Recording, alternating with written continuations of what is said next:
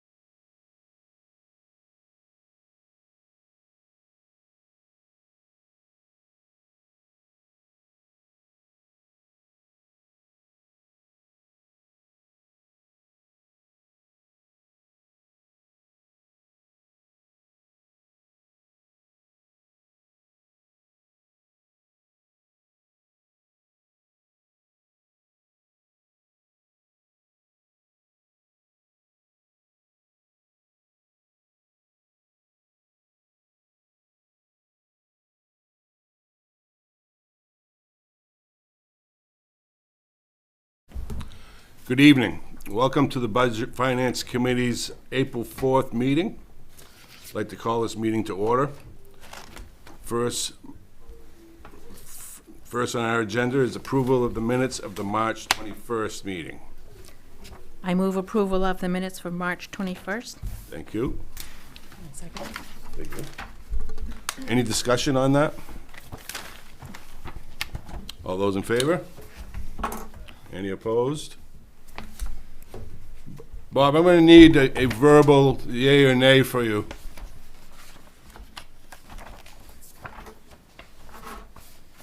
The motion is to approve the minutes.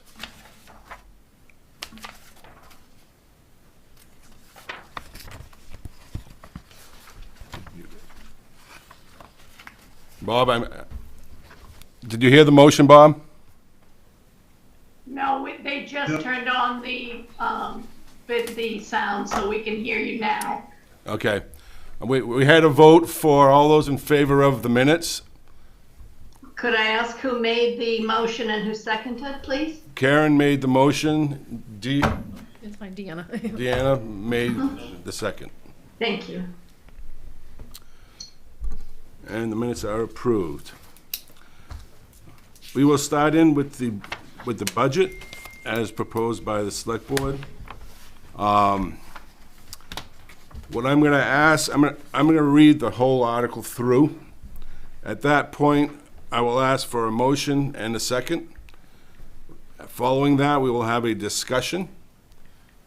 And after the discussion is complete, we will vote on the article. Any questions on that? All right. Article 3, referendum question A. To see if the town will vote to, 1, set the date of the first half taxes due to October 31st, 2023, and the second half of taxes due to April 30th, 2024. 2, to set the interest rate for unpaid balances and for abated taxes at 8% for the fiscal year. 3, authorize a tax collector or treasurer to accept payments of taxes not yet committed pursuant to 36 MRSA subsection 506 with no interest. And 4, authorize the select board on behalf of the town to sell and dispose of any property acquired by the town for non-payment of taxes pursuant to the policy adopted by the select board.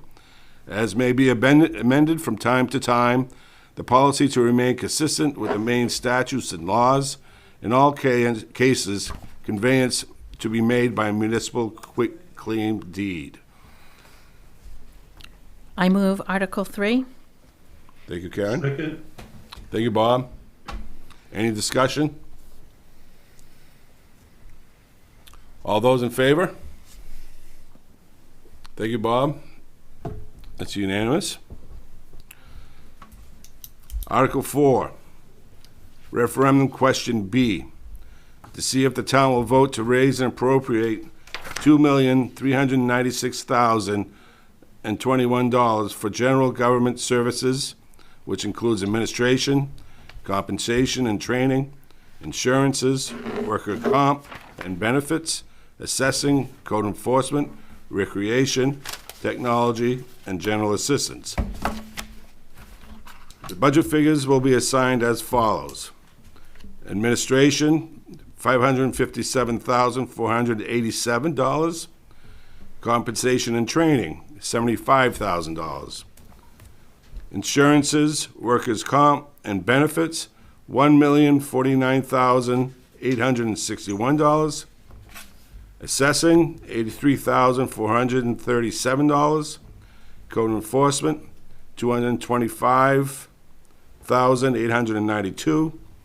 Recreation, $163,084. Technology, $226,260. And general assistance, $15,000. I move Article 4. Thank you, Karen. Second. Thank you, Bob. Any discussion? Seeing none, all those in favor? Any opposed? The motion carries.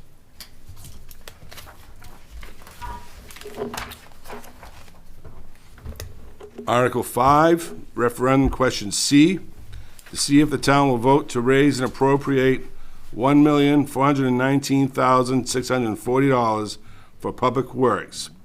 The budget figures will be assigned as follows. Public Works, $930,356. Town Buildings, $46,000. Solid Waste, $398,100. And cemeteries, $45,184. I move Article 5. Second. Thank you. Any discussion? All those in favor? Any opposed? Motion is unanimous. Article 6, referendum question D, to see if the town will vote to raise and appropriate $1,281,432 for public safety. The budget figures will be assigned as follows. Fire Rescue Department, $1,239,271. Animal Control, $42,161. I move Article 6. Second. Thank you, Bob. Any discussion?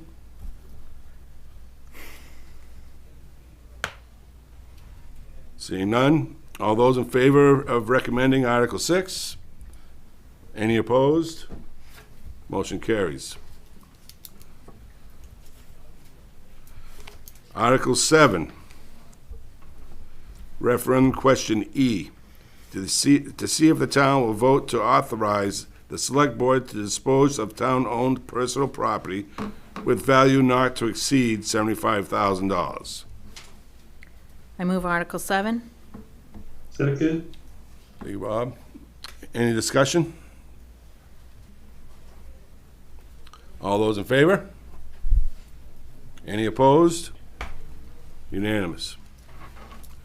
Article 8, referendum question F, to see if the town will vote to authorize the select board to appropriate from the undesignated fund balance or surplus to meet the unanticipated needs of the community that occur during the fiscal year and/or to adjust the tax rate as the select board deem advisable, an amount not to exceed $75,000. Move Article 8. Second. Thank you, Bob. Any discussion? Seeing none, all those in favor? Any opposed? Unanimous.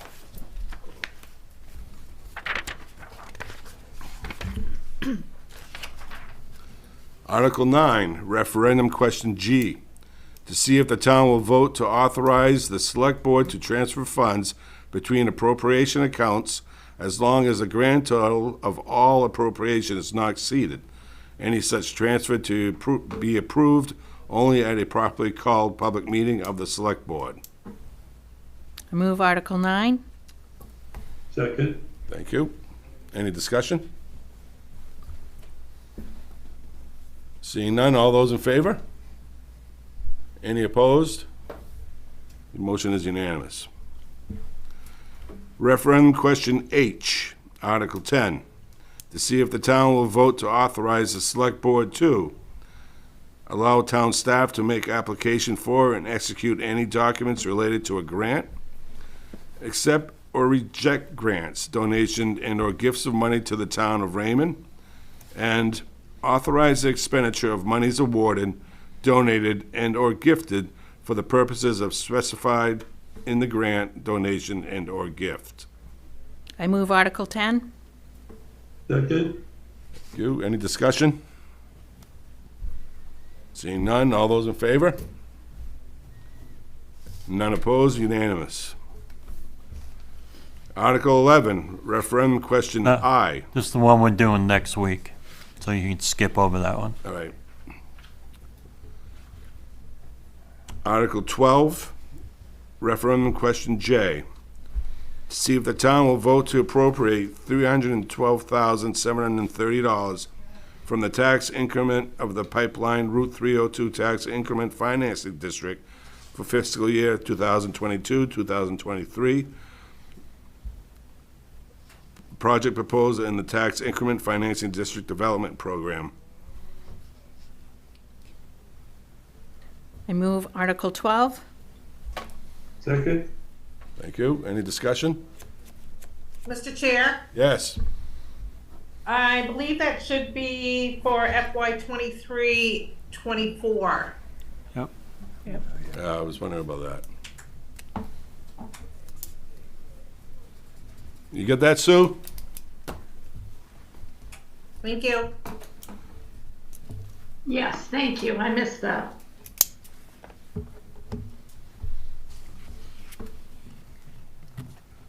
For 2023 to 2024. Can I have a motion, please? I move Article 12 with the correction of 2023 and 2024. Thank you. Second. Thank you, Bob. Any discussion? All those in favor? Any opposed? Motion carries. Article 13, referendum question K. See if the town will vote to appropriate from the Tasseltop Park Enterprise Fund the amount of $153,355 for the administration of activities at the park and to allocate all revenues generated by park operations to be recorded in and retained by the Tasseltop Park Enterprise Fund. I move Article 13. Second. Thank you. Any discussion? Just one question. Yes. The fund, does that build up? Is there a balance that wasn't in the notes anywhere? I don't. In other words, it says it's going to stay in the fund. Is that spent every year, or is there any kind of build-up? No, it's a revolving account, so it does hold a surplus amount of funds. Okay, so it's never a solid fund. It just changes by whatever you're doing. That's what you're saying. You don't have an average that carries over. No, yeah, it carries over, but budgeting wise, yeah, we take what that fiscal year is.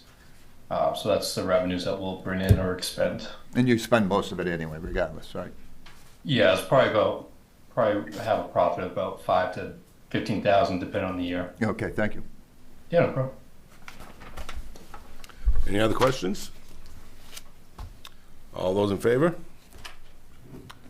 Any opposed? I see none. Motion carries unanimously. Article 14, referendum question L, to see if the town will vote to raise and appropriate $341,501 for debt services. The budget figures will be assigned as follows. The 2013 Public Works Road Construction Bond, $207,500. 2015 bond payment, $87,550. And 2022 lease purchase rescue pumper truck, $46,451. I move Article 14. Thank you, Karen. Second. Thank you, Bob. Any discussion? Seeing none, all those in favor? Any opposed? Motion carries unanimously. Article 15, referendum question M, to see if the town will vote to raise and appropriate $161,403 for the Raymond Village Library. I move Article 15. Second. Thank you. Any discussion? Seeing none, all those in favor? Any opposed? Motion carries unanimously. Article 16, referendum question N, to see if the town will vote to raise and appropriate $1,010,000 for the capital improvement program. The budget figures will be assigned as follows. Public Works Equipment Reserve, $225,000. Public Works Paving Road Reserve, $410,000. Municipal Facilities Improvements, $85,000. Technology, $100,000. Revaluation Reserve, $80,000. Public Safety Fire Apparatus, $75,000. And Playground Improvements, $35,000. I move Article 16. Second. Thank you. Any discussion? Then all those in favor? Any opposed? Motion carries unanimously. Article 17, referendum question O, to see whether the town will vote to carry forward any existing fund balance in the capital improvement program accounts, the healthcare reimbursement accounts, and the employee compensation account. I move Article 17. Second. Any discussion? I have one question. Yes, go ahead. I'm still interested, I know it's another percent, but the non-public safety members' pension, I'm curious how much is being carried forward out of these accounts. I mean, I know part of it's health insurance and it rolls into the health insurance plan and all the other things, but is there a certain amount that usually carries over? I can tell you, we did the HRA's account, we looked at the last 3 years, and we spend approximately 40% of that in a year. The employee compensation account, we used 100% last year. And CIP, that would be more of a Charisse, I'm not sure how much. I know the fire department, the 75 goes for an ambulance. Yeah, they've been rotating that every year though, right? Right. I mean, I was more interested in if there was enough money, and maybe we could get the retirement for the non-public safety. That's what I was looking for. That's 60 grand roughly. So that doesn't sound like there's gonna be that much.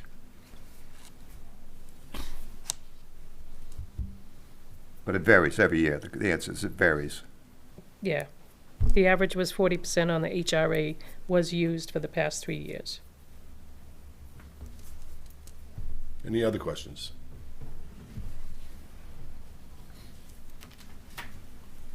All those in favor of Article 17? Any opposed? Motion carries unanimously. Article 18, referendum question P. To see if the town will vote to raise and appropriate $974,325 for the county tax,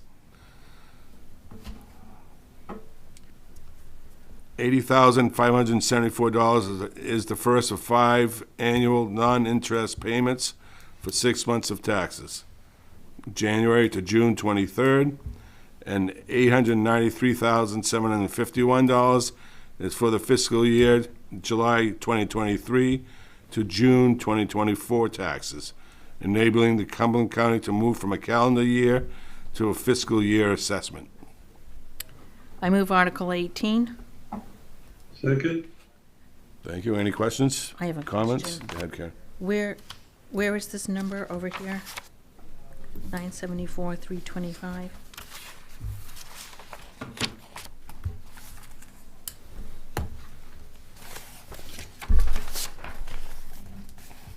Where it is on your pink sheet? Yeah, where is it on the pink sheet?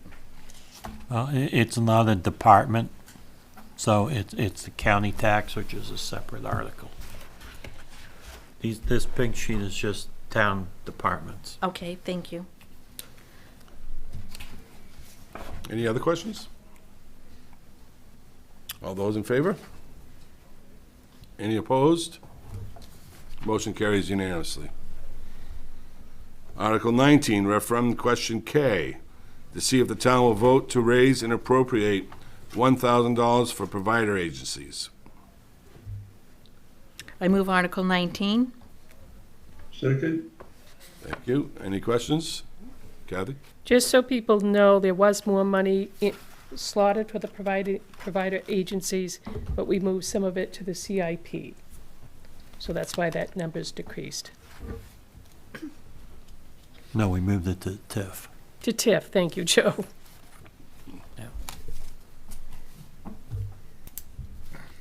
Any other questions? All those in favor of the article? Any opposed? Motion carries unanimously. Article 20, referendum question R. To see if the town will vote to appropriate the total of $1,837,020 from estimated non-property tax revenues to reduce a property tax commitment, together with all categories of funds which may be available from the federal government and any other sources. I move Article 20. Second. Thank you. Any comments or questions?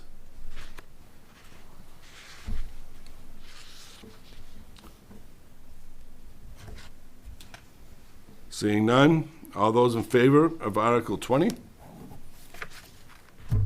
Any opposed? Motion carries unanimously.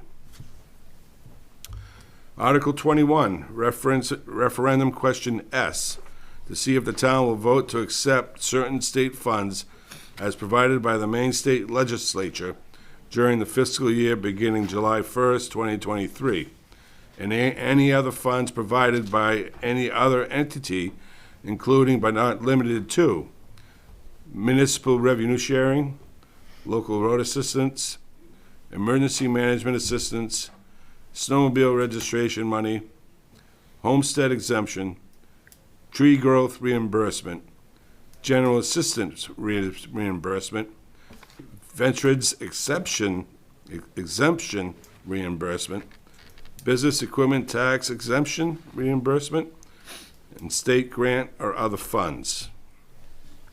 I move Article 21. Thank you. Second. Thank you. Any questions? All those in favor? Any opposed?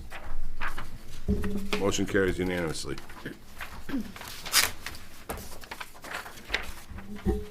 Article 22, referendum question T, to see if the town will vote to authorize the use of town employees and/or town-owned equipment or independent contractors hired by the town for maintenance on private roads in special and certain circumstances where in the public's interest. I move Article 22. Second. Any comments, questions? All those in favor of Article 22? Any opposed? Motion carries unanimously.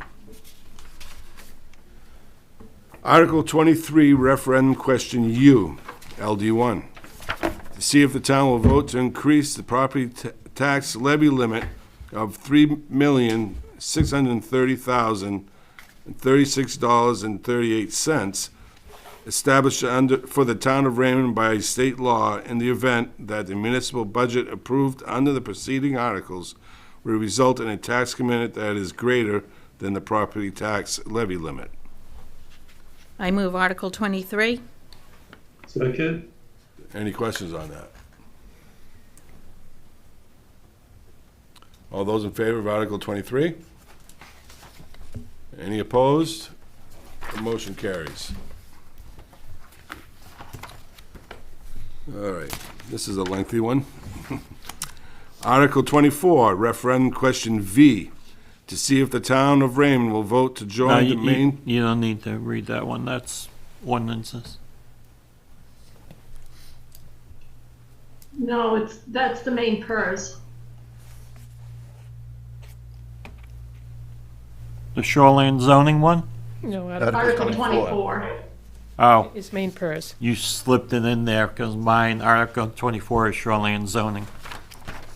Oh, yes, it was added after. Yes, Okay. there are two articles. All right. Sorry were about that. added. And Mr. Chair, one of the pieces of Article 24 in Section D, that's been changed today. It says should read to authorize the town manager to sign and not have his name in there. Okay. Okay. That's not a good sign. Well, he had surgery today, so, you know. I'll continue the article. Sorry about that. To see if the town of Raymond will vote to join the Maine Public Employees Retirement System, Maine PERS, as a participating local district effective September 1st, 2023. And A, to offer Special Plan 3C to its regular full-time firefighters and emergency medical services employees who are paid at least 2,080 hours per year between hours worked, paid vacation, paid holiday, and paid sick time. And B, to exclude all other employees, including all other elected appointed officials, from participating in Maine PERS. And C, to allow its eligible employees who are currently employed by the town on September 1st, 2023, who elect to join Maine PERS the option to purchase prior service upon the employee's full payment of all associated costs. The town will not participate in the purchase of prior service, and so employees who wish to purchase prior service are responsible for paying the full liability associated with this service. And D, to authorize the town manager to sign the agreement between the town and the Maine Public Employees Retirement System. And E, to adopt the provisions of 5 MRS subsection 18252/C as enacted by PL 2021, Chapter 286, as allowed by Maine PERS, Rule Chapter 803, for non-participating employees or optional membership who decline to participate in Maine PERS when first eligible, and comply with the following requirements.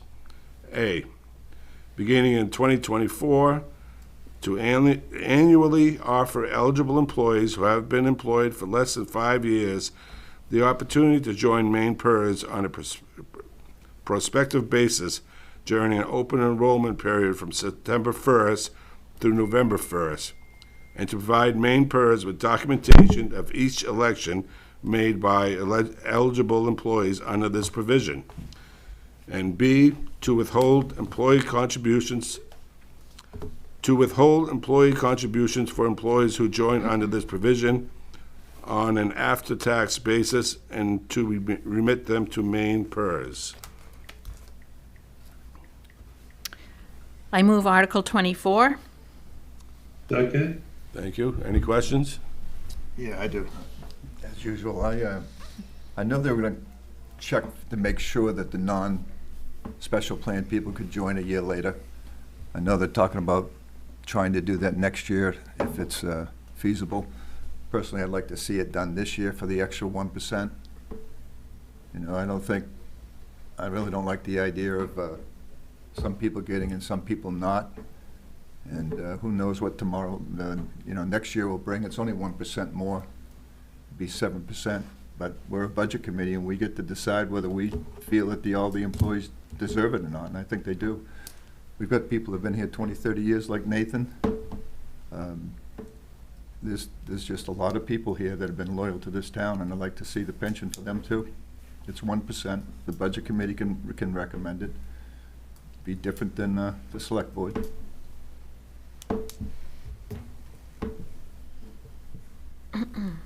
If I may, Mr. Chair, Yes, please. because the question is being voted on a ballot, the budget committee can't recommend a different amount than the select board. They can either recommend the question or not recommend the question.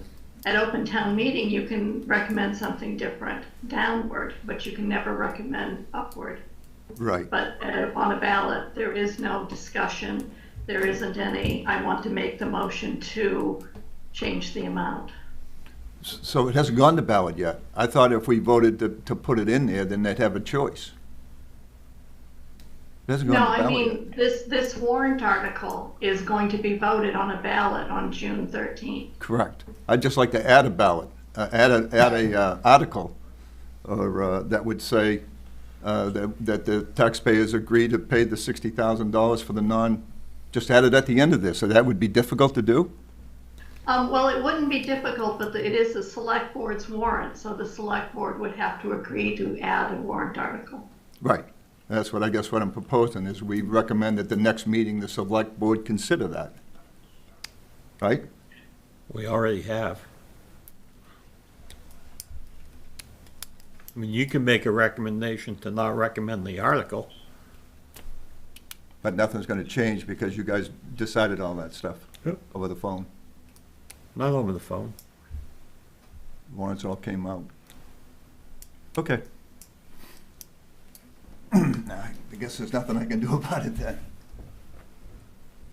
Well, if you want to write a check for 60,000, we have. No, I would have liked to have the input before the warrant was written. That happened between the meetings. The articles came out and it was a select board meeting.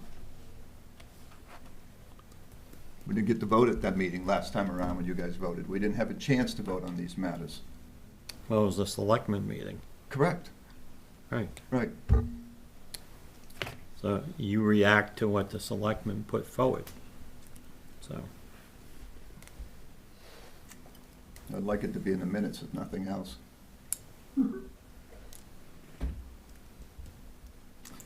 Well, I guess Well, we it's- can either vote in favor of the warrant, or we can vote against the I'm not warrant. going to vote against people getting it. I was looking to add to it. Understood. All right. And you do have a motion on the floor, Mr. Chair. Thank you. We have a motion and a second to recommend Article 24. Any other questions? All those in favor of Article 24? Any opposed? Motion carries unanimously. Article 25. Question, referendum question W. Shall the town of Raymond, or the town, number one, approve a capital project consisting of the construction of a public works garage, tennis courts, vendor booth, bathroom facilities, and a maintenance building, including engineering and design costs, transaction costs, and other expenses reasonably related to the project. Appropriate the sum of $4,500,000 plus any additional premium to provide the cost of the project. 3, authorize the town treasurer and the chair of the select board to issue general obligation securities of the town, including temporary notes in anticipation of the sale thereof, in an aggregate principal amount not to exceed $4,500,000 plus any additional premium to fund the project. And 4, delegate the town treasurer and the chair of the select board the authority and discretion to fix the dates, maturities, interest rates, denominations, call for redemption with or without premium form, and other details of said securities, including authority to execute and deliver the securities on behalf of the town. The financial statement, total bond indebtedness, bonds outstanding and unpaid, $570,000. Bonds authorized and unissued, other than this loan, $0. Maximum amount to be issued if approved, $4,500,000. Costs, at an estimated minimum interest rate of 3.25% for a 15-year maturity, the estimated cost of this bond will be for principal, $450,000, interest, $1,128,750, for a total of $5,628,750. And 3, validity. The validity of the bonds and the voters' ratification of the bonds may not be affected by any error in the above estimates. If the actual amount of the total debt service varies from the estimates, the ratification by the voters nevertheless conclusive, and the validity of the bond issue is not affected by reason of the variance. I move Article 25, and I'd like to speak to my motion. Second. Thank you. Go ahead, Karen. Okay, for clarification, I would like to know if any quotes have been received for the construction of the Public Works Garage. No, they have not. Are any solicitations being prepared for quotes on the project for a rough order of magnitude or a request for a proposal? No, there isn't. So if this goes to the voters and the voters vote to, they're in the booth and they're going to approve this, they're going to expect that the town has proposed quotes or estimates on the proposal, correct? The plan is by the time we go to that point, we'll have engineering plans and a rough estimate of the quote of what we're gonna do. We won't be out to bid by then. So we're asking the voters of Raymond to approve a public works garage, and we have no quotes. That is correct. I asked for a budget, we got a budget, and that's where we're gonna start with it. I've got a budget, I've got a meeting Thursday with the engineers, and we're gonna start there. So will the quotes be listed on the warrant article, Not on the norm- ballot? Not normally, it'll be the finished, the cost of the building. We wouldn't put the quotes of all the participating vendors out there for the public. It'll be, we got 3.5 million. We've got a number now, so now I can build a square footage to the building to what we need. We needed a number to start with. I didn't want to go build a $5 million building and spend that much money getting the quotes, getting everything done. Here's a $4 million building, and have the selectmen say no. So I asked for the money first to see where we were at, what they would tolerate, and they said 3.5, and now we're going to go forward and build a building to fit that number.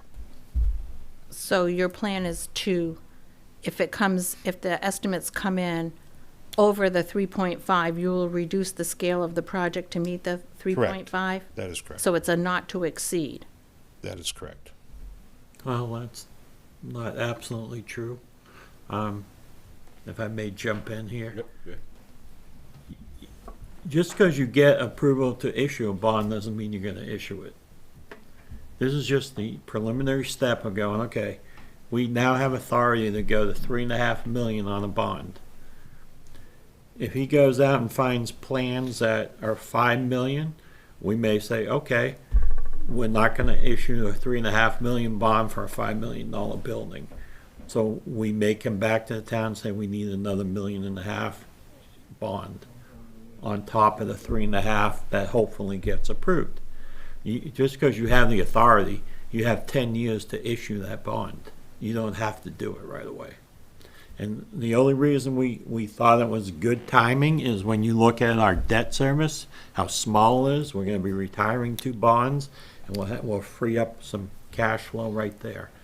So it's a matter of getting town approval to move forward. That's all we're asking. Okay, thank you for the clarification.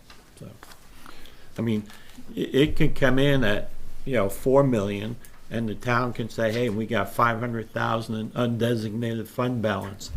We'll take the $3.5 million and use $500,000. So there are multiple ways of doing this. Okay.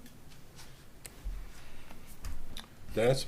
I understand the reason for the bond coming up and tying it up into this so you can get it done. But $250 a square foot was my objection, and that process was my objection or my frustration. I actually know that both these bonds have merit. There's no doubt that Public Works is ready for a modern facility, and certainly this town's been ready for recreation for a long time, so I'm really excited that that's moving forward. The reason I was a little frustrated is I was surprised how quickly it came on to the table where, as far as I was concerned, there was time to do a cost analysis to do it right. 250 is not going to, that's affordable housing right now. So in my opinion, it's going to be a lot more than that when you do all the necessary sprinklers and the infrastructure. But still, I'd love to see a really good public works building, not one with vinyl siding and asphalt roofs like we had. I mean, it's really important to do that cost analysis. I like what you said, that you'd come back and probably put more money in, and I'm for both of these projects. I personally wish you had split them, and I would recommend splitting them so the taxpayers can decide on one, both, or neither. It's how we work in America. You don't combine. You can always combine the bond later, but quite frankly, I know there's merit in both of these. But Nathan, I knew that you didn't say it was an emergency, and you weren't pushing this in the beginning of the budget. That's why I wasn't attacking you or Public Works. I was simply saying I don't think there's enough money. So before I came to the selectmen, I did quite a bit of legwork on my own. Town of Harrison's project's $3.4 million. That's 100 by 150 100 by 150 foot building, 15,000 square feet. That's $230 a square foot. They're starting that next week. Town of Gloucester's project was 4.6 million. That was 100 by 185, 18,500 square feet, plus 12,000 square foot sand salt building. That came in at $150 a square. When was that? What year? 2 years ago. The Town of Wyndham's project, now I will say on the New Gloucester project, the salt shed's gonna drag that number per square foot down quite a bit. So if you take the salt shed out, we figure around 4 million, that comes in at 233 a square. That was 3 years ago. The Town of Wyndham was 9.6 million. Recording in progress. Excellent. The Town of Wyndham's was 9.6 million. That's 24,000 square foot building. Theirs is at $400 a square foot. With that said, their building is a Category 5 hurricane certified. Its offices are Class 1 office space. They've got a top of the line, the best you can possibly get drive-through car wash. That alone was over $1 million. It's a 2-story building, so they've got 2 elevators in the building. That drove that number to $400 a square. So I called the town engineer because I was worried about these numbers. He said 250 should be fine. And we're gonna knock it, I don't. we Owen went said over- 250 is gonna be fine. Steel building. Realistically, when do you think you could break ground? I'd like to do it tomorrow, but it'll be a year to get everything done. So it'll be the springtime it'll be a year from now before we break ground. If we got everything all together and ready to go, I think I said at one of the selectmen's meetings I could have it ready for the fall, but to be realistic, it would have to be in the spring, so we'd want to put it out to bid September, October, November, somewhere in that area to get your best pricing for a spring start project. And that'll get us through the plow season and start in the spring, and then we won't be in each other's way. I understand you have to put it out to bid and everything, so that would be like a spring to get it ready for the spring. But Correct. because of this timeline, does it? I'm fine with the public works building, but the number to make sure we're on track. Does it make sense to have this for next year with that kind of timeline? Just because I kind of agree, like with the pickleball court and all this kind of rolled into there. Like we're voting on we're voting on an article that has all that in there, and I don't know. Does it make sense if it was a year from now to vote on this thing instead of bringing it up now? Because we don't quite know for sure. I'd refer to Joe for that, but my Yeah. personal opinion on it is your interest rates right now, that's kind of that's a crap shot. To me, I would want to get it going now. But I'm going to refer to Joe on that one. You gotta have cash to pay for all the engineering that's gonna take place, which is part of the bond. So, you know, engineering is probably gonna be 60 to 100,000. What do you think as chairman of the select board? Do you think it'd be reasonable to split the two out so people could decide democratically on one, both, or a single? Because You you could look at the put it together. legislature, it's a bond package, all thrown in. Right, that's not what I'm asking. I'm asking, would it be fair and reasonable to split the two out and let people decide one, two, or not, no, neither? It's the same amount of debt, no matter how you look at it, so. But there's no details. We expect to have more details, right? Well, I mean, how much detail do you want? Well, as, I mean, you know what the rec department's asking for, right? Pickleball courts, lights, you know. They had the estimates of what it was gonna cost. right. Yeah, And there's nothing for their maintenance garage. I understand the urgency and the need. I'm interested in looking at the numbers. well, I mean, Nathan has the numbers. If you look at New Gloucester and you look at Harrison, I mean, you can go look at their public safety buildings and see Yeah, what they're but- like. Those were 2 and 3 years ago, and the cost of materials has doubled since COVID. Triple. They're starting the Harrison building, I think it was next week or the week after. And I got their breakdown right there. They're actually building their building for 3.4 million. And it's the building alone's only $135 a square foot.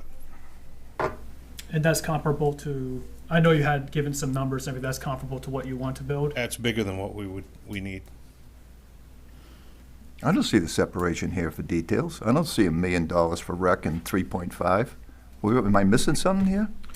And I don't have Number the question one. in front of me. Some, approved capital project consisting of the construction of public works garage, tennis courts. Right. It doesn't separate them out as 3.5 for public works and 1 million for rec. It says 4.5. I don't think that's unreasonable. I mean, you guys decided this after we had our last budget meeting until this one. The warrants came out after that. You guys decided on cutting it from the 8% or whatever down to 6. All we're saying is, let's split them. Give us that much more for the reason we have a budget committee as opposed to the process. isn't there cost associated with each individual bond to buy the Yep. bond and get all that? I think that was You can part of it. combine them. What's that? You can separate out them articles and then combine them in a bond. I If know one that. passes and one doesn't this year, and you try to do the second one, you're just gonna spend the money for the bond. There's a baseline cost for the bond. So if you put it together as one, you're only gonna have that one baseline. And you can do that, even if you vote them separately. If you vote them separately, And they yes. both go through, you can still combine them. Right. What, But what I'm saying is, what if the public didn't want one of them? Why would we want to fund it if they didn't? You know, that's all. I think it's just a reasonable thing to do. I'm asking you your opinion. Do you think it's reasonable? I think, you know, you could do it either way, but I think combining it into one, you know, package and saying, you know, this is what we're asking for, 4.5 million in the bond, makes sense. Does it make sense to split them, though? You're saying it doesn't make sense to split them? No, I'm not saying it doesn't make sense, I'm just saying you don't have to. I think I'm asking if we can. Right. The selectmen made a decision to go with one bond package.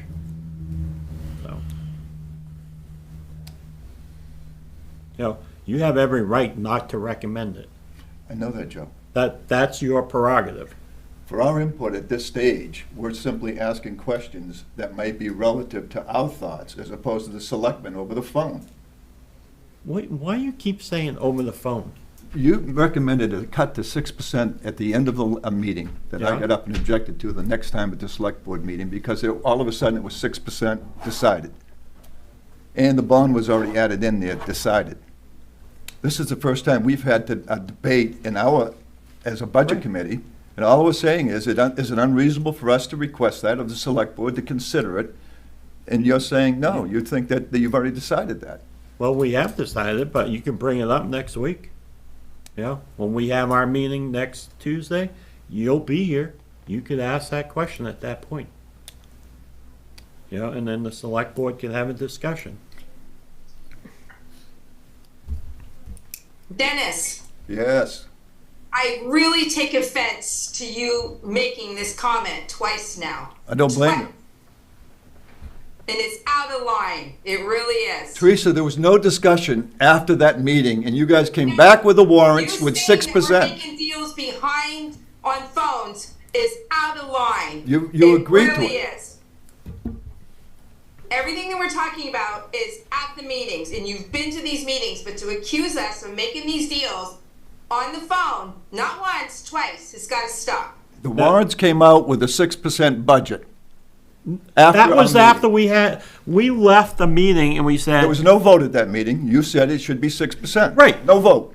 You That's came back correct. with warrants at 6%. They came back with proposals and we went over them. And we put money back in You did. from the cuts that they recommended. I understand So that. we had a meeting and we discussed it. The warrants came back out, though, at 6%. After we discussed what we were going to put back in, Well, I stand corrected. I thought the warrants were all written, and we looked at them, and it was 6%. no. You moved them No. around a little bit. They came in at 8 point, whatever it was, And Joe said, you need guys. need to go back. 8.77. Right. And I said, we'd like to see it under 6. I understood that. And then we came back here, we had a discussion. They had a list of proposals of what they recommended for cuts. Correct. We didn't, and we voted on every single one. Yes, the budget committee did. And now No, No, the selectmen did. Selectmen did, yes. Right. Right, and they're now before us, but we have And then not they- had input on this since that meeting that you guys set these up. That's all I'm saying. That's all I said in the beginning.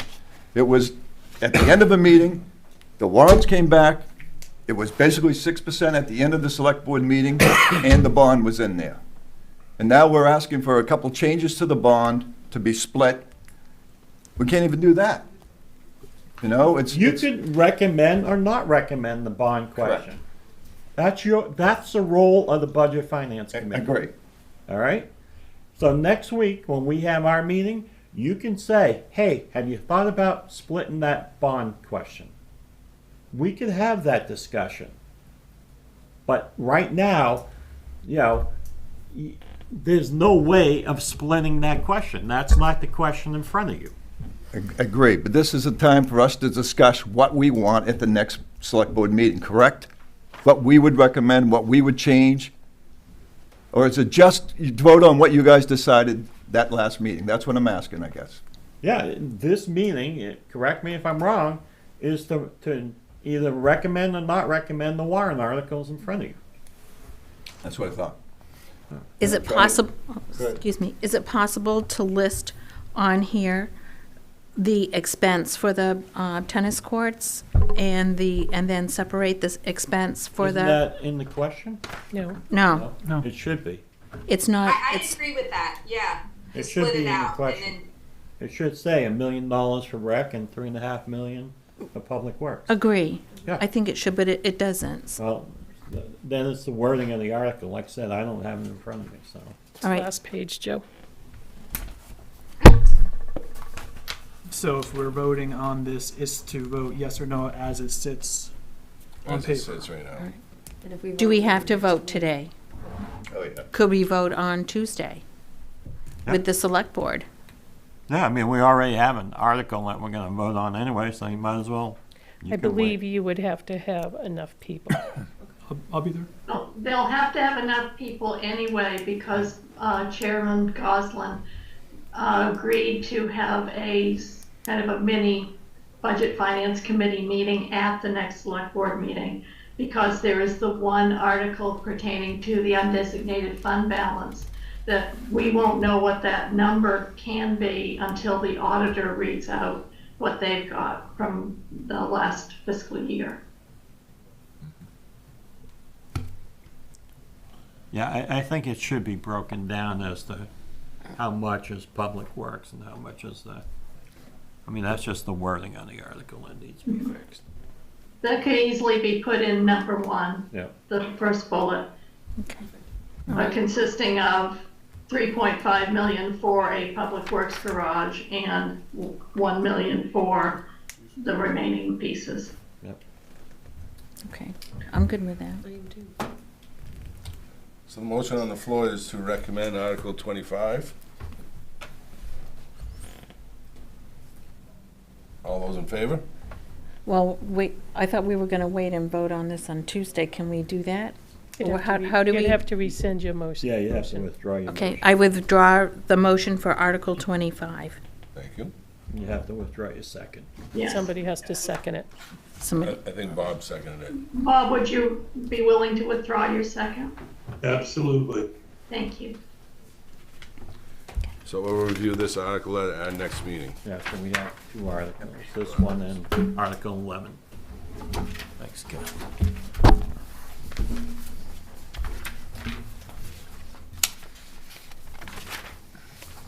Any other question on the articles? Public comment? Budget Finance Committee comment?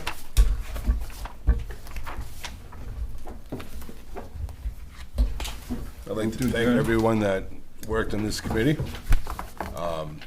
We've gotten a lot more input this year than we have in previous years. And it really causes people to be on their toes.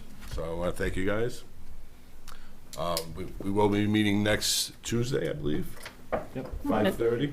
Yep. Okay. We're gonna try and put you guys at the front of the meeting, so we can, there's some commitments, so we'll try and get you out of here Right. quickly. thank you, Joe. Can I have a motion to adjourn? So moved. Second? Second. Thank you. All those in favor? Thank you very much. Have a good evening.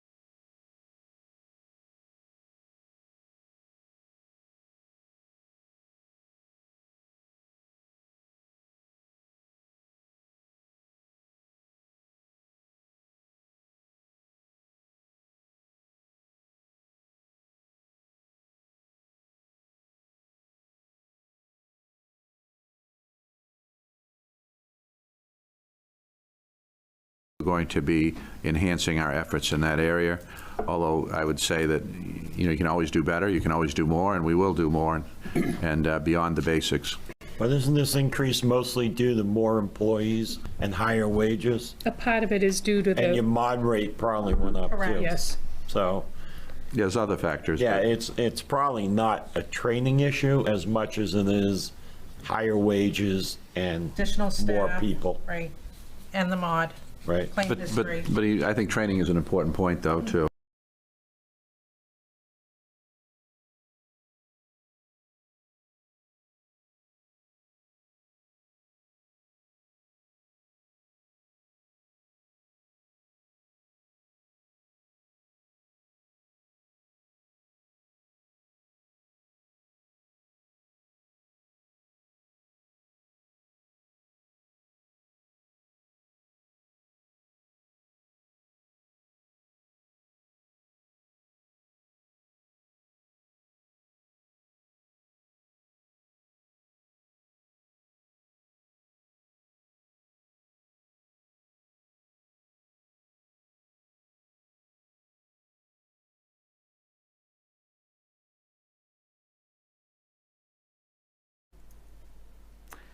Good evening, and welcome to the February meeting of the Raymond Recycling Committee. My name is Grace Levitt. I'm serving as chair of the committee.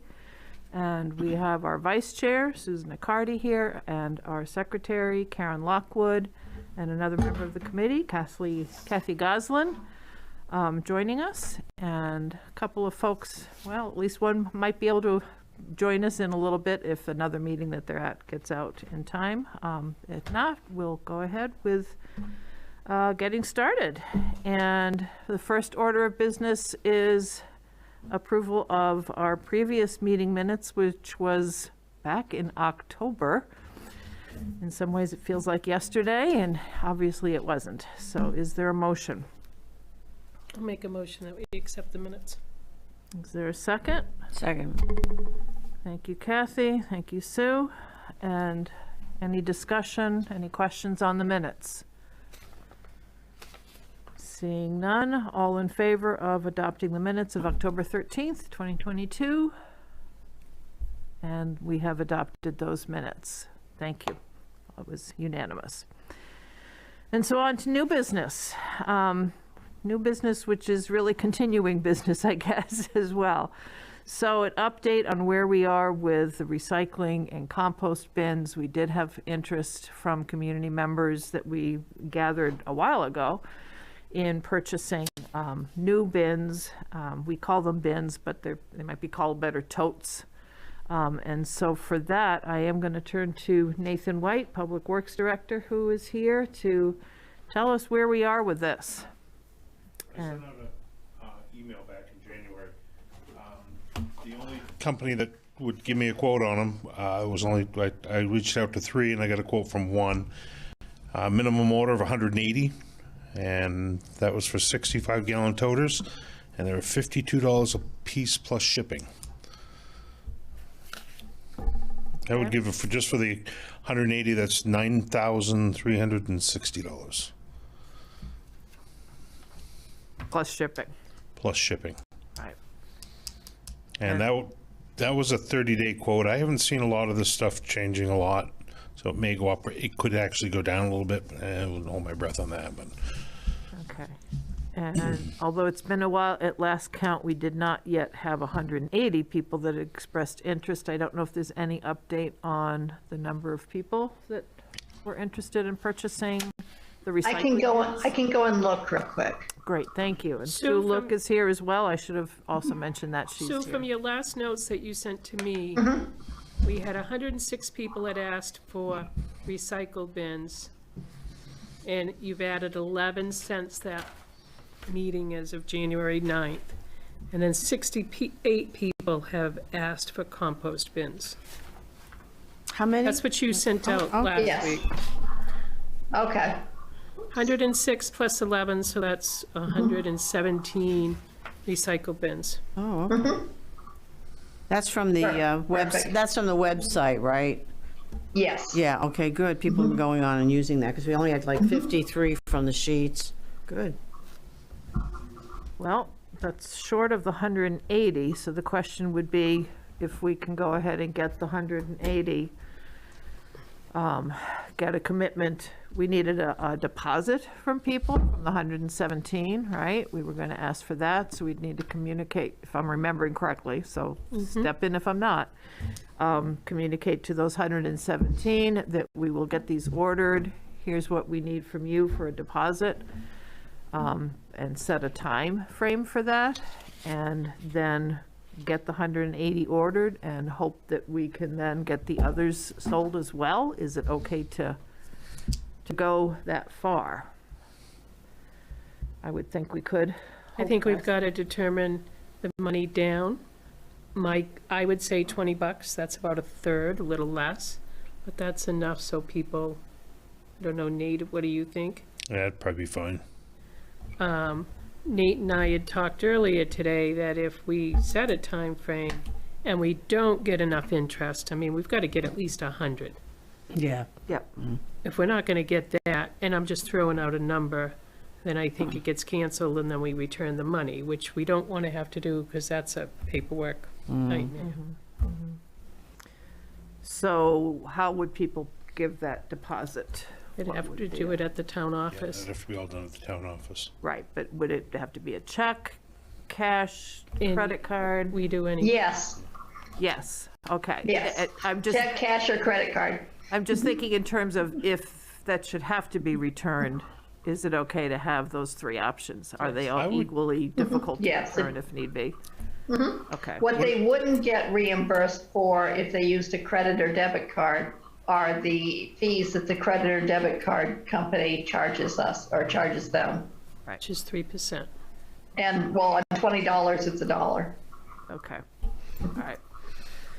Okay, Okay. So my only concern, I would want to check with Dawn on this. That's going to leave me with an 80 units, or that's going to be around $4,000. Do you think we can sell them? You think we can push them? I think if we all put ours out on the roadside and put a big sign like this is how you get one. I'm joking a little bit, but I think once people start seeing more of them, that hopefully that would, I don't know, it is sticking our necks out or the town's neck out a little bit, and I don't know if that's okay to do.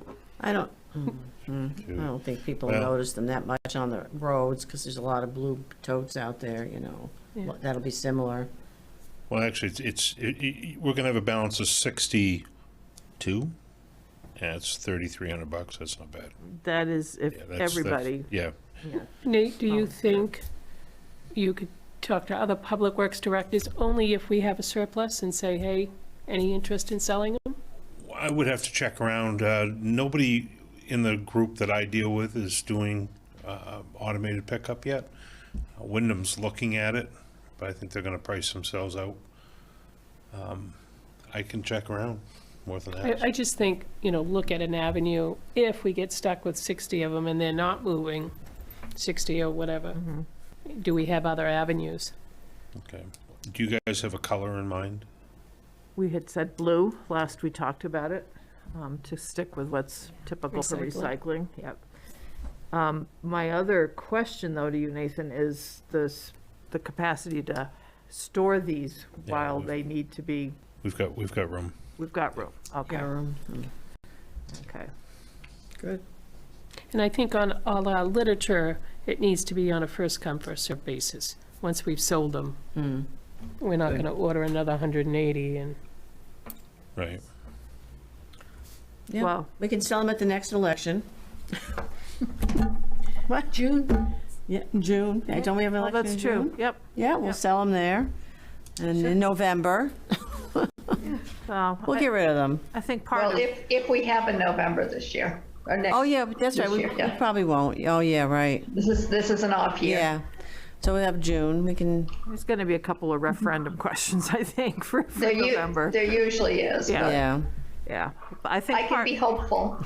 You could be hopeful, just, I think part of the, I mean, not that this is a lack of interest by any stretch, but having one there displayed was, would be helpful too. So hopefully in June, that would take care of any extra, as long as there was space to store and this is all doable. Then it's a question of contacting people, and I think, Sue, you had volunteered about emailing people. Are you still okay Yeah. with doing that? I Yeah. mean, Sue Accardi was. yes, I can, help with that. yes, I can do that. And so I'll need to get the rest of the list from you, Sue. Yes, Okay. yeah. And we'll have to have specifics. Any idea on shipping and handling? He wouldn't even quote it, and that's not the only area that we've had that problem. I can't get pricing on shipping until it leaves the dock. I would guess you're probably looking at $300-400. Yeah, usually, like, if I'd done a school budget, I would just say 10% if the Yeah, company it's didn't. been specify. 10-15% on some stuff, and it's been less on others. So I wouldn't be. The shipping doesn't scare me too much. So do we charge $55 each? That's $3. Can I get back to you on that? Yeah, Let me get back to you on that. I'll make a couple phone calls and see if I can narrow it down a little bit. because we need to include that in the price.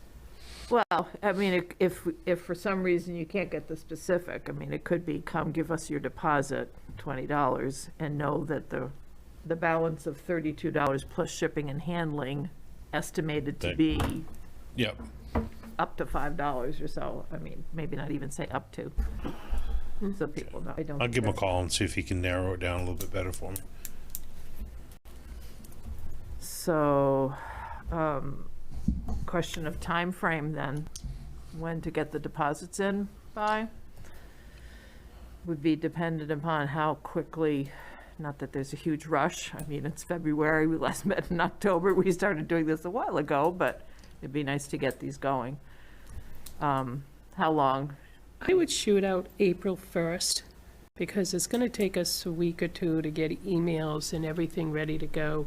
And then that gives them about 6 weeks. Gives us time to get it into a Roadrunner, advertise it on the website like that.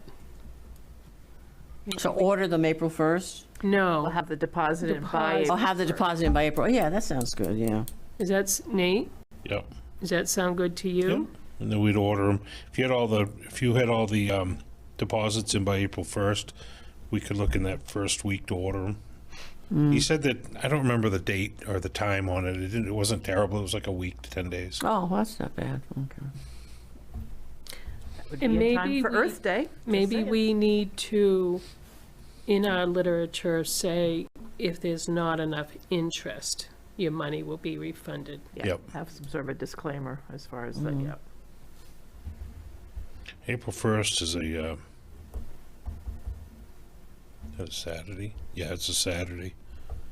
We'll go April 3rd. That's a Monday. Yeah. Or April 4th. Tuesday we'd be open. 4th, please. Yeah, do April 4th. Okay.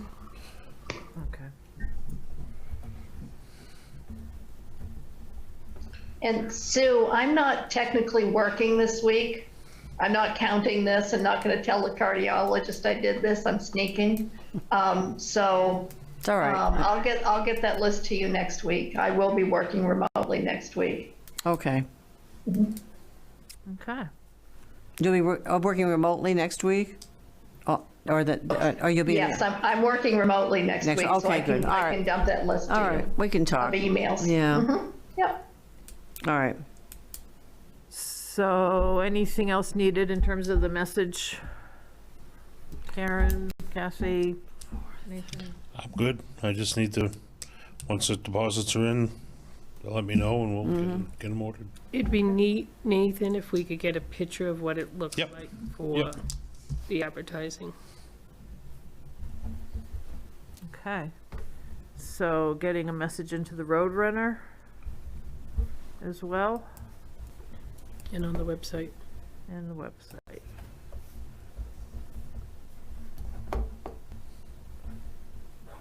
And I've even forgotten who does that. Melissa? Is that the right Melissa, but name? I can take care of that once we, with her. To let Melissa know? Okay. Yep. Thank you.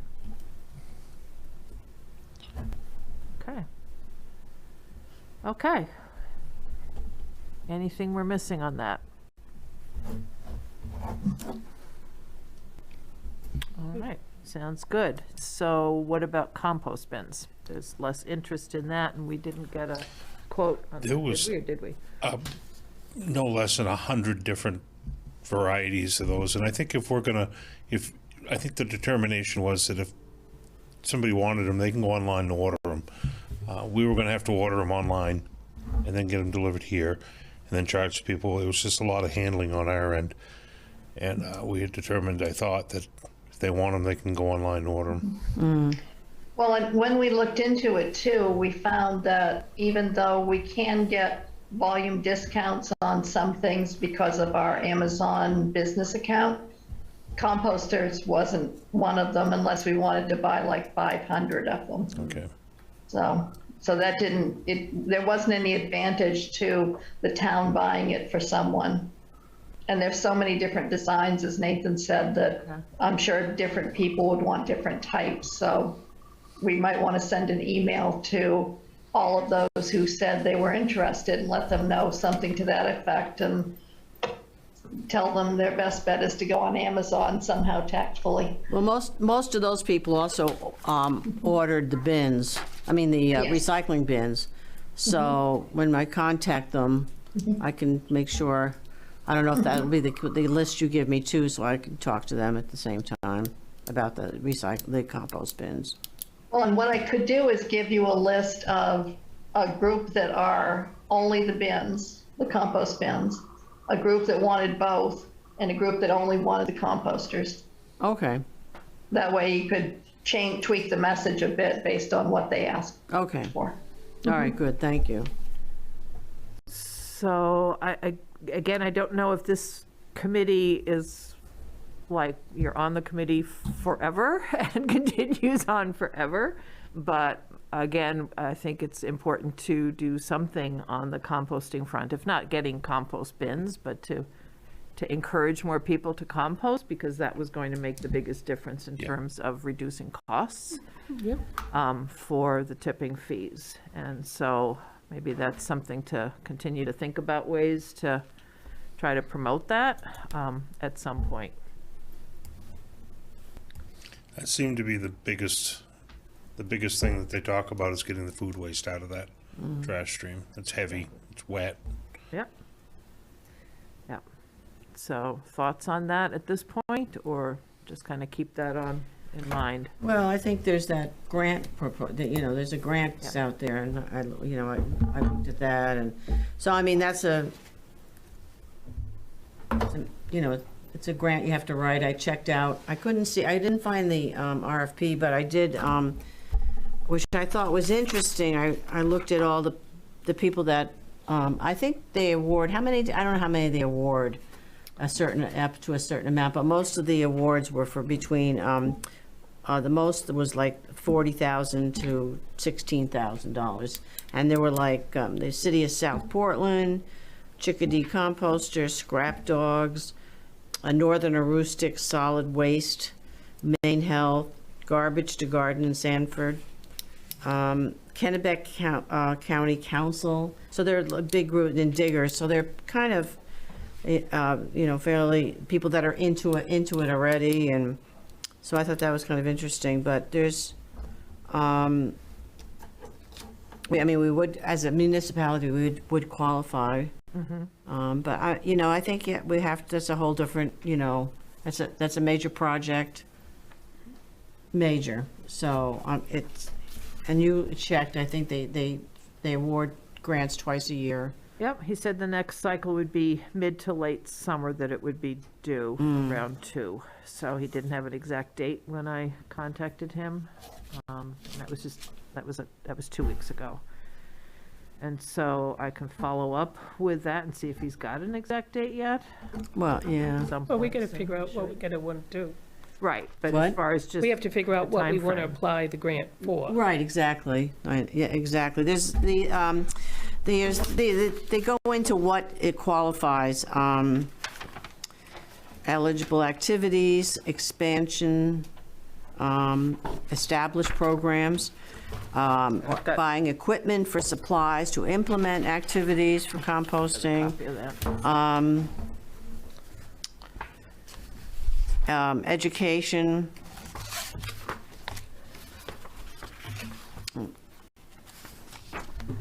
What else? There's a whole list of things that qualify. And there's certain, like, they want you to, they talk about food recovery hierarchy, prioritize based on the maximum benefit, increase diversity in solid waste from disposal.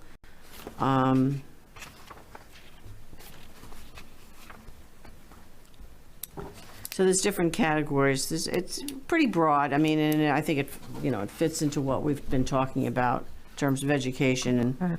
obviously, you can probably use this money to buy equipment, composting equipment, or, the bins if you want.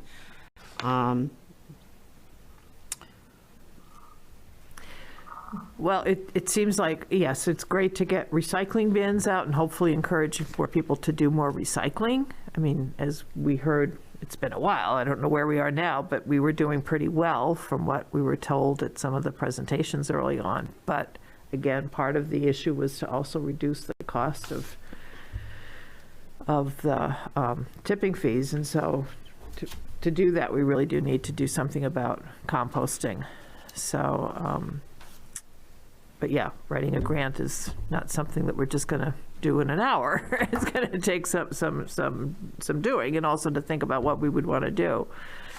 So maybe that is something to just kind of brainstorm a little bit. And if we are meeting again, I say if, I don't want to assume anything, but assuming we're meeting again, to then talk about what would we want to get into a grant, and then figure out how to get a grant submitted and hopefully get it. And again, I apologize, I have not connected with, I think my task was to connect with the scouts and science classes or environmental club if there is one. So I have yet to do that. So that's my fault there to not have done that, but that might be some way to kind of get some ideas as well for that. Does that sound like something we should do, or?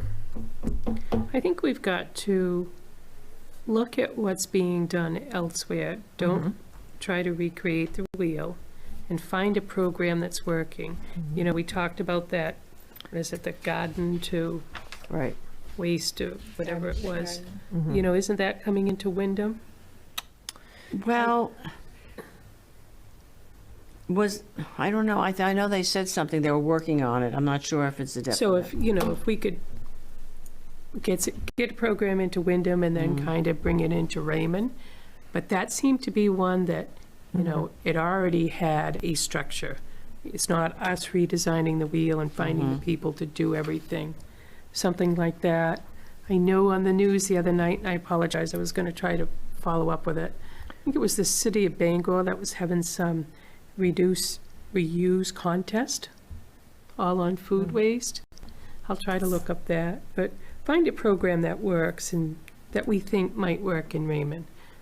But if we're talking about, you could do backyard composting. I think the people that are doing it do a fairly good job. I know I'm guilty of right now, it's winter time and going out to the compost pile is a little tougher than it is in the summer, so some of that does go into the trash. But we need an avenue if we want to get the food waste out for people to easily put it somewhere else. whether that's backyard composting or the garden, Garbage to garden. garbage to garden that takes it away for us. Yeah, so, Or if like the Raymond garden down by the library, right. wanted to have a composting pile but they could fill that up fairly. They have a big quickly. composting pile already, yeah. Yeah, but that's Yeah. just stuff from the From their waste garden. from the garden. Yeah, If they could they have a place that other people could dump in? I don't know if it's big, there's enough space, I don't know. Right. And then the problem is what happens when people start putting meat products or trash into it. Yeah, I don't Have think, to have I don't think animals, that, and it's an organic garden, and Right. I don't think that would, We have and a- you have to turn it and work it, you just can't, and so, We haven't had really good luck with unstaffed Mm. recycling anything. You gotta have staff there or somebody to guide somebody, or it's gonna be a complete disaster. and the other, there are other things that you can partner with, like if you wanted to partner with the school and set up a program, in terms of composting. I know Beth said it's hard to compost at the school. I mean, in terms of the kitchen waste, it's hard. I think they used to compost or recycle milk jugs and things like that, but it's hard. It's not as easy. I mean, it sounds like, why can't we just compost? But it's harder than it's good. Yeah. So, I mean, that's another avenue for a grant for education and outreach initiatives. So my high school did, I believe they still do, composting. And so I'll get a hold of somebody and say, because there's somebody that comes and picks it up. It's not like somebody at the school has to actually do it. So Right. maybe that's, if they're doing something more in Wyndham now. I did hear on the news that Bath they mentioned their garbage to garden program in Bath. And it's like, okay, this is growing, pun intended. So that, that might be something to really pursue. That seems to be the thing, that garbage to garden, And I think when he was here, he talked about having a central location. Right. People bring drop it. off. And then, because they're not going to go around to everybody's. Yeah, my first reaction to that was who's gonna drop their, composting stuff off at a central site. But if they're doing it in Bath, it's like, okay, I guess people do. So, yeah. I believe Bath is a transfer station, kind of like what Gray has. That's something where we don't have that, and that's where I think you're going to find the hurdle. If you go to a system where somebody's bringing it to us, we've got to have a facility to bring it to, and staff there to receive it, and that's where Bath, I think Brunswick does the same thing. They do. They have a transfer station, and that's what they do. I think Casco does it too, I believe. So there's somebody there sorting it, and we take this, we don't take that, and that helps. They're doing it for composting I stuff. believe so. I'm not 100% sure on that. I can find I out. don't recall. Yeah, I don't Yeah, recall. you have to have Talk people to them. managing it. You Yeah, can't just, yeah. You leave it to the general public, and it's Yeah. going to fail. no, it's going to make a mess. I thought that the garbage to garden went door to door in Bath, because Oh. I had a house in Bath and they used to They came drop door it to next door. door. Yeah. They stopped at the house next door. Oh, maybe I Wow. heard That it was a wrong. few years ago. Yeah. Okay. Well, I thought when he came here, though, we said there had to be a central No, place. right, he Well, did he- say that, yeah. I thought it was an option. Well, he didn't seem too keen on, I mean, it's hard to start them up, and even like a big place like Wyndham, they were just starting to talk about it, and it didn't seem like, Out in Wasn't the that a- country, there's a long ways to go between house to house. Raymond is more rural Yeah. than Bath. Bath is pretty compact. Yes. It's Yeah. inside the town. yeah, and they have a lot of businesses, restaurants, it's like getting Right. restaurants to, of course, they get them to compost, but, well, Raymond is very rural. yeah. let's just kind of keep that in mind, and I will reach out to the schools and try to connect with whatever club there might be to see what interest there is in at least in education about it in the community, and see what can happen there, or some sort of a project that students could do.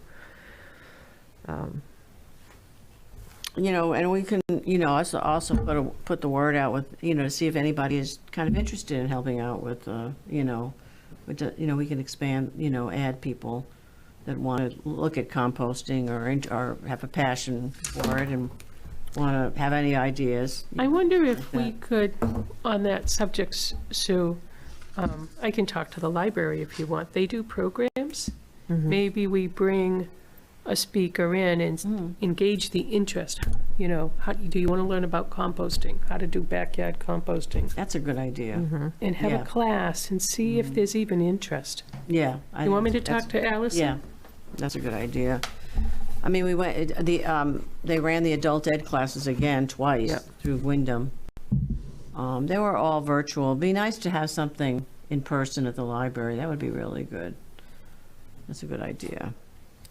Great. Yeah, just kind of, we got to start from kind of scratch here. But to get back to the schools, in November, Taylor and Beth communicated, by email, and she forwarded to me about what they would like, some ideas in terms of the schools, what she was trying to put together. And I don't think we haven't heard anything since. But they were too busy last year. Yep. And she said it was this winter she was going to start trying to look at some programming for Earth Day, and then the following November. So they're communicating to each other at the schools. So Okay.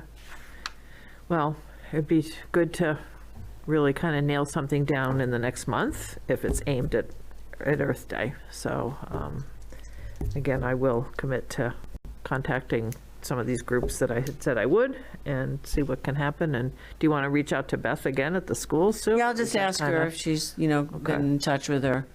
Yeah, I can. Yeah, definitely. Okay. Okay, great.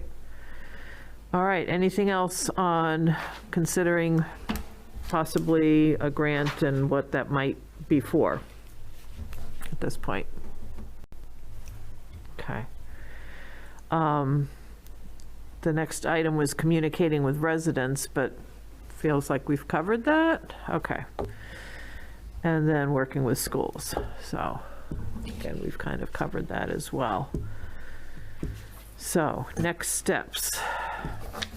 We've committed to some things. Everybody clear on what we've committed to and the timeframes? Mm-hmm. Okay. Thanks, Nathan, for following up with that. And I did just have one other thing I saw in the paper was Yarmouth, Cape, and Freeport are among towns where textiles are being recycled as well. We hadn't heard about that happening, but just something to keep in mind as far as recycling. So anyway, just thought that was interesting. And I know Goodwill does that, because they get all the clothing that comes in, so stained rags. clothes or rags, they recycle them and put them in big bins and. And where do they Ship 'em out. go? Where does it go? But some of them go to rags, but some also go to foreign countries. Okay. Oh, okay, yeah, right. The rags, I remember that, yeah. Yeah. But it's better than going back in the The landfill. landfill, right, exactly. That's the goal. Okay, well, we have next steps already. What about a next meeting? Do we want to touch base in a month, 2 months? I think we touch base right after April 4th and find out, are we doing this or not? Because if we have 15 signups, because I think, 100 people said they wanted them, but that was 6 months ago. How many have purchased them? How many are going to go say, no, $55 is too much money? Right. So we'll have to see. Or maybe we'll have 200. But meet after the 4th and Yeah. have the okay from Dawn at that point to go forward and give Nathan the green light or the red light to go do it. And then figure out how we're going to do the deliveries and the just pickup and all of that. Good. Pick a couple of Saturdays, I think we had talked about, we're going to put them at the sand and salt station shed. Yep. I'd go down for a Saturday morning and say, okay, pick them up from year to year. Yeah. 18th is great, yeah. Okay. All right, should we set a date, or should we just be in touch with what date would work, or check and see if there's even the interest from the people getting their deposits in? Right. And Yeah, we can set a date. Set a date after, I think. okay, all right. If Okay. we should know by the end of March whether or not this is going to be a go or not. All right, so we'll be in touch then. We'll check in on that. And any public comment? Anybody calling in? No? There is one phone number there. I'm not sure who that is. That was state line, but they haven't raised a hand to speak in public comment thus far. Okay. Well, give them a minute to raise their hand if they chose to have a comment. Who's this? If not, it's an extra if you want to hold on to it. Oh, yeah. Thanks. Yeah. And so with that, any committee comment? I would want to just thank Karen for having been secretary for this and her contributions to the committee, and she is going to step down, but we certainly thank you very much for that and for everything else that you are currently doing too. And any other comment? Karen, if you like, I can do the minutes from this next week, so you don't have to. Oh, that would be very helpful. Thank you, Sue. You're welcome. Thanks. Thank you, Sue. And You're welcome. also hope you are on the mend and doing Right. okay, Sue. And Get the rest. Make Yep. sure you rest. Yeah. Yeah, I'm a bit tired, but that's about it. I'm just tickled to be upright, so I'm thrilled. Good. And I am much better than I was, so I'm excited. Well, that's good to hear. Thank you. Okay. And Nathan, thank you as well. And with that, I'd entertain a motion to adjourn. I'll make a motion to adjourn. Kathy and Sue, all in favor? Stay warm. Recycling Committee is adjourned. Thank you very much.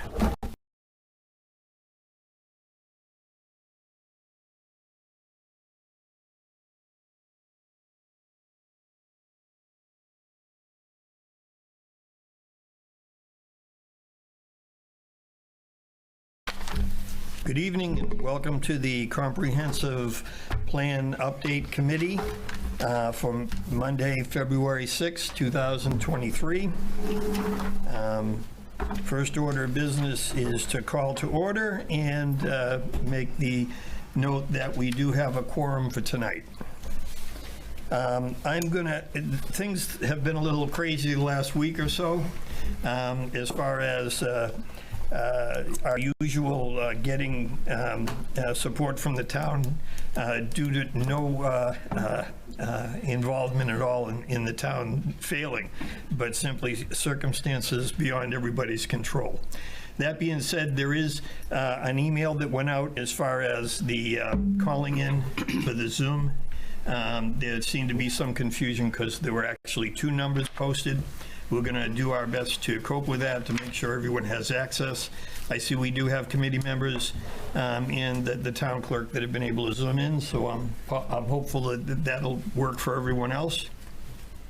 Also, the second order of business would be the previous meeting minutes.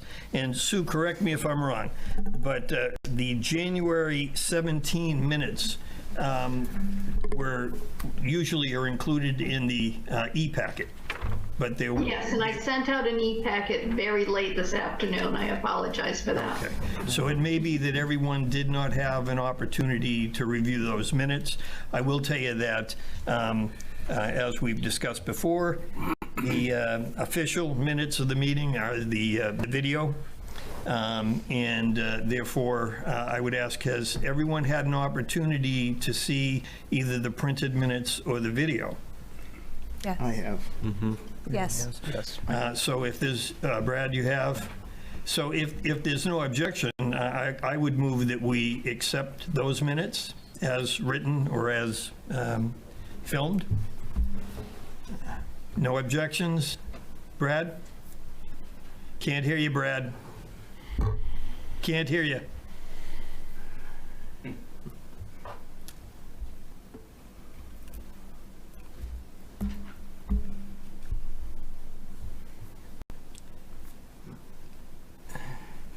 Can't see that. Is that the phone? It is, yeah. Yeah. You want to call us? Charades. I guess my question would be, is there a reason from the videographer's perspective why Brad can't be heard? It appears as though his Zoom is muted. He's muted. Brad. Yeah. How's that? All right, that works better. All right, sorry about that. Thank you, Mr. Videographer. No problem. Hey, just a question, Peter. There was a mention of some people who had expressed interest in coming on to the committee, and I didn't see any mention of names or resumes. Was there a mention, or is that why it wasn't in the minutes? Because there are no resumes. I believe I've seen one application. And it was, once again, Sue, was that included in the e-packet? It was. It was. So Brad, I believe if you look now at your e-packet on the town website, under comprehensive plan, you'll see that application.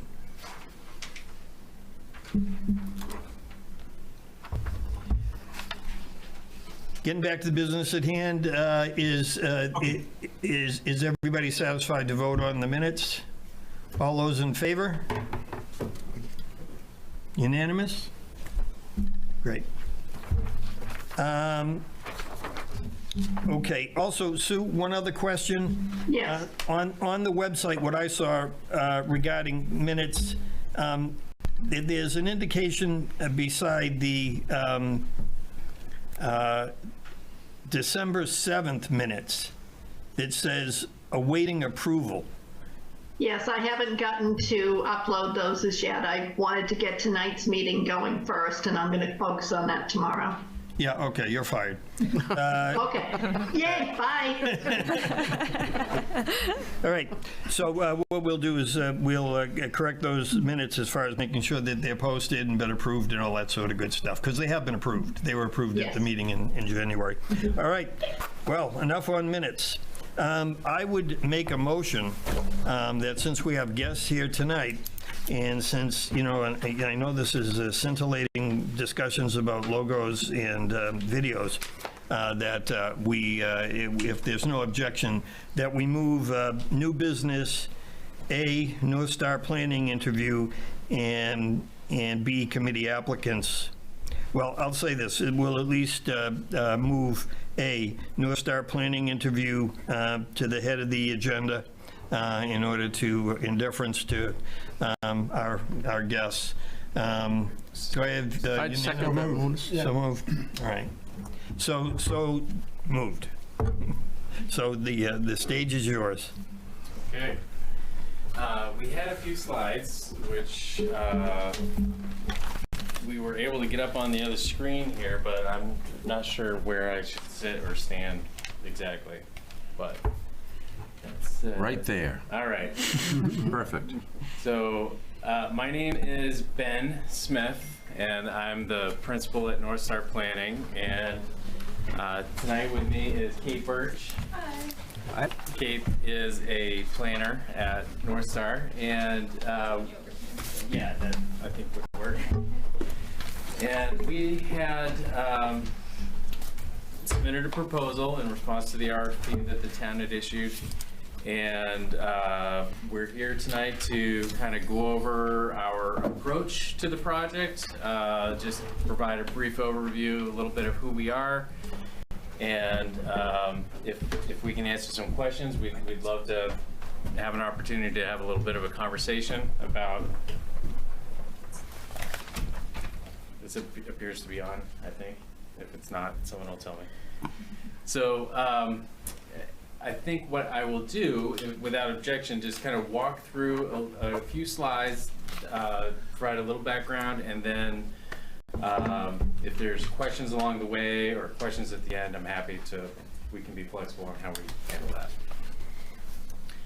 So once again, my name is Ben, and Kate's here with me this evening, and there's a couple other folks at North Star Planning who would be involved in the Raymond project. we are located in New Gloucester, and we've got combined a very good, diverse planning background. My experience before North Star Planning 5 years ago was with the town of Wyndham. I was a planner there for 11 years. Part of that time was planning director, and Kate has some direct support with the town of Topsom. So our resumes are in the proposal. I won't go through those, but I'm happy to answer a little more background if you wish. So sorry. Our response was really based on, in part, our understanding of the town, and that was, based on personal experiences that we have with Raymond and things that were noted in the RFP. But some of the things that I know are going to be important as the discussion around the comprehensive plan continues is protecting water quality and natural resources, balancing tourism and economic development with the needs of year-round residents. So folks who are here part of the year or passing through, with folks who live, work, go to school here, and dealing with the impacts of growth pressure on community character. So I will hand the mic over to Kate to talk about water quality. Yeah, so one of the things that we think will really be a thread throughout this comprehensive planning process is water quality, water resources. You all are one of the stewards of the water quality of Sebago Lake. You also have a lot of other lakes, ponds, streams, and these are sort of very key to the identity of the town, as well as the well-being of the residents, your groundwater, your aquifers. So looking at protecting these resources from pollution, from impacts of development, from the impacts of other uses, like recreational uses, as well as ensuring that these that water resources are available and accessible to all members of the community, and residents here is also are kind of a big balance that will be part of this process. Great, thanks. And there's a couple images here of Wyndham Open Space Plan and a Yarmouth Open Space Plan that we worked on in the last several years that to greater and lesser degrees dealt with conservation perspectives as well as recreation and use of natural resource perspectives. The next thing we wanted to talk a little bit about is kind of that tourism seasonal aspect nature of the town. We've got a couple projects under our belt and that are ongoing right now with the town of Tremont and Bristol. Those are coastal communities. So in many ways they're different from Raymond, but in a few key ways, in particular dealing with seasonal traffic, dealing with housing affordability issues and short-term rentals could be an issue, and trying to, in those communities in particular, ensure that there's a sustainable year-round community. And I think that that's probably less of a concern in Raymond, but it could have something in common with those as far as evening out the seasonal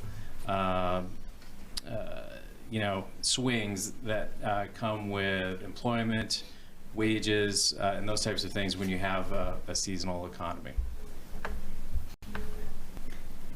And then finally, we wanted to talk a little bit about, this was some data we pulled from census about growth pressure, and this is probably not new to a lot of people here in this room, but when we were looking at how Raymond has grown over the last 100 years.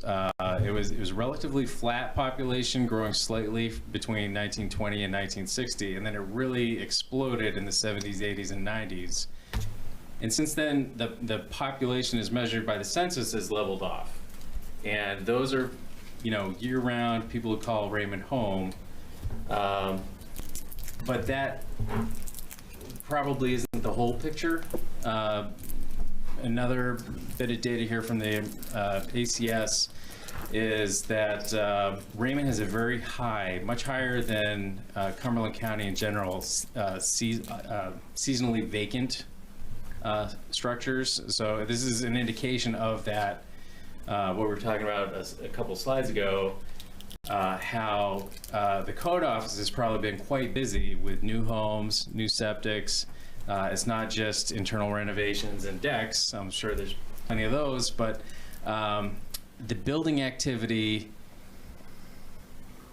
has been much busier than population growth.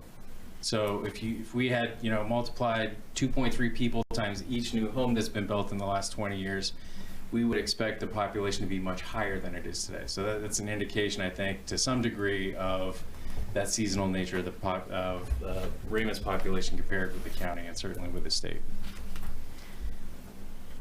So we do have a lot of local experience, as I've mentioned before, my work experience prior to North Star Planning, but also since in the last 5 or 6 years working with communities in this region and throughout Cumberland, Androscoggin counties, open space plans, comprehensive plans, downtown plans.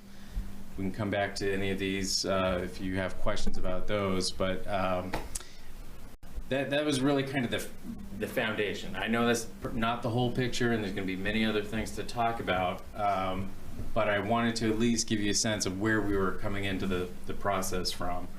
And I'll turn it over to Kate to talk a little bit more specifically about the proposal.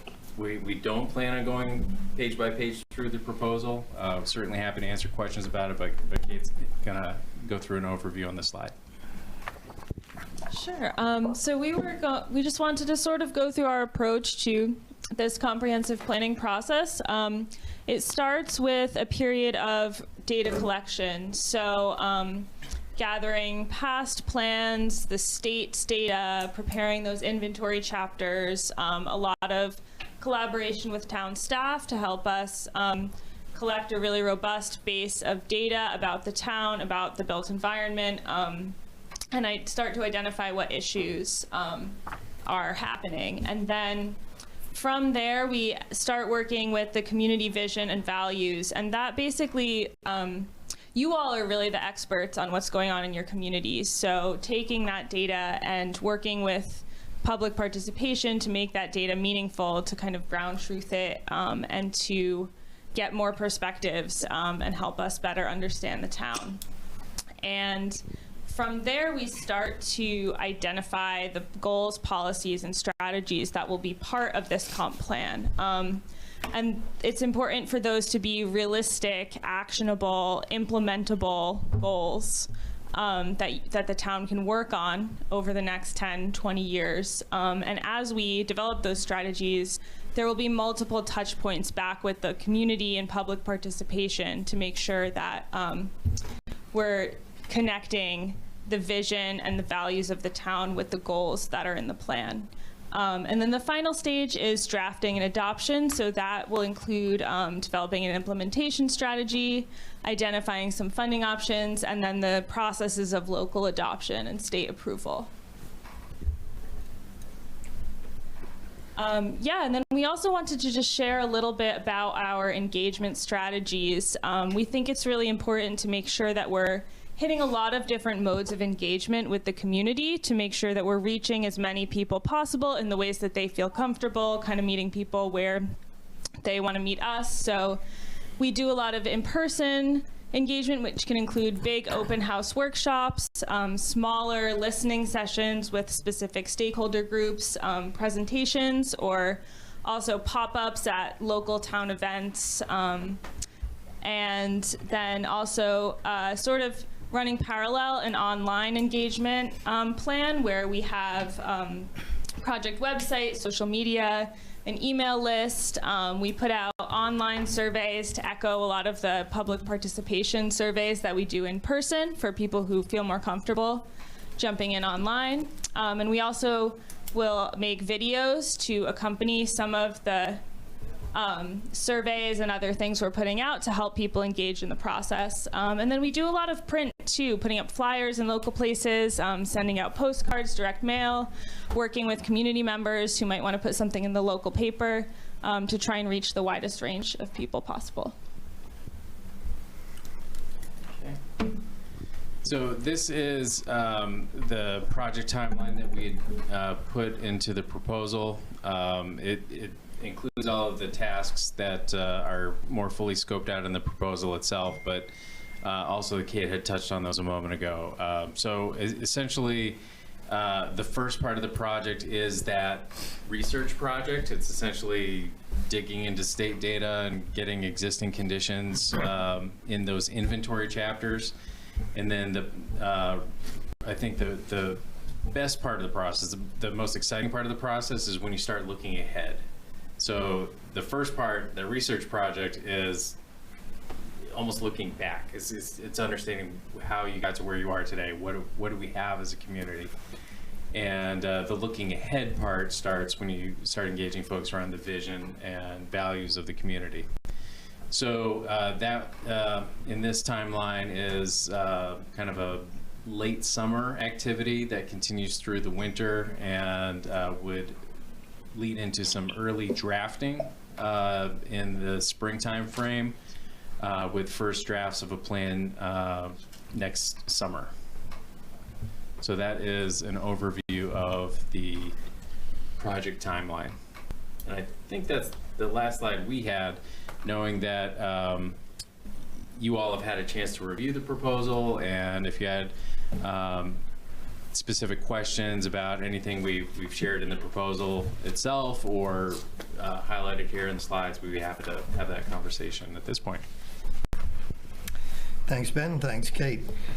So what I'd like to do is open it up to questions. They don't have to be limited to the proposal, but so that people don't get overlooked, I'd like to start with committee members on Zoom. So I'll start with Frank. Any specific questions you might have, Frank? Presently not. Okay. Brad? I'll wait until we get into the discussions. Okay. Brad? You're muted, Brad. Thank you, Peter. Hey, Ben, thank you very much for joining us here this evening. I appreciate you taking an evening, both of you taking evenings out of your lives to join us on our schedule. Are either of you familiar with Roger Martin? I'm not. His work at all in planning and strategies. I just was kind of curious because, plans are vitally important. Implementing them and coming up with a strategy for implementing them is kind of important too. We, most committees you probably work with, you do a comprehensive plan, and then do you recommend a implementation committee afterwards, or how do you handle that? Yeah. Sure. Okay. I think it's fairly common for communities to have either a comp plan group continue on with a new charge after the plan's been adopted, or to have a separate group, some group outside of the select board and town staff who are going to be able to keep an eye on the plan specifically. I think you are right. I don't know the work of Roger Martin specifically, but I do know that there's a lot of frustration in communities where you go through all of this work and nothing happens, or the perception is nothing ever changes. So this is a big project. It takes a lot of people, and I think it's very reasonable to expect that you would see results from this. And to that end, Kate had mentioned it, our work, and having been a planner and dealing with a lot of plans that, to greater or lesser degrees are implemented, we want to make sure that our plan recommendations are going to be reasonable, actionable, and something that the town can implement. So to that end, the plan horizon for a comp plan is 10 to 20 years. So when you look at the vision statement itself, you know, it's very often asked, you know, what kind of community do you want to live in 10 years from now or 20 years from now? And when we write recommendations, it's very often a shorter time frame. What do you need to do in the next 5 years to get to the point where you start making progress toward that longer term vision? What can this select board do and the next select board do over the next couple budget cycles to start moving in that direction? And I'm not sure I can get the slides back or not, but I would encourage you to even just take a look at the cover of the Wyndham plan. That was an early attempt. That was written when I was the planning director in Wyndham, and we were challenged to, you know, get the plan on one page. Everybody was tired of, you know, 300-page documents, and nobody knew where the recommendations were. So we said, okay, we're still going to do a 300-page document, but let's take a crack at getting it on one page. And there were 4 big things, and those are right on the cover, and there's a few bullet points under each one, and that makes it very easy to communicate. It's easy for elected officials and volunteers to understand what the priorities are, and you don't have to make even progress every single year. Like, there are going to be some years you move ahead in open space, and other years you move ahead in economic development, but having a manageable number of priorities with clear goals can provide really good guidance to elected officials and staff to make progress.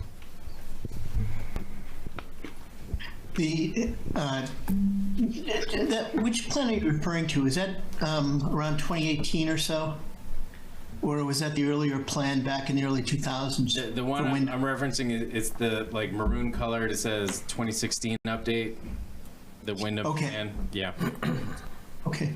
And then just one other question I had for you is, you talked about a big open house event and getting out to visit with some of the stakeholders. And what have you found to be an effective way to reach people? And what kind of attendance have you had at those, you know, neighborhood meetings? You know, I do think that we're still in that phase where the pandemic is very fresh to people, so not everybody is jumping up at the opportunity to go to a big open house. But what we've had success with recently is kind of having these parallel events where we have an open house that has an online option for folks.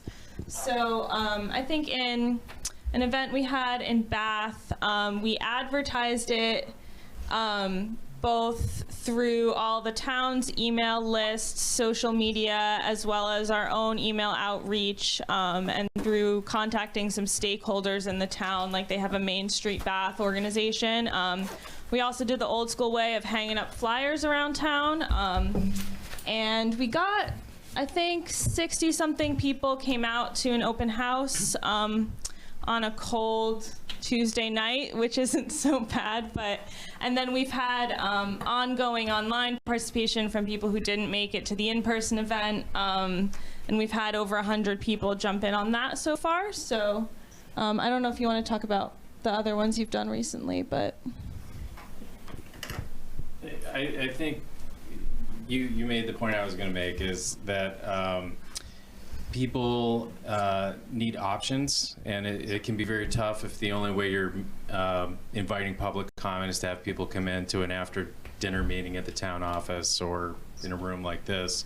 It's giving people an opportunity to participate online or to meet them where they are. And what that means is taking advantage of community events and gatherings that are already happening. So you don't need to convene these things, you just need to be around. You need to be a part of it. And you know, some examples from that PowerPoint we shared were like some food truck events that were ongoing in Gorham, and we just brought a little canopy and some plans and let people look at them, and people wandered over and said, hey, what are all these pictures of our town? And that led to conversations around you know, the future of that part of Gorham. So those types of interactions, it's part of I call it the well-balanced breakfast of outreach. So those kinds of outreach, you know, if you go to a food truck or you go to a carnival, you're going to have like maybe 30 seconds of people's time. You're not going to get real deep, but it's great for a wide, broad-reaching awareness. If you have you know, people come and choose to invest a couple hours of their time in the gym or at a community meeting, there you can get much deeper. So I think that it requires a mix, but I guess, you know, we are seeing people coming back to in-person meetings, especially open house kind of things where they can drop in where they want to. Like if you leave the doors open for 3 or 4 hours, sometimes people will stay for an hour, sometimes they'll stay for 20 minutes. But there's lots of different techniques and different strategies that we can use, and we would want to probably talk that through with the committee a little bit more to figure out like what is the right mix of activities for Raymond. Thank you. Just one final question that I have here for you while you're here, Ben, is you obviously are aware of the phenomenal growth that's happened in the Wyndham area for probably 40 years. And Raymond participated in some of that growth during the 80s and 90s, and it has slowed considerably since then. Do you have any thoughts on how Raymond has been effective at slowing that growth on the Wyndham-Raymond border, and what have we done right in your judgment that's been enabled us to slow that growth and manage it better? It's a good question, and I don't know that I've got a real good answer for it. When I was looking at the census data that was up on that slide a few minutes ago, it did remind me a lot of Wyndham, in particular the 70s and 80s. Wyndham has continued to grow at, like, I think the last couple decades have probably been about 14% census to census, and Raymond was like 2 to 3% from census to census. So I think there's probably a number of reasons for that. I think it has maybe given Raymond a little more breathing room and maybe a little less pressure, maybe more space to have a conversation about rural character and the future of access to natural resources and those kinds of things that have been much more urgent conversations in Wyndham over the last 5-10 years. So I think from that perspective, that's been an effect, but I couldn't say, without maybe learning a little bit more about Raymond, like how that has happened. I do know that Raymond's a little, you know, one town further down the road from Portland, and I think that is likely to be part of it. But, you know, I'd be interested if you had ideas or other people in the committee had ideas about that. Sure, John. I think one town down the road is a big part of it. And the other thing that's significant, I think, is that there's not a lot of available affordable housing.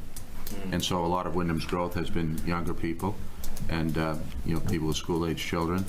And I just think the opportunities have been greater there for housing, and it's closer to where they work. Chris? I would add that our zoning is quite different than Wyndham's. Our lot sizes are much larger. Most of our town is either in shoreline zone or rural residential, which the minimum lot size is 2 acres or 3 acres. And then we have a very small village residential area where you can go down to a 1 acre lot. So I think the zoning is something that the last comprehensive committee did right, is to slow growth. I think that, you know, you got to have a bigger lot, and it keeps Raymond more rural than some of the urban areas that are closer to Portland, like Westbrook or Gorham or even Wyndham. That's a good point. Those that also contributes to the point I made about affordable housing as well. And so then you get to the idea of demographics and, you know, community vitality, and I think you need a mix of peoples. And, you know, I think one area we've been short on has been the younger families, and I think that's, you know, something we should pay attention to in this plan, in my opinion. We seem to do really well with empty nesters. We do well with people who are second homes, vacation homes, that sort of thing, but not as robust when it comes to attracting young families. Or keeping families here. And keeping them here, yeah. Greg, did you have a comment? About that specifically? Yeah. Well, I guess one thought I had is you said that we have larger lots typically than Wyndham, and from a forester's perspective, we've worked with a lot of forest landowners, and ultimately they have sold their property, they've subdivided it, and you go back and you look at it, and we kind of see it as a waste of land when you require large house lots. I think New Gloucester has like 5-acre minimums in some cases. And we're of the attitude, and I'm speaking for myself and for some foresters who have a lot of experience with selling, managing woodlots that we see turn into developments. And we're kind of the attitude, if you're going to subdivide a piece, cram as many houses into that piece as you can to conserve maybe another piece of land, so that it might stay a solid piece of forest land. That's my comment. And when it comes to septic disposal, if you have enough houses on a development, maybe there's a central septic system that might be actually more sufficient and more efficient than a whole bunch of individual septic systems. And I'm not an expert on septic systems, but it's just my thought. I might just jump in. Thanks for the time. To follow on Greg and Chris, your input here would help. It seemed like in the 2010 era, when we were doing ordinance work, the open space subdivision was a piece that was added to the ordinance, and we did a number of them. Does that ring a bell? Is that correct? Yes, that is correct, and I would tell you that they are still being built. They were phased. We have several large subdivisions that haven't even been started that are open space subdivisions, where they do cluster, like Greg was talking about, the houses and then preserve land for open space. That is a concept that is in our ordinance now. Maybe we need to revisit it, but it's definitely in there, and Greg's right. That's how you do preserve larger tracts. Well, when it comes to the open space, a lot of these lots simply aren't big enough so that the reserved open space can be managed for timber. It's hard to do it when if you've got 15 or 10 acres, you're pretty much at the limit where it's going to be feasible to do a timber sale and manage the property. It can be done. The nature of forestry has changed in terms of the machinery they use. A lot of people use large machinery, and they just require a lot of volume to move onto a woodlot. So the open space concept, it sounds good. I put some thought into about how effective that is in terms of being able to manage at least the forest resource of the open space. Great. Sean, questions for Ben or Kate? No, I appreciate the conversations. It's great listening to you. I don't have anything to kind of add or to ask right now. Very good. Kayla. Oh, sure. Can you, if you can, provide us with any sort of thinking out of the box or really innovative ideas that you have been involved in with other towns that you're particularly proud of and you would like to brag about right now? For just anything? Well, involving the comp plans, like something where a community sort of thought out of the box and, sorry, Don. That's 2 down. Do you want to take a, yeah, I think, it sounds like it could be anything. Okay. I think there's an implementation effort going on right now in Pownell. We did not work on the comp plan, but helping them think about preserving rural character and what is rural character, and that is a question that always comes up, and I think it essentially could be defined as the sense of quiet country living and open country roads that people experience in town. It could be, a rural economy of woodlots and gravel pits, natural function of groundwater recharge or wildlife habitat. And so this would be something that I would love to explore a little bit more of like, what is rural to Raymond? Is it that veneer of rural character, or is it the actual rural function of rural economy? And the answer is different for every town. So in Wyndham, several years ago, it was, we don't care, essentially, how many houses are in the subdivision as long as we can't see them from the public road. And in Pownell, they are much more on preserving blocks of land for wildlife habitat, to also preserve the economic value of that land as rural land. So whether it's harvesting timber or using it for pasture or hay. So balancing those kinds of considerations and getting more to your point, we're having conversations in Pownell now about maximum lot sizes, where it essentially would look like we're reworking their existing cluster ordinance to be more of a conservation subdivision, and putting more focus on design, and having it be less about a math problem. What is the maximum number of lots you can put on this piece of property, to what are the important characteristics of this land to preserve as development is considered, and then work with the planning board to come up with a creative design for that property. So that's something we're working on right now in a community that is kind of on the frontier between Portland and Auburn, and they're experiencing some growth pressure from both sides. Do you want to, I'm thinking about the solar ordinance that you worked on and were administering in Topsom. Oh, sure, yeah. I mean, I don't know if solar is an issue in Raymond. Kate's got some ideas about that. It is. Got some projects. Yeah, so when I was working in Topsom has a fairly new solar ordinance that basically the town attached a habitat mitigation fee to it. So they used an existing open space plan to basically attach a value of high, medium, or low quality habitat to every parcel in town.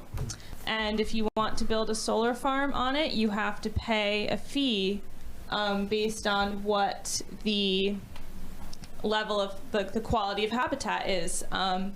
And that fee then goes into a fund that the town uses to preserve other habitat in partnership with the land trust or in other ways. But I think and that was an interesting way of, solar is also a pretty big business right now. So it was an interesting way to see that solar companies were happy to pay that fee if they had to, and also that it did encourage the engineers working on these developments to guide where they're placing solar panels and stuff away from those high value habitat zones and more towards the lower cost, lower value habitat for them to build on, which was helping seemingly to preserve some of those large blocks of habitat. Kate, what was the map layers that were used to define high, medium, low? They were, or existing mapping that had already been done. They didn't do any additional on the ground reconnaissance, or maybe they did. They were using, the maps were from the open space plan, which was done in 2012. So they're actually probably going to update them soon, but they were based on sort of surveyed state data, wetlands, habitat maps, but also based on a community values matrix that the town did a public process on, where people ranked what pieces of land were important to the community, whether they were for a view shed, like everyone likes driving down that road, seeing that big open field, places that people like to hunt, like to fish. So it was a combination of sort of like scientifically significant land and the land that was important to the residents. Cool. Any other questions, Cal? I'll hold mine so I don't take Okay. anybody else's. And All right. if there's any left over, then I'll go for it. Okay. John Clark. Could you provide a few examples of some climate initiatives that you've done in other towns and what those have looked like? And, I think some articles were sent around, and I think a big part of this would be, how could they be implemented? And I know that there is several avenues for grant money available for the town to take advantage of, because I do think that we are looking at the value of some of these improvements, and how we pay for those things is an important piece of that equation. So when you talk about climate initiatives, are you talking about how climate is incorporated into the comp plan process, or are you talking about energy plans or street light to LED conversion type projects? More the former. In the comprehensive planning process? Yeah. Yeah, I think there's a couple ways that we've worked on this, and I will say that this has become the most popular non-state required comprehensive planning topic to incorporate into a planning document. There's a couple ways you could approach it. One would be to have a dedicated, we're going to have a new chapter in our comp plan dealing with climate adaptation and climate issues in our community. And the other is to look at those kinds of concerns throughout the project. So I'll take a step back, and I'm sure a lot of you, and actually I think there's a fair number of folks on this group who were part of the prior comprehensive, or the current comprehensive plan drafting. So you may know, but I'll say for folks who may not, there's a lot of state required inventory chapters: transportation, natural resources, municipal services, and so on. Each one of these can be viewed through a climate lens. So changes to the weather and changes to the climate will have an impact on transportation infrastructure. Changes to climate will have impacts on municipal services and so forth. So that can be a way to bring that more into the heart of a plan. One of the make it one of the core features that carries through all of the chapters. And I think either approach is doable. Communities have been working on that from both perspectives, but it's a good conversation to have early in the process as you start drafting. Should this be something that we want to look at kind of on its own, and then think about how it factors into recommendations, or is each chapter going to have one or two or a handful of recommendations specifically dealing with climate change? Mm-hmm. And I guess just a follow-up would be, maybe this falls more on the implementation stage, but do you also include, ways that we would be able to implement these, or, kind of that roadmap? Or is that really outside of the scope? I think that I'm not going to, I'm fairly new to North Star, so I'm not going to speak for how Ben likes to do an implementation strategies matrix, but I think that in my previous experience, I worked with the city of South Portland and Portland on their One Climate Future plan, which had a really robust implementation matrix. And I think especially with a lot of those climate initiatives, which they touch all the other aspects of the plan as well, but you can kind of separate them into sort of three categories. You have the things that are like really big. We need to wait for the state to have a program where they're going to help us with this. DOT is going to help us with this, or even federal money is going to help us with this. Then there's things that the town can enact on a local level, like some zoning changes to land use policy, requiring EV chargers, things like that.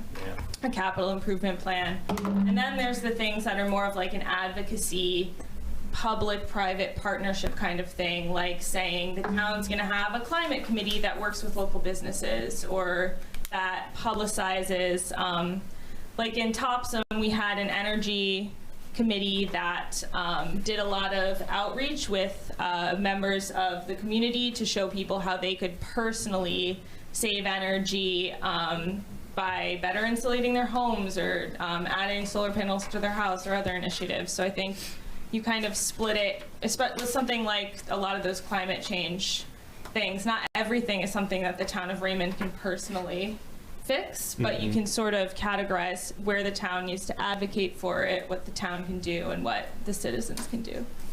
Okay, thank you. I think Kate had a lot of good ideas, and it kind of touched on the idea of, you know, this comprehensive plan is one really high-level conversation and high-level recommendations. It's not going to be the energy plan, and it's not going to be the open space plan or the transportation plan, but it can help inform those things. And we want to make sure that coming out of this process, because again, I was a municipal planner, and there should be more recommendations in here than just, we recommend you do another study, or we recommend you do more planning. There need to be some things that you can get right going out of the gate as soon as you adopt the plan. Maybe you've even got a head start on a few things as a result of the process that you're going through right now. So that's the only other thing I'll say is, like, you may not get as detailed as you would in an energy plan with this kind of effort, but that's not any reason to say, you know, we're going to have to save that for a future study. Yep. I think there's real things you can do. Greg. Thank you. This is the land use ordinance from 1993 in Raymond. And this is a land use ordinance as of now. Can you make this thickness? You don't really have to answer that question. But the question I do have is in regard to town government. We have a select board and we have town meeting, but for, was it 3 years now, we have not had a town meeting. We vote secret ballot. And structurally, for the people, I think we need a town meeting. And I'm just thinking, is this something that needs to be addressed through the comprehensive plan? Or am I opening a can of worms? The other option might be for this town to become a town council instead of a select board. And maybe that's not even a comprehensive plan consideration, but in my mind, I think the issue is significant for the people of the town of Raymond. A lot of people, I think Sue could help me with this. They went to vote. Our budget and any ordinance changes are voted by secret ballot, and a lot of the people that went there didn't prepare themselves. They didn't know what was going to be on the ballot, and they found themselves looking at things to vote on, and they had no reason to vote one way or another or understanding of it, simply because they didn't know what the issues were. And I don't know, some of them stayed. I think some stayed and took a lot of time and read it. Is that right, Sue? That's correct. And one little technicality I'll go correct on, Greg, and that's that even though we're voting it via secret ballot, it is still a town meeting. It just isn't an open town meeting. Yeah. So that's a technicality. I didn't know that, and I didn't omit saying that. But anyway, this is an opportunity for anybody, you know, they should review what's being potentially presented to them, but at least at a town meeting, they have an option to ask questions, question this, why this, why we spending this money on that. But like secret ballot, we've lost that opportunity to do that. That's just a concern of mine, and maybe it's a comprehensive plan issue, maybe it's something other. I have answers for it as well. I'm sure you do. I can tell you what the thinking behind what we're doing now is, if you like. And so you get about 60 people at town meeting. So you might have 60 informed voters. I'm going to say you have several hundred voters, you know, at a town meeting by secret ballot. There are going to be people who aren't prepared and you know, maybe are unsure about how to vote, but there's a public hearing, of course, for them to attend if they wish. They can read, you know, articles in the newspaper about it. They can get materials at the town office and or online. They can ask questions in advance. So I think the selectmen's thought on it has been two things. One, the pandemic safety is what, you know, was the original idea. but the idea of having a much greater turnout is appealing. So that's where it's been. It doesn't necessarily mean it's going to stay there. You know, they consider it each year. It hasn't been a final decision, and it's because, as we know, the pandemic is still ongoing. With respect to the comprehensive plan, probably Ben will answer it. I hope he'll answer it this way. I think it's a legitimate thing to be in the comprehensive plan. I think there comes a time in the life of towns where they, change from a board of selectmen form to something else, or maybe they look at the way that they, consider voting. I know my hometown in Scarborough made the switch to a council plan, decades ago. It was a town meeting town. Every town in Maine, I think, started out as a town meeting town. So the points you make are good, and I don't know. I mean, in the past, when I've tried to present the town council idea in towns I've been in, that hasn't gone very far. People do like the idea of the town meeting. It's the purest form of democracy if you participate. Increasingly, people don't. Yeah. I would just add to that a significant factor certainly was the pandemic. Prior to that, it was the RSU. The majority of people that turned out to town meeting when I first got here, the biggest budget cost was the school budget. Once the school budget went away, it seemed like a lot of attendance went away. Yeah, that's right. Anything else? I'm good. Thank you. Sure. Thanks, John Clark, for bringing up the energy and the climate overlap and how that could be efficiently folded into the plan. That'll be key with the funding opportunities we've seen come through. You guys may well have reviewed. We had an open space plan that we put together with Hugh Cox starting in, I think, in '04, and it got approved in '08, I'm going to say, and that was a good process. I think there's probably still a fair amount of relevant information in that plan still. I don't think there's a huge appetite for a large chunk open space efforts. The community forest was certainly a success and had the town behind it. But there are plenty of other parcels of scale in town, and it's probably time to, now a decade and a half on, to refresh on that and which of those parcels have the highest value, and certainly with probably another 2, 3, 4, 5 years of solar pressure that's gone quiet for the interim, it seems, with the CMP backlog, that the comp plan highlight areas that we help us, or I suppose it would be direct the town to update the open space plan, but or it might be a simple refresh to just bring those priority parcels to the forefront. And then I think the only other pieces, which Brad and I are near and dear to our hearts, of course, is staying on the transportation piece and making sure the Lake Region bus keeps rolling, and to connect this remote community to the city of Portland more easily. So among all the other good ideas, I should say here, climate, open space, transportation. It's interesting to hear you talk about open space from the standpoint of, it brings to mind the process we went through in Gray a few years ago as they updated their comprehensive plan, and this was maybe getting to your question as well. The state requires you as a community to say these are the growth areas and these are the rural areas, and maybe you have a few transitional areas, and those are the places you're going to encourage or incentivize growth, and the places you're going to protect from the impacts of growth.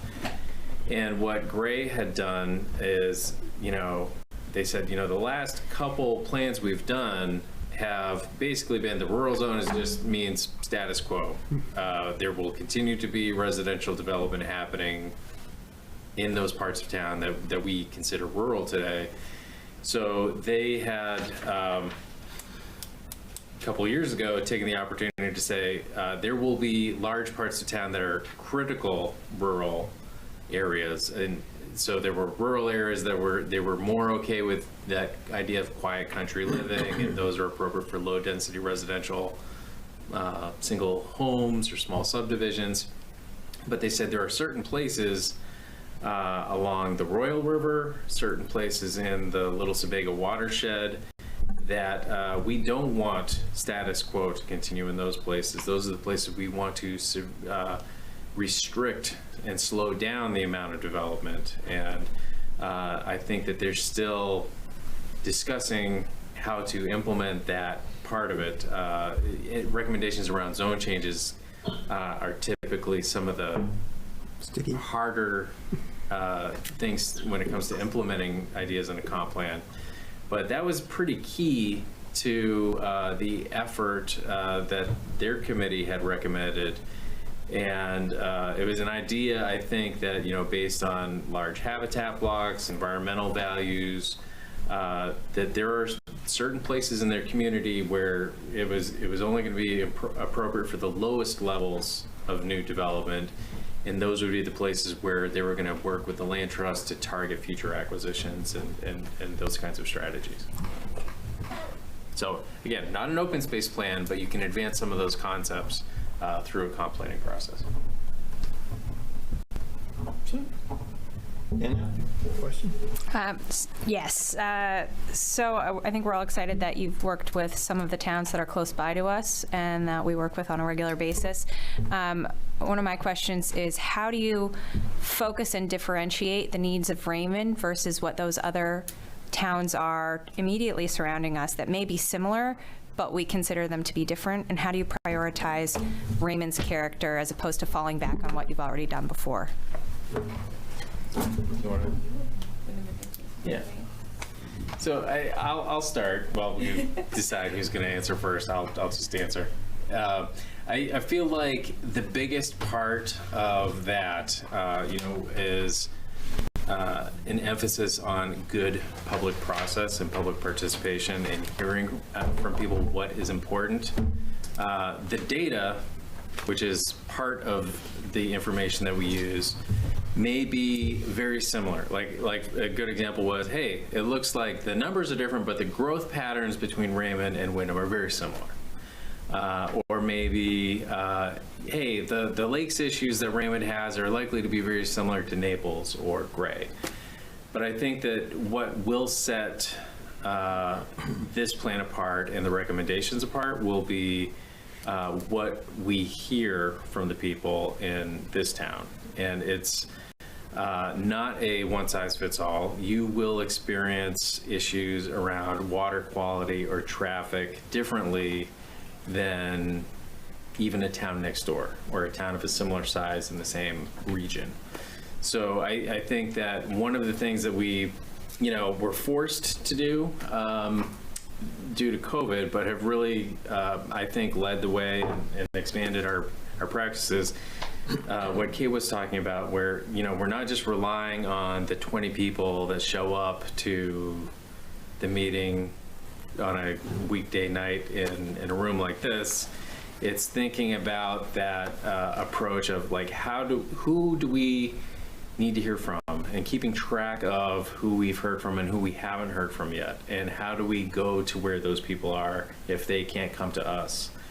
And sometimes that's online, sometimes it's a YouTube video that we try and make sure people see, or sometimes it's setting up something at a Little League game, or something at the voting, the polling locations, so there's different strategies around reaching a broad group of people in town. And I think what we've done the last few years, and we did provide some websites and some YouTube links and those kinds of things in our proposal to give you a bit of a sampling of how that can work, from, a full-on project website to, a 37-second video that, is saying, hey, check out the draft plan, or come, if you can't make it to the meeting, fill out the online survey, those kinds of things. And those are the kinds of comments and values that I think are going to make this plan relevant to the people and the policymakers in Raymond. Having, there could very well be some issues that you have in common with some neighboring communities, but like I said, there could be things you have maybe more in common with some other town in a completely different part of the state. So we want to take some of the techniques that we've been working on and come up with the right mix for Raymond so that we're hearing from a broader range of people as possible. Yeah, I mean, you kind of covered it, but I was just going to say that I think that, like Ben said, it's all about a lot of that public participation. There are a lot of regional issues that impact Raymond and the rest of the Lakes region. There are also a lot of issues that, you see kind of all across Maine: housing affordability, the pressure and new development for housing versus rural areas, and these kinds of issues. But each town kind of has a different perspective to how they want to deal with it, and making sure that when we have this robust public process, that we're hearing from the people who are actually living in these areas that we're talking about, and getting a wide view from the community. And that really differentiates each town does have a unique perspective on how they feel comfortable approaching these issues, what kind of interventions they want to take, how hands-off they want to be, that kind of thing. Just follow another question. With regard to zoning and codes and regulations, it's a moving target. It's always changing. There was a lot of talk at the last meeting about LD 2003. There's hundreds of bills that have been proposed for this new session. How do you keep up with the changes that are happening concurrently with the plan, and how do you advise towns on these regulations that may not have any precedent, may not have been applied practically, but we have to make a plan that impacts the next 10 years? That's a great question, and I think in part it's not knowable what the legislature might do a couple sessions from now. Right. And I think a good example is LD 2003. A couple of years ago, I don't know that was on anybody's radar. And now communities around the state are still trying to figure out what this is going to mean. And there's still rulemaking happening. And, I think some of the bills that I've seen are trying to fix or address unintended consequences or clarify some things around LD 2003, for example. So more directly, to answer your question, I think a big part of this process is, again, at that highest level, reaffirming the vision for the community and the values of the community, and those will set broad policy goals so that no matter what kinds of specific new tools might become available, or what maybe you could look at it as new restrictions on how communities deal with these challenges, you've got a solid foundation to lean on in knowing what kind of approaches are going to be workable in town. So you will know coming out of this process, hopefully, what people are going to have an appetite. Like, how far could you go in certain areas, given the values of the community and the priorities of the community. So it may not say, there will be specific recommendations, but there will also be, a little deeper than that, things that you can lean on, when it comes time to acting on these things 3, 4, or 5 years from now that we may not foresee when the plan's adopted. Thank you very much. Those are both very helpful. Jackie. All right, so I'm kind of curious in some of the more recent research that you've been doing, looking at data and the beginning parts of the plan here. Are you seeing trends in kind of this post-COVID world that are different than what you've seen kind of prior to 2020? Are there things that need further consideration that, not to say that anything that's currently, you know, we might have seen in the past 2 years will continue for 20 years, but just kind of has that weighed in at all on the impacts or the consideration for any of the research that you guys are doing? Yeah, well, I think since the pandemic, we've had first of all, we had this 2020 census that had some issues with the data. So when we're doing planning work, there's been some discrepancies between the 2020 census, the 2021 ACS data, which has, in our recent experience, kind of made it like you kind of have to ground truth some of these numbers a little bit more, especially because I think I heard there was a NPR Maine calling thing about Maine's changing demographics, that Maine is one of the states that experienced the most in-migration during the pandemic in the past few years.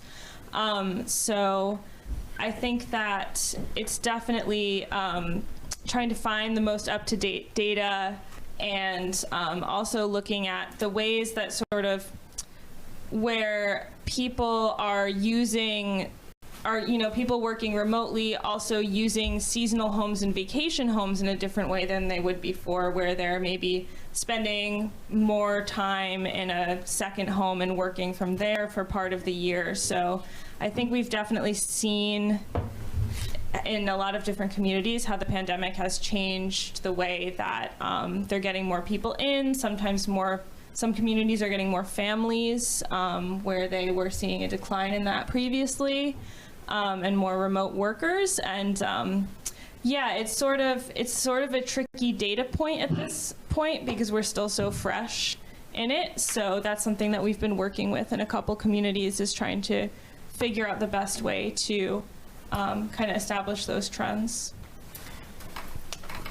I think one of the things that we saw, I was on a panel 2 years ago in Vermont, the regional planning conference, where we were talking about northern New England specifically, and the COVID boom that many small communities were seeing, and trying to make sense of, is this a blip? Are the people who have a ski condo just hanging out in the summertime when they otherwise wouldn't, or are they going to be here? And we saw a lot of smaller communities with school enrollment that went up, and I think we'll have to see if the people who move to Maine and New Hampshire and Vermont from other states are going to stick around and make this their home, or if this was a temporary situation. One thing that seems to also be happening is that there's a much higher percentage of people working remotely. So people who live in Maine and work in their house for a company located somewhere else. And that phenomenon is pretty widespread. I don't know exactly what that looks like here in Raymond, but statewide, that is a real thing. And it's led to conversations at local level and at state level about what, adequate internet connectivity to enable this to continue.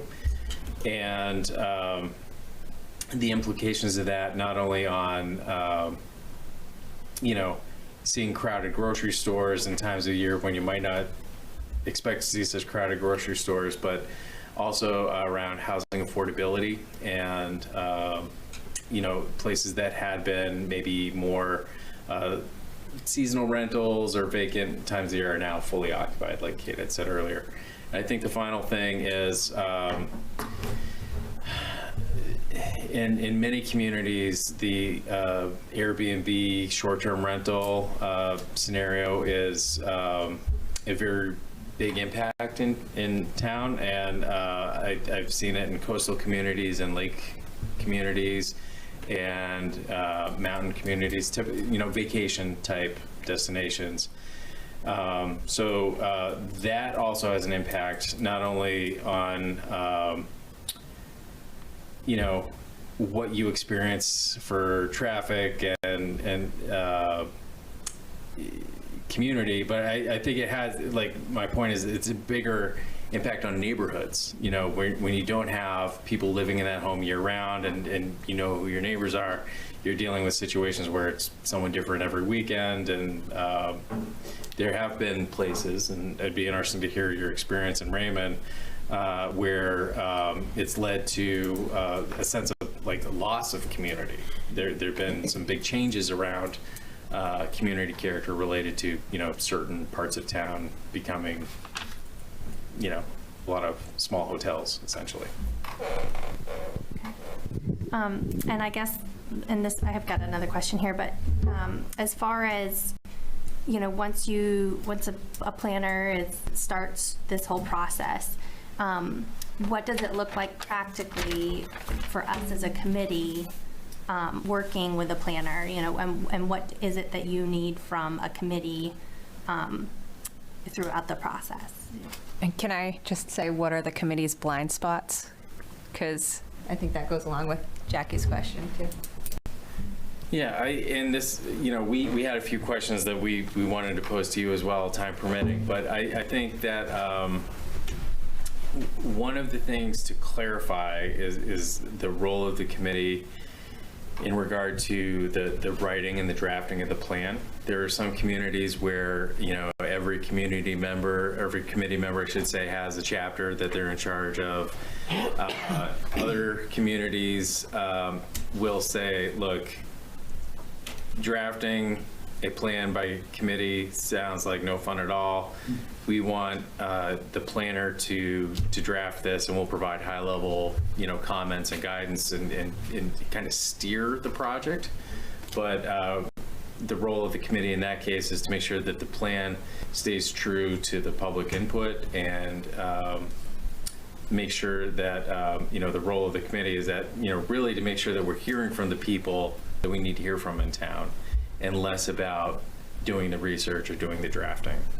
So that's something that I don't know if the 2004 plan experience helped shape where you are at this point, but I think we'd be curious to hear about your expectations for, you know, general approach to work. I think it's a little too early to talk about workflow and that kind of stuff, but you know, our preference, you know, frankly, our experience is more on, you know, getting good input and guidance from a committee, and less about, you know, drafting a plan in meetings like this. All right. I just got a couple of quick ones. This will be an easy one. We did a preliminary survey of the community at the last town election in November, I believe, and surprise to me, well, we got quite a response. Over 90 individuals that were actually stopped and did a quick survey for us on what their their highest priorities were as far as the community going forward. And I know this will be a surprise to you, but one of the things that came up very clear was we'd like to see increased services and low taxes. So I was just wondering if you've had experience in solving that or giving guidance. No, I don't know anyone who's like figured that dichotomy out, but I will say there are a lot of communities we work in where it's not the mill rate per se, but it's the value for the services that they get. Some towns have a relatively high mill rate, but they're very satisfied with the plowing, public safety. They've got a great library, and they're happy to pay taxes for that level of service. And in other communities, they identify, you know, whether their perceived tax burden is high or low. They're like, you know, we really want a library that does more things, or we need our response times better, or we need to make sure that, you know, our sidewalks are cleared within a day of the storm kind of thing.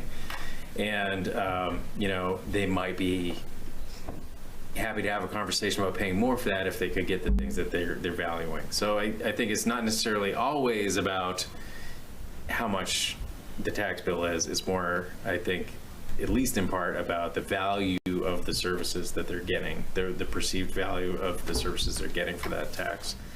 So that's often, how we end up talking about that. And in some places, that is one of the things that rise right to the top. That is the core value of their community. They're very proud of their affordability, and they are okay with not having their own library, or they're okay with getting to the sidewalks when they get to the sidewalks, kind of thing. And that's something that every community needs to figure out on their own. Just one other question, or just I guess we have access to a St. Joseph's student intern, and how would you utilize that individual in this process?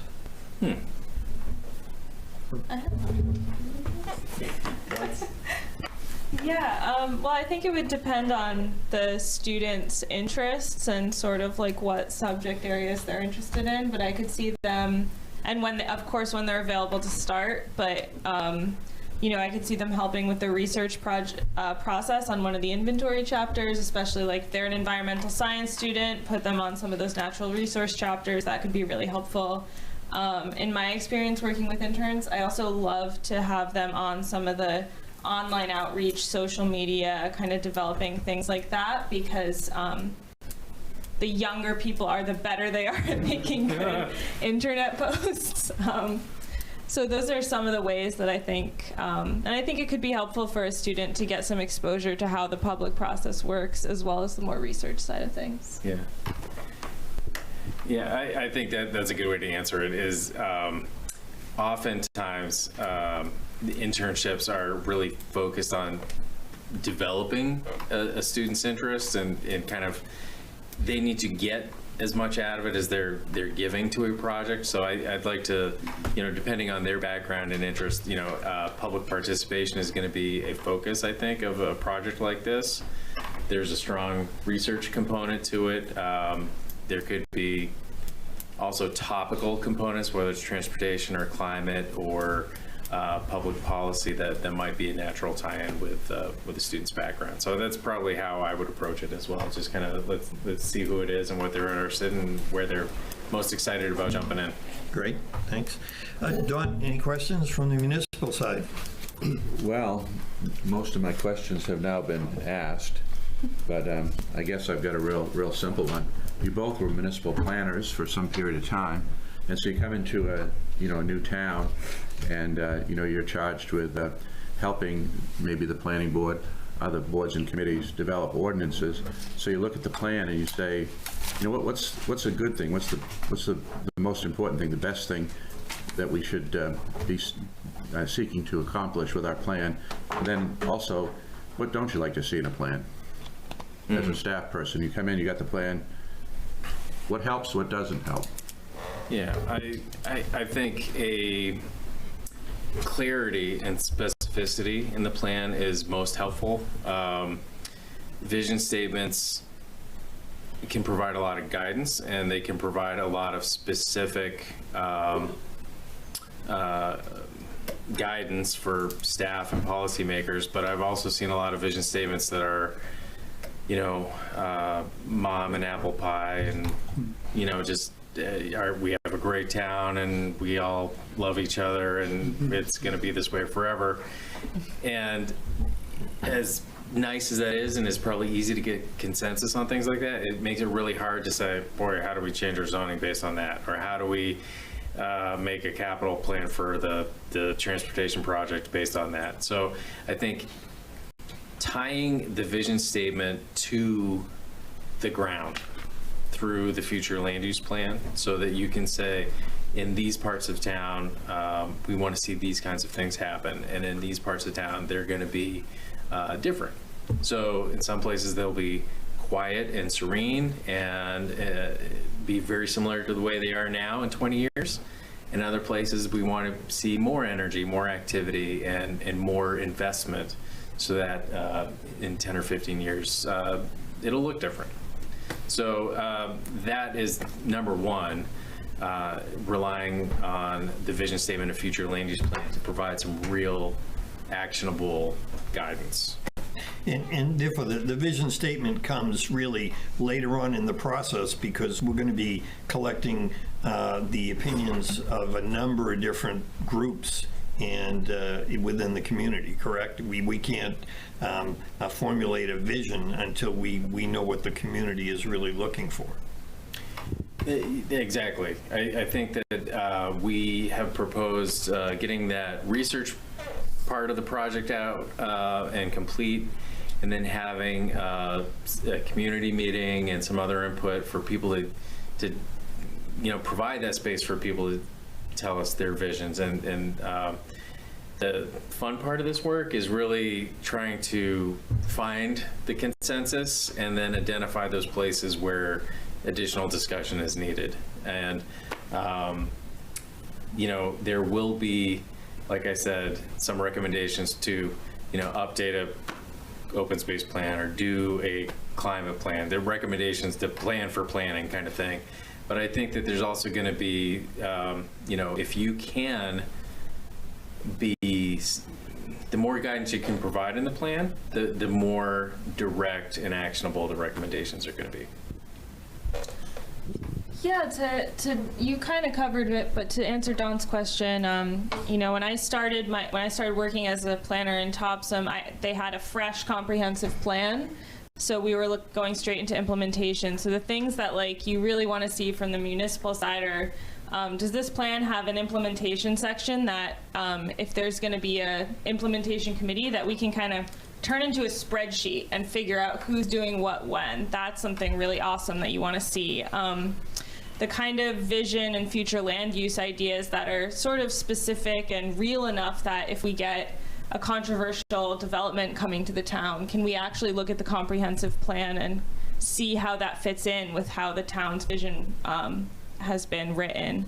And I guess sort of the caveats are just the opposite of that. You don't want things that are to have something that is maybe so vague or so far off in the future that it doesn't set up realistic goals and expectations that the municipal government can use. Go ahead. I guess I'll ask one more.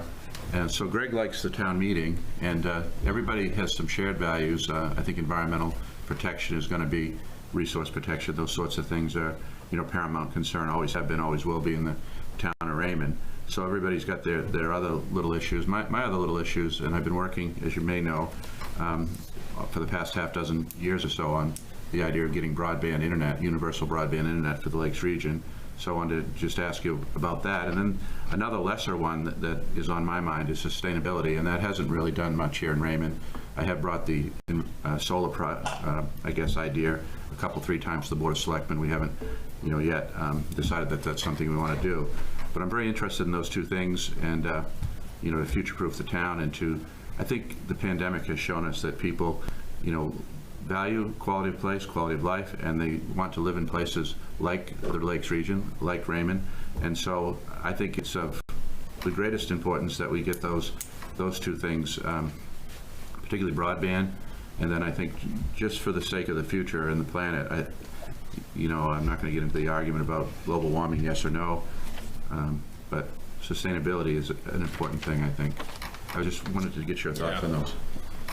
Yeah, I mean, I'll take sustainability and I'll give you broadband. How about that? Good.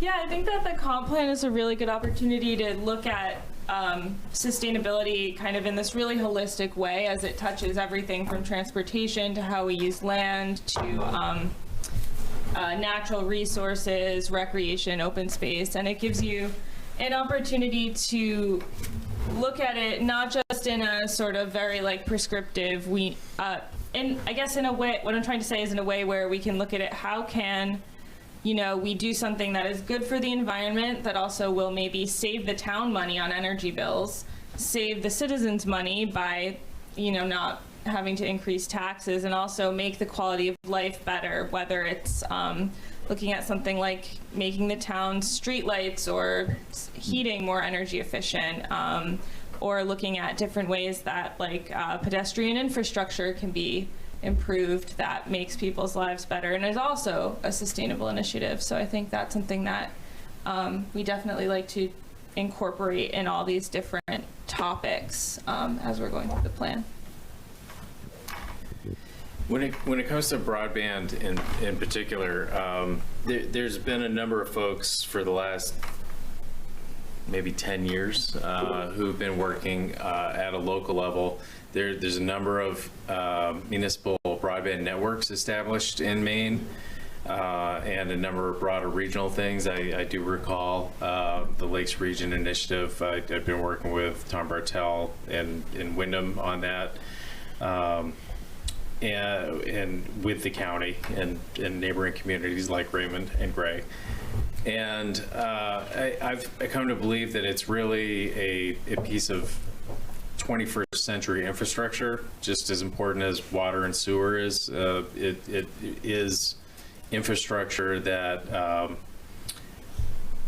will be provided at some point everywhere. I think that aligning, this kind of goes to a larger comment too about how, there is a state broadband authority, there is a broadband plan, and our work at a municipal level and in various places where we work has been in large part finding ways to align with those larger plans, those higher level state plans. Because that is often a way, we'd ask about funding and how to make things happen. If you can align your sustainability goals with the Maine Won't Wait Climate Action Plan, you will find greater success. If you can align your broadband strategy with the existing programs and grants that are being established through the State Broadband Authority, you will find greater traction than if you were to come up with a strategy on your own or different from what the state was recommending. So I think part of our perspective, and this is maybe, somewhat an advantage to having worked in a community and now work as a planning consultant, is that you have that perspective to kind of get out of the municipal trenches and see how the things that are happening at the local level align with state and federal programs to help, not only from an implementation standpoint, but part of the implementation is finding the funds to do that. So I think that's going to be an important consideration when it comes to certain aspects of this plan. In what ways do these priorities align with some of the state policies and the state goals around these subject topics? Chris, any questions? Well, most of the questions have been answered, but I guess I'd like to share a couple of my thoughts that you had brought up. The Airbnbs are going to be an issue if they're not already. They can be disruptive to communities like you spoke of. We have had several developers from out of state that actually come in, buy a lot on a lake and build an Airbnb specifically for that purpose. In the past, I had seen that people would do that just to supplement their income for a few weeks in the summer. But we're seeing people actually come into town to do this specifically, and it's not just seasonally, it's year-round. So that's something that I would just let you know that's going to be one of the pressures that we're going to have to deal with. One of my other things that I think we're going to need to discuss, and I don't know how you do this, but there is going to be more growth pressure because Wyndham's filling up and other towns have moving, the growth is just moving north, and we're the next town in line.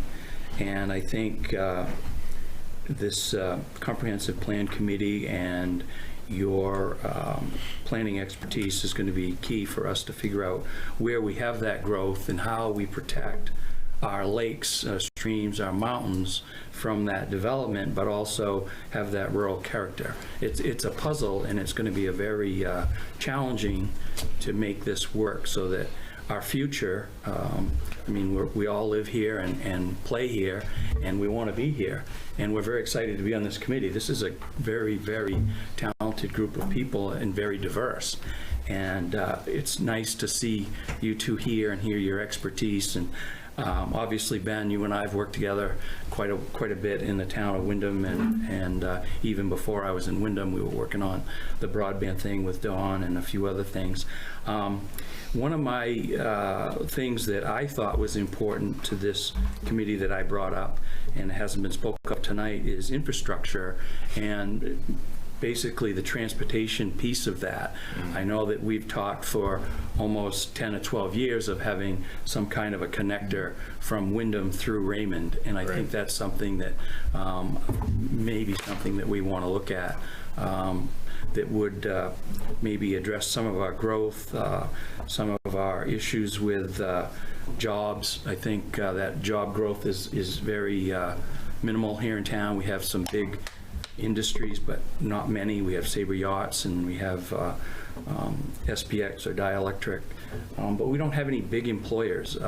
People come here to work and play on the lakes. Tourism is the big thing. And what I've seen in my lifetime is the increased pressure on the lakes, the volume of boats, the volume of kayakers and people recreating in our community. It's great, but it also comes at a cost. And I think that balance with, trying to find that balance is key to this committee. Don? He brings up a really great point with the, depending on how you look at it, the bypass, or would be, I guess, how Wyndham might look at it, but I look at it as an opportunity corridor. And so we don't have a lot of available land for commercial development. So Chris has talked to me about that.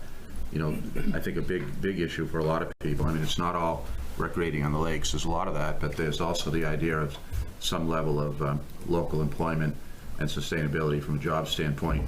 So, we don't want to, spoil the character of the town or change it in a, manifest way. But I think to have zones, if possible, given our limited land mass, zones that would be suitable for development, for jobs, and a more commercial or,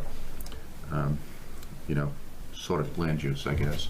We don't really have a great deal of that. Wyndham has it in spades, but, maybe that's enough. But I look at the land that would be on that, when we were talking with the school about the possibility of locating the school up on top of a mountain with a beautiful view, in the wrong town, however, but it's right on the border. It's the lot that, borders the right town. And so that's a beautiful piece of land, and it encompasses parts of Wyndham and Gray and Raymond, and that would be right on that corridor, and so it's something that I would like to, he brought it up initially, and I'm very excited about that possibility for that land. Great.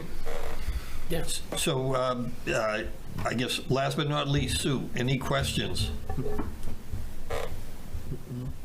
No, not really. Thank you, though. Okay. All right. So you have, who did I miss? Frank said he might want to say something Frank, later. Did you have any other questions? You covered it with sustainability. Sustainability. All right, I guess for the sake of time and trying to keep this within the 2 hours, what I'd say is at this point, you said Ben, you might have some questions for us. Well, we did have a few questions. If we're out of time, I appreciate your restrictions. Quick and easy would be here. Rapid fire round. Did you want to get started? Get started. Okay. Well, I think my first question was really about getting back to that idea of growth, and not only the residential growth that I had found in that quick preview of the census data that was in the PowerPoint slide, but I think it also relates to the type of infrastructure that Don and Chris are talking about with, a new road. And I understand it's in the vicinity of, Route 302 commercial activity and not too far from the village, and going out 85.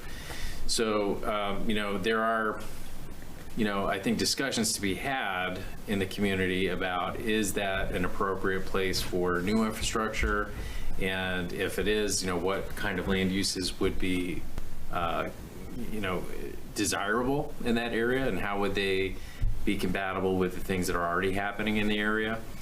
So I think that that's a specific example of the more general, how should growth be viewed in Raymond? Is it the kind of thing that would be welcomed in certain places, or is there a sense in the community that growth should be more measured or restricted in general? Well, I think that my understanding of LD 2003 is that they're actually looking at, or it's incorporated in that legislation, is identifying, along with the land management or the growth management plan, which has been around for quite a while, was identifying areas for growth within the town. So my guess is that through this process and looking at 2003, that we will be looking at that and necessarily having to identify those areas. Once again, that's going to be in collaboration with the planning board and ordinance changes and the like, but that's my sense of it. So it's kind of a bit of, make sure that we really minimize the impact of growth in certain places, but it could be okay in other places, and not just like across the board. Yeah, my son Penn is that you don't. Whenever I cringe, whenever I heard, we need to control growth. And my understanding is that control is the problem there. You really can't. A lot of it's the market, and that's what determines growth. Managing it is what I believe has always been the goal, is how do you manage it. So similar to getting on with, how do we increase services and keep taxes low? Right. That's always a conundrum, and how do you get that balance? And from my understanding in this process, we're going to be relying on the citizens of Raymond to tell us that. That's the thing. Everybody's going to have an opinion about it, and it's going to vary, I think, in this committee and across the town. And so the first step here is to have that discussion, see what comes out of it, and then go from there. Yeah. I'm just expressing my concern, but it may or may not be shared. Yeah, I don't know that we can't not grow. I believe that's a given. We're going to grow. It's how do we do it, right? I will have conversations with folks, with communities, like early, and say, you're part of a regional housing market, you're part of a regional job market, and there are certain things.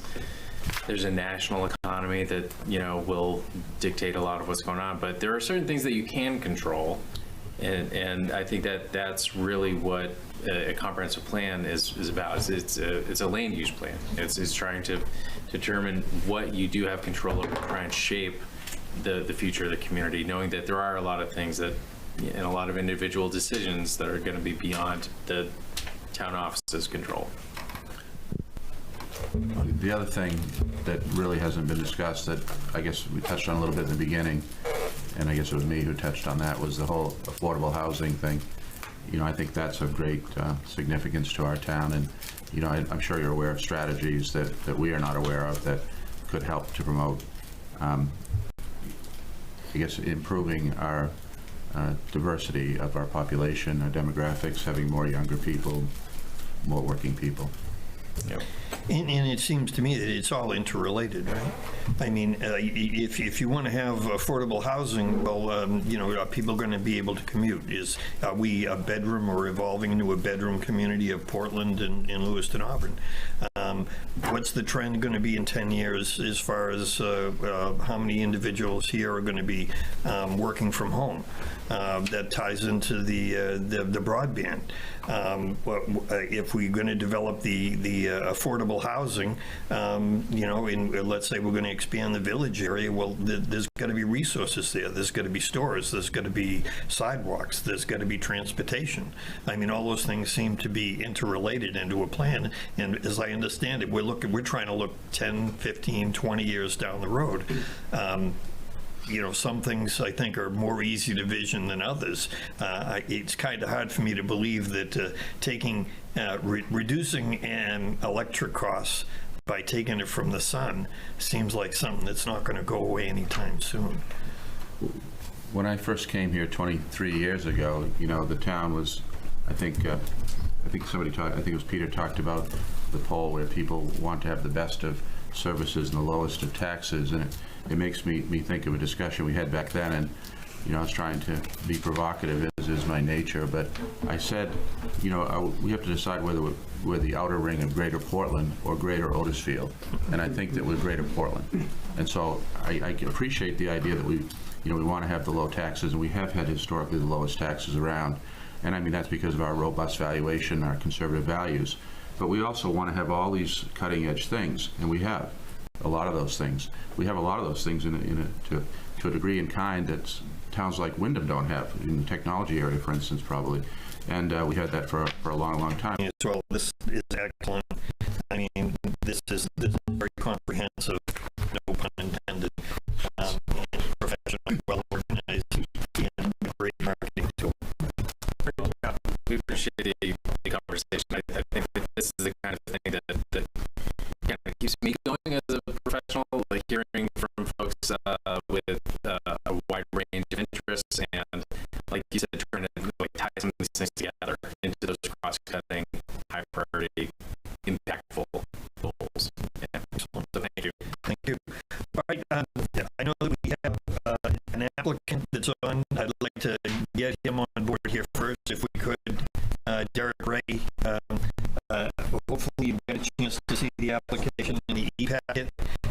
If not, it was, I have a copy here and I can read it if anybody wants. It's really 4 questions and they're very, very succinctly answered. Does anybody need that at all? Or give it a quick read. All right, I'll give it a quick read. This is the application. This is Derek Ray. He's from 15 Ball Drive. His occupation is real estate and builder. The boards and committees he's interested in. Number 1 was the Comprehensive Plan Committee. Number 2 is the Planning Board. And number 3 was the Zoning Board of Appeals. Why are you interested in the board or the committee chosen above? I would like to be a part of the planning and growth of the town while keeping the integrity of the town intact. What contributions, benefits, talents, and skills can you bring to the town of Raymond? I've been in the real estate and construction fields for over 20 years. What do you feel is the responsibility of the boards and/or committees you chose? To help the town grow and change in a positive way, but also keeping the community aspect of the town from changing. Does your schedule allow the flexibility to attend meetings on a regular basis?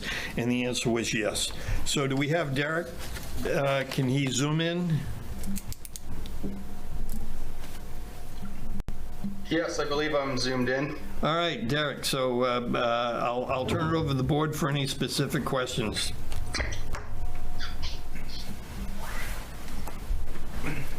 Derek, you're a brave soul to want to join the comp plan. I mean, you just experienced probably one of the more informative meetings we've had to date. But that was good if you were able to listen in to what you're up against, and we welcome the opportunity to talk with you some more. And do you have any questions for us here, looking at us?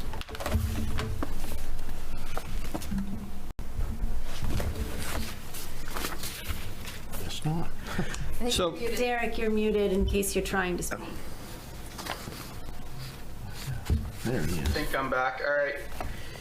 Let me know if that goes out again. I don't know. I'm trying to do it on my phone. My daughter's in a cheering practice, so I'm in the parking lot listening and watching you guys, but I can't get the video to work. I tried on the laptop, so here I am with that. That was a great meeting, though. I like the interview process. Got some good questions. Those people seem on top of it and done it before. A lot of knowledge there, so I think that helps. And then I was able to text in a couple questions to some people that were there, so that was good. And that's about it. I don't know how the other meetings have gone, but very well organized, to the point. There wasn't a lot of off-topic rambling. It was pretty good. I like that. Derek, I'm just going to have this observation, and it's this. First of all, echoing John as far as, we really appreciate volunteerism. It's not something that you can capture a lot these days, and so anybody willing to step up for the betterment of their community and sacrifice their free time for any of the committees or boards, I'm very appreciative of. That being said, here's my concern, and it has to do with the makeup of a committee that is tasked, as you heard tonight, with land use ordinances and development. And that the state guidelines in how this comprehensive plan committee is put together says that the committee should be diversified enough to represent the community.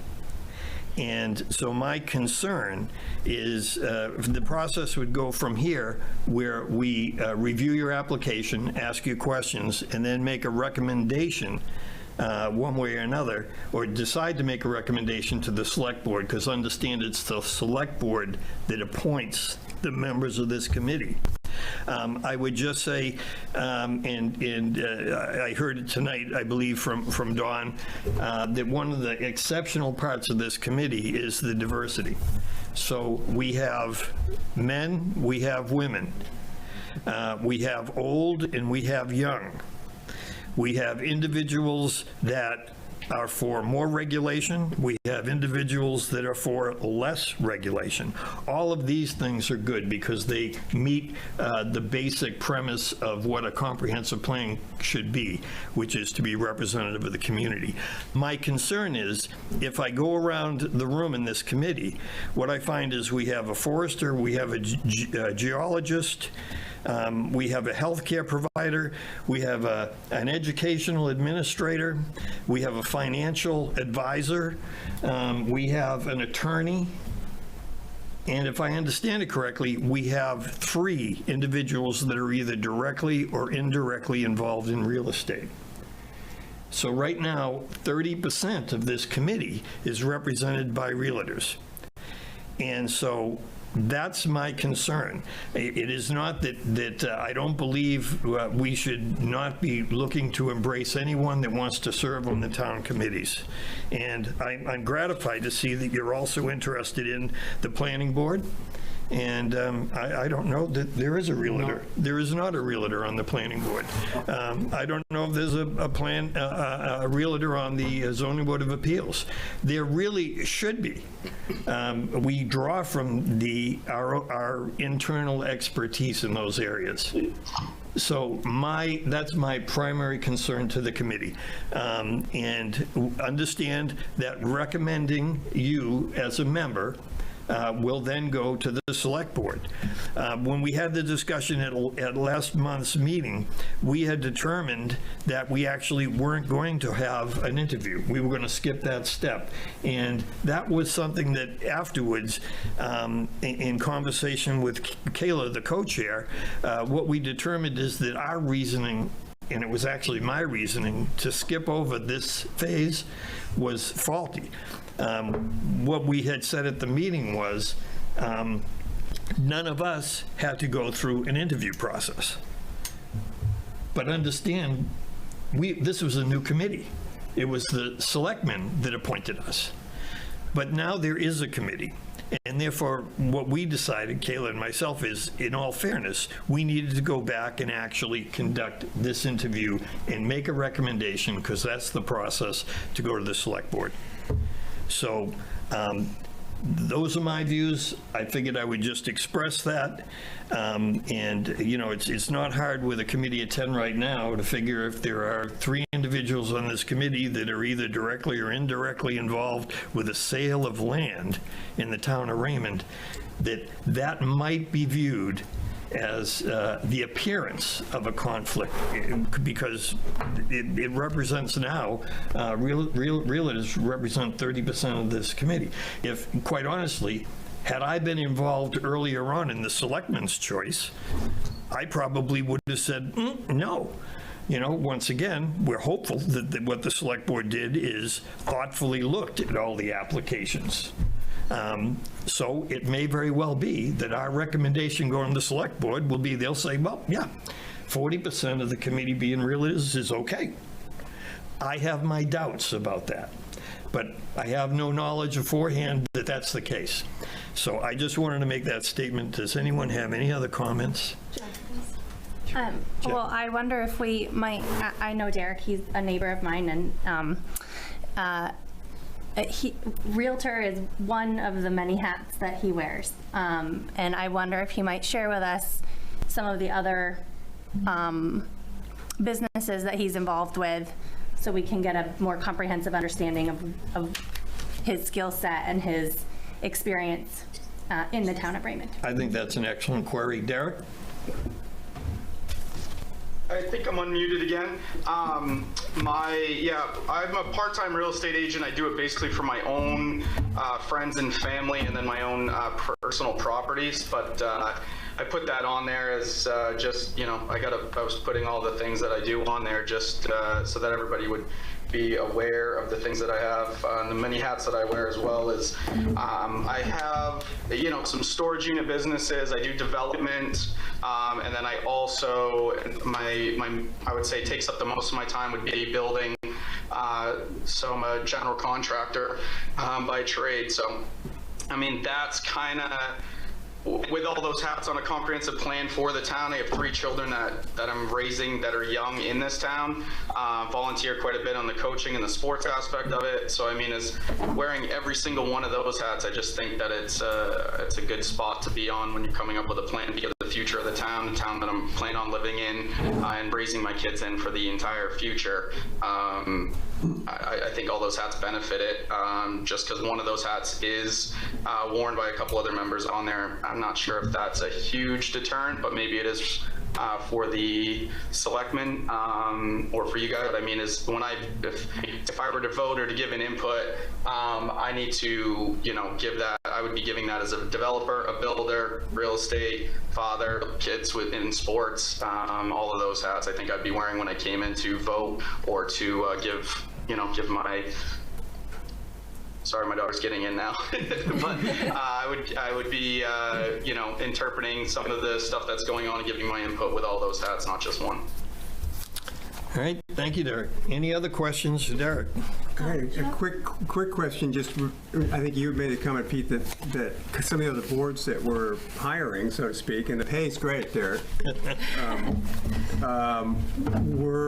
did not have any contractor experience members, I'll say, or people with Derek's skill set. And certainly on the planning board, that's certainly a valuable thing to have. And in the past, there's typically been a builder or two to help bring reality to rules that are being made at the planning board level. So just quickly from you, Derek, did you have a preference of those committees? Was any of them ahead of the others? Apparently the comp plan was rising to the top, but did you have a strong feeling about planning board or what was the other one, appeals board? Zoning Board of Appeals. Yeah, I think on that I put it in the order, of most importance to me, I feel, for my family and the community. I think those, in that order that I put it in, was the order that I would wish to, to volunteer at. But I'm up for all 3 or none or one. It's kind of, I'm up to the mercy of you guys at that point, but I do want to get more involved, so. Great. All right. Any other questions for Derek? No? Brad's got a quick one. Brad? And so does Sean. Oh, Yeah. good. Thank you, Peter, for raising the issue. It's a sensitive issue to bring up, and I appreciate you as a co-chair raising that issue. I do share that concern that you brought up, and I also would just like to ask a couple of questions. What experience do you have in serving in volunteer organizations, on boards, on committees, leadership in those if you wouldn't mind, Derek. Yeah, sure. Zero. The only boards that I've been involved with would be sports, youth programs, and things of that nature. This would be the first one that that's why I put in there for those. Just trying to I've been established in Raymond for a while, and I feel, it's kind of my duty as a father and also as a businessman in this town and a resident to be able to volunteer at some level on here and kind of hopefully shape the town to where our family likes it. And that's basically it. I don't have any more expertise in these. I mean, I think I'm not necessarily young anymore, but I am, you got to start somewhere. So I think being just turning 40, I think it's time to get involved in these. So that's where I'm at. Good. Thank you. Peter? All right, Sean? Just real quick, Derek, I just was kind of curious, as a kind of developer, are you currently developing anything, or do you have any recent builds or anything? And the reason I was asking is if you feel our process as the town is kind of conducive to growth, or do you feel that's kind of, is there a hindrance? And I'm not sure if you're developing anything right now, but can you speak on that a little bit? Just kind of curious. Yeah, I have two developments going. I have a 9-lot in Naples and also a 9-lot in Raymond. And it kind of was interesting bringing up the point earlier of the open space, because I have a cluster subdivision that is going in Raymond right now, and I kind of lean towards that. I like the idea of keeping that open space. We have a 40-acre subdivision, and most of those lots are between 1 acre and 2 acres, and then there's a large community common area space with trails, hunting, walking, ATV, bike riding, all that. And I lean towards that. I kind of like that idea. It's beneficial, I think, to keep some of that woods and the deer and wildlife and everything in those areas. Let them live along with us instead of kind of spreading it out. I grew up in Poland, and they have some farm and forest areas that are minimum 5-acre lots, and it kind of breaks things out so much that you don't have those big chunks anymore, because everybody's got to do their 5s, and they have this, and they have an outbuilding here, and it just kind of pushes some of that wildlife in some of those areas. It just keeps pushing them away and away out of the town instead of kind of leaving some spots for them to survive as well. But that's just, my opinion on that. It just doesn't matter, I guess, with the rest of the town. Go with what they agree on and what they're kind of leaning towards. But as far as, being in the business and being a builder and a developer with that was my favorite way to go. I thought it was pretty beneficial for both parties. Cool. Well, I appreciate your input as a builder, so thank you for that. Frank? Peter? Frank? Thank you. Want to compliment you for being willing to stick your neck out and join committees. We are always looking for members for our committees because we don't have enough people willing to put in the time and the effort in order to serve on them.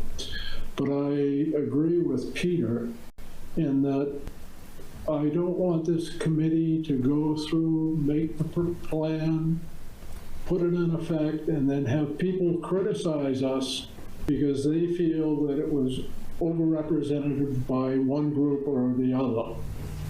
I'd like to stay away from that if we can do that.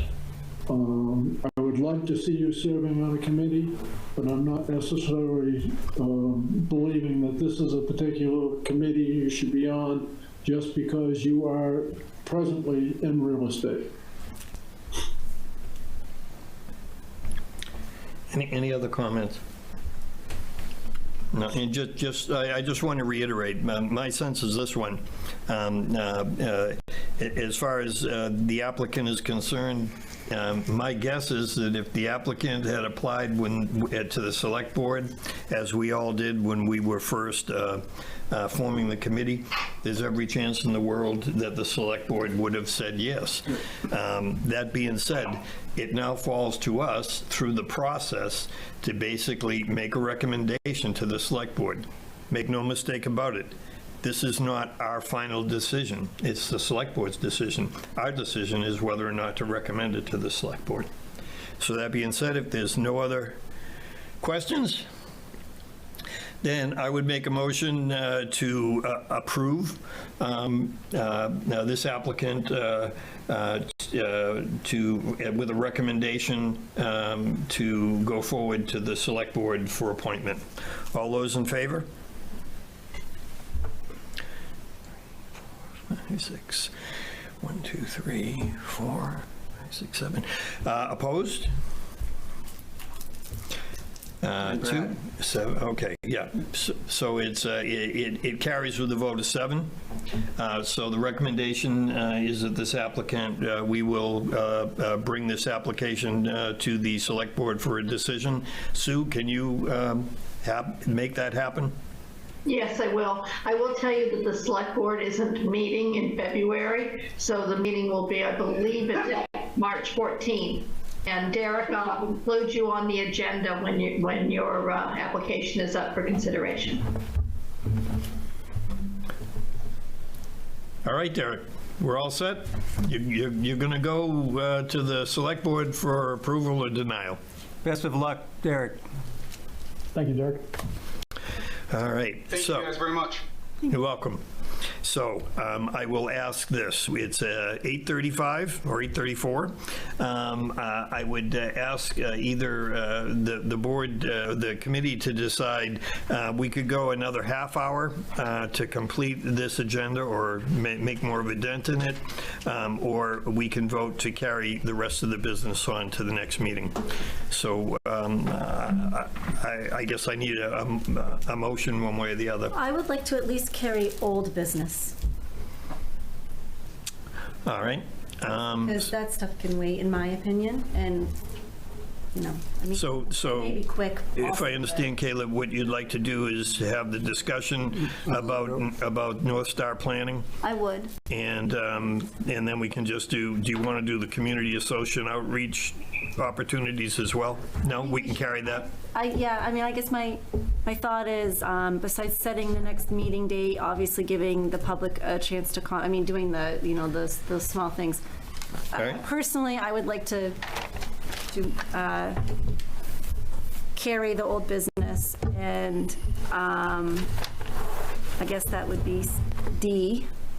So if I understand, the Caleb's motion would be that we finish the business tonight with the committee discussion on the North Star planning, and next meeting date, public comment, committee member comment, and adjourn. Yes.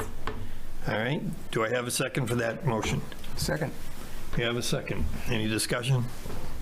I have a discussion point here. Brad. Yes. I'm in favor of carrying forward just because of the hour and what's before us. I'm also in favor of a conversation with the board to just learn more about the RFP process. And I'd like to see that happen before next month. Like to know where the RFP went, what, if any, feedback we got, and the follow-up that we did on that, so that we know what we're up against. Is there only one applicant for us to vote on when we vote, or are there others? Yeah. So Brad, we can have that discussion. You can have that discussion in committee member comments. Okay. All right. Okay. All right. So this motion won't defer committee member comments, correct? I believe we included it in the motion. Correct.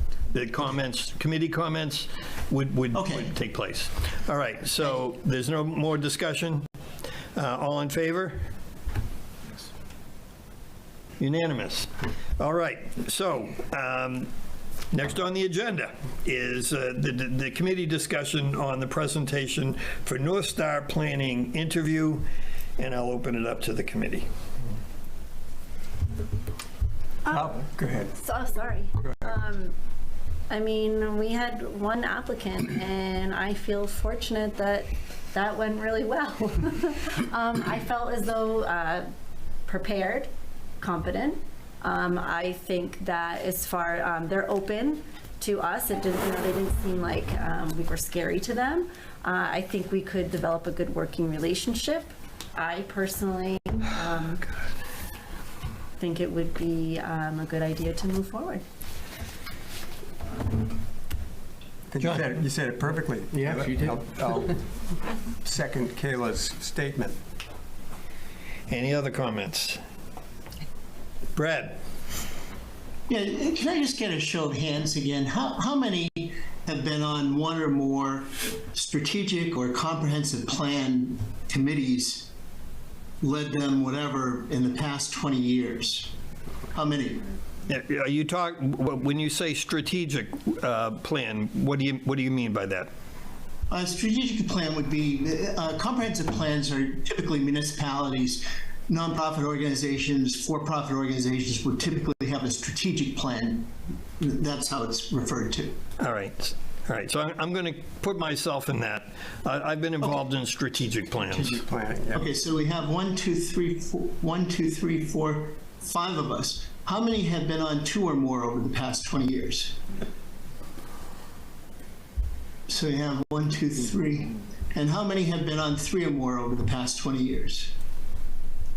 1, 2, 3, 4. 4. 5. Yeah, we'll say. Call 5. Yeah, we'll say half the committee has that experience. Okay, and how many have led those? How many have led one? Am I including the planning board? Yeah, absolutely. One. How many have led 2? 2. How many have led 3? Brad, is there a purpose to this? Where are you going? Because if you're experienced in strategic planning and the process of interviewing, one of the most important parts, there are 2 critical parts that we should really discuss here. One is the competition in terms of bidding. I'm not going to get into that right now. The other is what you learn from interviewing multiple planners. Whether or not you're going to hire them, what we can learn from interviewing multiple planners. And this community is, in my judgment, being shortchanged if we don't have an understanding of what the bidding process was and are there any other options to consider. That's not at all anything against this group of planners. It is that there are a lot of very capable planners here in the state, and I think we owe it to the community, and I hope everyone on this committee feels similarly that we owe it to the community to turn over the leaves out there and just to find out what else is out there. So, sure, Kayla? It's my understanding that we did follow a due process with this. It went on the typical listservs. It went through the typical process, Brad. So I feel as though we did turn over the leaves and uncover the rocks, and it just people did not apply. Well, the question is a little deeper than what you're saying. Number one, where did Don? You had mentioned you wanted to send it out to some friends of yours. Who did you send it out to? Brad, can I interrupt here? And I'm going to interrupt here. Here's the deal: you sent an email out to the entire committee, as we asked you that you do, and that's our process. All right. Let me just paraphrase your email. Requesting a discussion of contract planner distribution.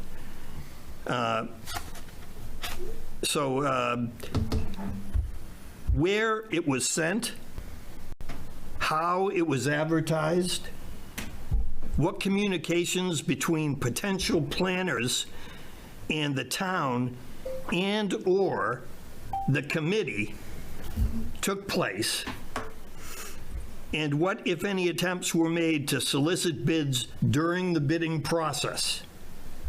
Now, I'm paraphrasing, but that's what you said. And then you closed with this, I quote, "It is, though, a conversation that ought to be that should be had publicly to assure that the community that we did our best to obtain multiple bids." Yes. So I will tell you that as I read that, especially when you use the term committee with communicating with bidders, that this seems to be a continued history of you to actually operate, I guess I'll use the term supra-legally. We have no business to do that.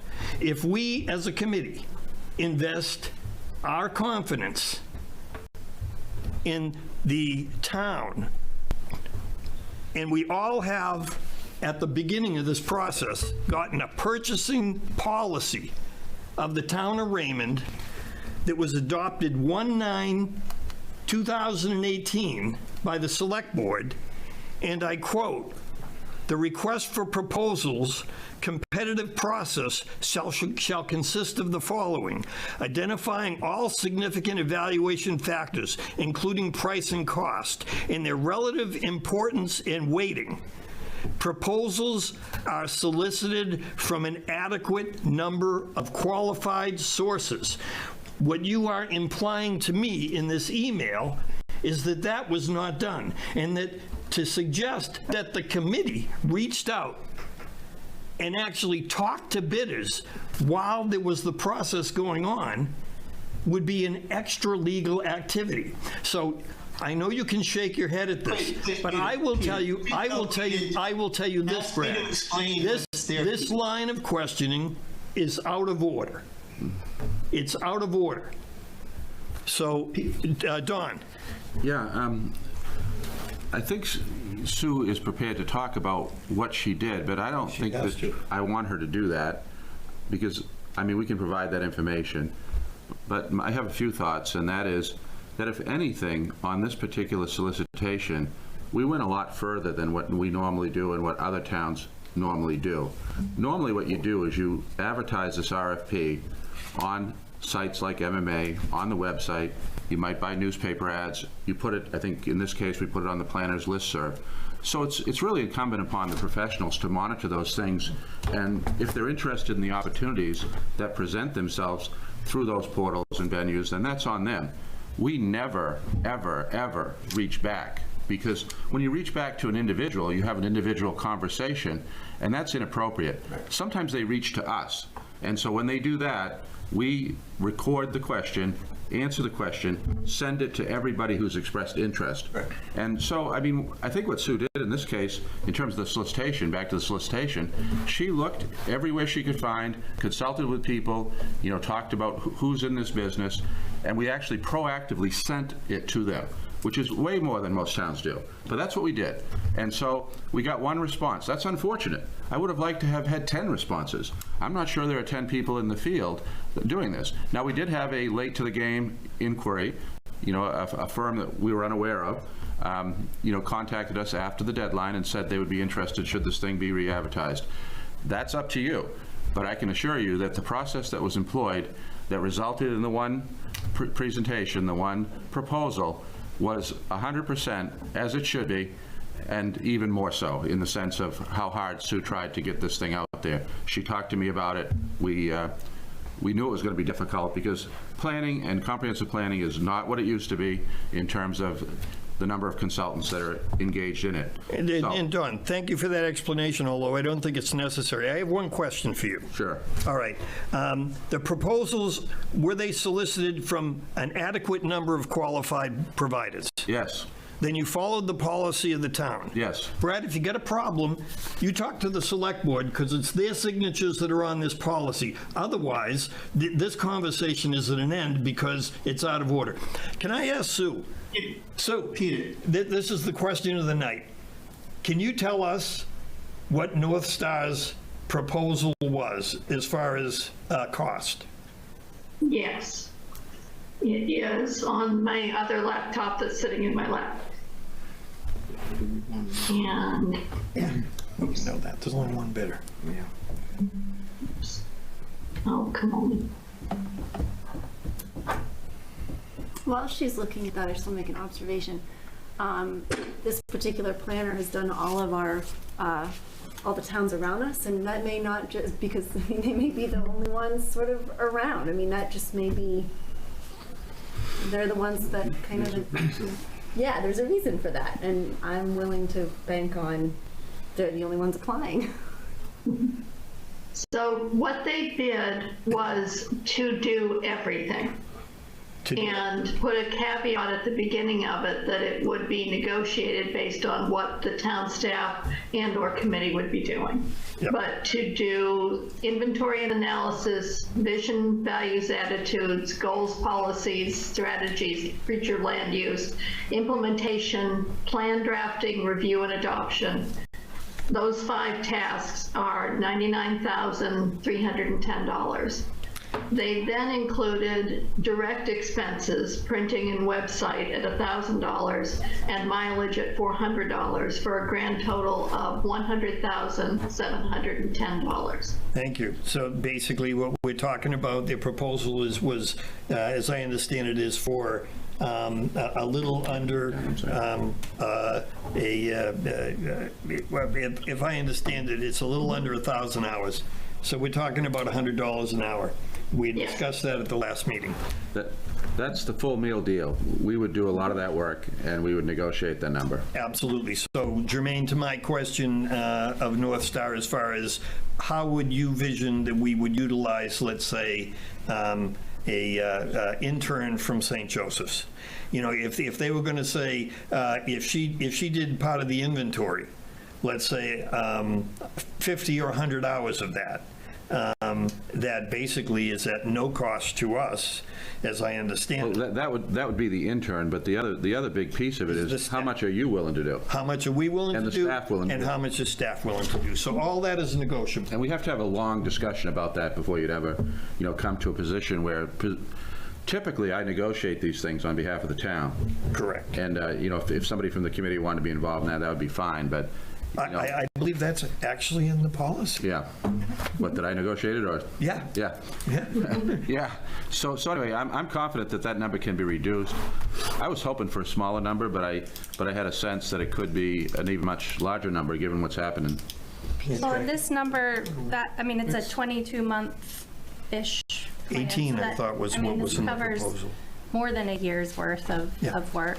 But I know for myself, when he mentioned, some committees want to be the ones actually writing the plan, I do not feel qualified to write a chapter on a plan. I don't think the writing part is something that I would do, that you would do. It would be. But I liked his suggestion that it was, that we would be kind of the liaisons between the information that they do and provide to us and the Jackie, public. And the phrase that I heard used several times was the higher order or the higher questions. So as an example, the vision statement, which we've talked about before, and some had suggested, we're getting ahead of ourselves, the planner's going to do that. The planner may put that vision statement together in a format that can be placed in a plan. But that vision statement and what's included in it really comes from the community, and then we craft it. And once the planners see the vision statement, take it to words. Exactly. They can put it in the format. They can format it. Yes. Go ahead. Go ahead. I'm sorry. The other thing they said about the vision statement is, they take what we're able to come up with and tell us what's measurable out of it. They extrapolate what needs to be practical in order for us to put the next steps in place, so that we're not just doing the apple pie mom and pop vision statement. We're doing one that actually works for our town and is productive and is of value to what we're putting into it. I agree. I was just going to say that in my experience, when you get this initial number, and this has happened a number of different times, it happened when we did the community survey in 2014, they throw at you a number that they're comfortable with in the event that they're not going to get much assistance or any assistance. And so that's why he talks about it being negotiable. So, you have to decide. We talk about it to figure out what it is we could do, and then we would have to assign a value ourselves to that, and then, task me to go back and negotiate with them if you went with this firm, or you can, you could go out and try to re-advertise it. But I'm telling you, on that point, there's nothing wrong with what we did. It yielded what we got. Yeah. And so the discussion we will have at the meeting going forward is going to be how much of it are we willing to assume as far as the working of this plan, how much can be contributed by the town staff, and how much, if any, but my guess is it's going to be significant that the St. Joe's in turn. And we may have the opportunity, by the way, to get more than one. And maybe get more than one. And she's right on point. So basically, you may have somebody who's an environmental scientist. That would be great. You know, you get people who are in different specialties, you know. I don't know what they offer for specialties there, but basically, if we could get 2 or 3 students, and that'll be the thing. We have to, you know, have a match. And I forget her name, I'm sorry, but she's right about the idea that, or somebody brought up the idea that sometimes, you know, it's a learning experience for them, and you help to define what their interests are. That is true, that can happen, but that's not what we're looking for. We're looking for somebody who already knows what it is they want to do. They already have this major, they already have this direction, they already have some level of capability.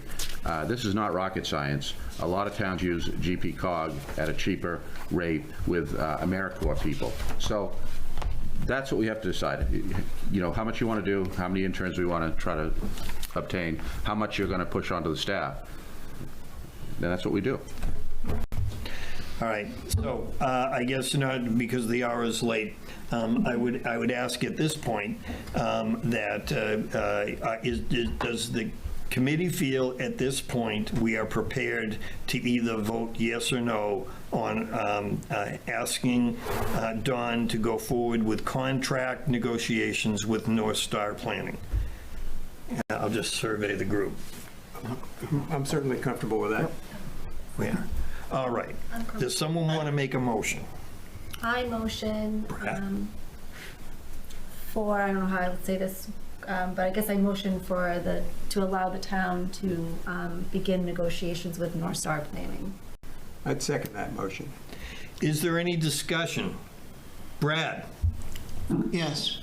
I think, first off, my comments were not at all accusatory, and that needs to be made clear on the record here. They were, I think we can go out and do a better job of that. Don, I respect your comments, but I don't agree with them in terms of contacting people. Secondly, there's word that there was another party that approached us. I'd like to hear about that before voting on this one. I think we owe it to the community. Brad, my understanding is that individual approached us after the bidding period. Therefore, it's not germane to this conversation unless we repost the bid. If we decide to, which we can, but we ought to hear about it. That's all you've just said. All we know about it. Yeah, I don't think we can know more about it. They didn't apply in a timely manner, so we do know nothing about it. And all they did is reach out to the town and express interest should we re-advertise. All right, well, you answered the town. This bid came in at twice what my expectation was. Yeah, well, so we have a motion and a second. And as I understand it, the motion, just to reiterate it, it's to authorize the town manager to enter into negotiations. Frank had his hand. Oh, Frank. Frank's got a comment. Do you have a question, Frank? No? No. All right. Okay. So the motion is this committee authorizing the town manager to enter into contract negotiations with North Star Planning for the purpose of providing contract planning for the Comprehensive Plan Committee. We've got a motion, a second. Yes. All in favor? Opposed? All right. So we've got 9 yes and 1 no.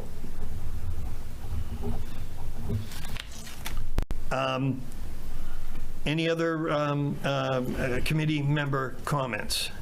I guess that just leaves one question for me, and we kind of need to decide, I guess, at some point what we're willing to take on, right? So for him to enter into. I can't actually enter into negotiations till we have a discussion. So we're probably either going to. Sure. So we've pre-authorized it after we determine the metrics of what we're willing to do. You come back with us, Dawn, with what you believe the staff can do. Sue, if you could research what St. Joe's has available as far as hours for us, this, and then we can formulate and give Dawn the guidance as to how much is negotiable as far as the 900 and some odd hours that is contained in this bid.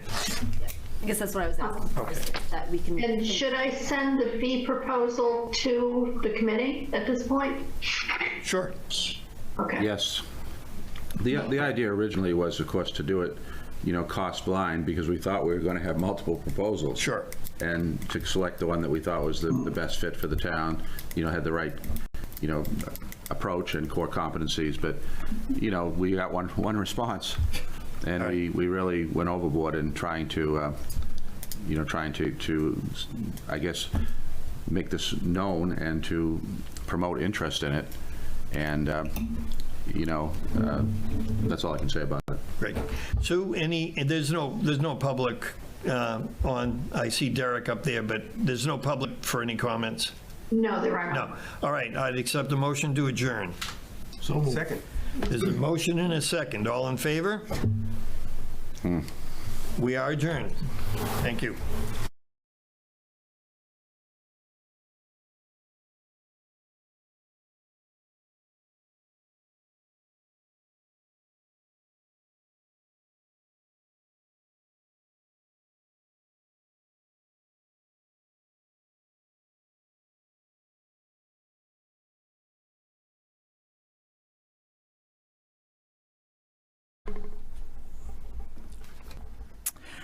Welcome to the Wednesday, February 8th, 2023 Planning Board meeting for the town of Raymond. The Planning Board will come to order. The board does have a quorum, and we'll start with roll call. Down that end. Mike Richmond. Mike D'Arcangelo. Greg Foster. Robert O'Neill. Ed Greenwich. Mark Childs. Kevin Woodbury. This is a public proceeding, and unless the board specifically votes to go into executive session, you have the right to hear everything that is being said and to look at all the exhibits that are presented. Please notify the chair if you are unable to see or hear. The board works from a published agenda and will be considering tonight's items in the following order. We have the approval of minutes. We have the public hearing for the 2023 ordinance amendments. Under old business, we have a Nicole Starrett applicant, I'm not sure what, status review. And then new business, we have the Tranquil Cove Acres, Stephen and Hilda's Clark application, and Stephen and Susan Adams lot line change. In each instance, the burden is upon the applicant to demonstrate compliance with the provisions of the applicable ordinances or state law. All persons speaking, including representatives of the applicant and members of the public, are asked to stand at the microphone and state their name, address, and affiliation with the application. All persons speaking shall address the chair. After the board votes on the merits of each application, it will prepare a written notice of decision. Because the notice of decision may substantially affect any appeals rights, and also as a matter of courtesy, the board asks that those attending the meeting with regard to a specific application not leave until the board has completed its discussion. Appeals from adverse decisions must be filed with the Superior Court or as otherwise provided by law within 45 days of this board's decision. Also, to be certain that you preserve your individual rights to file any such appeal, you must be certain that the board records evidences of your appearance this evening. Okay. Should put that on a tape recorder. Approval of minutes is the first item of business for the Wednesday, January 11th, 2023 meeting. Move to accept the minutes. Second. Moved in second. Any discussion, changes, anything? All those in favor? Opposed? Aye. Minutes are accepted. Thanks, Kevin.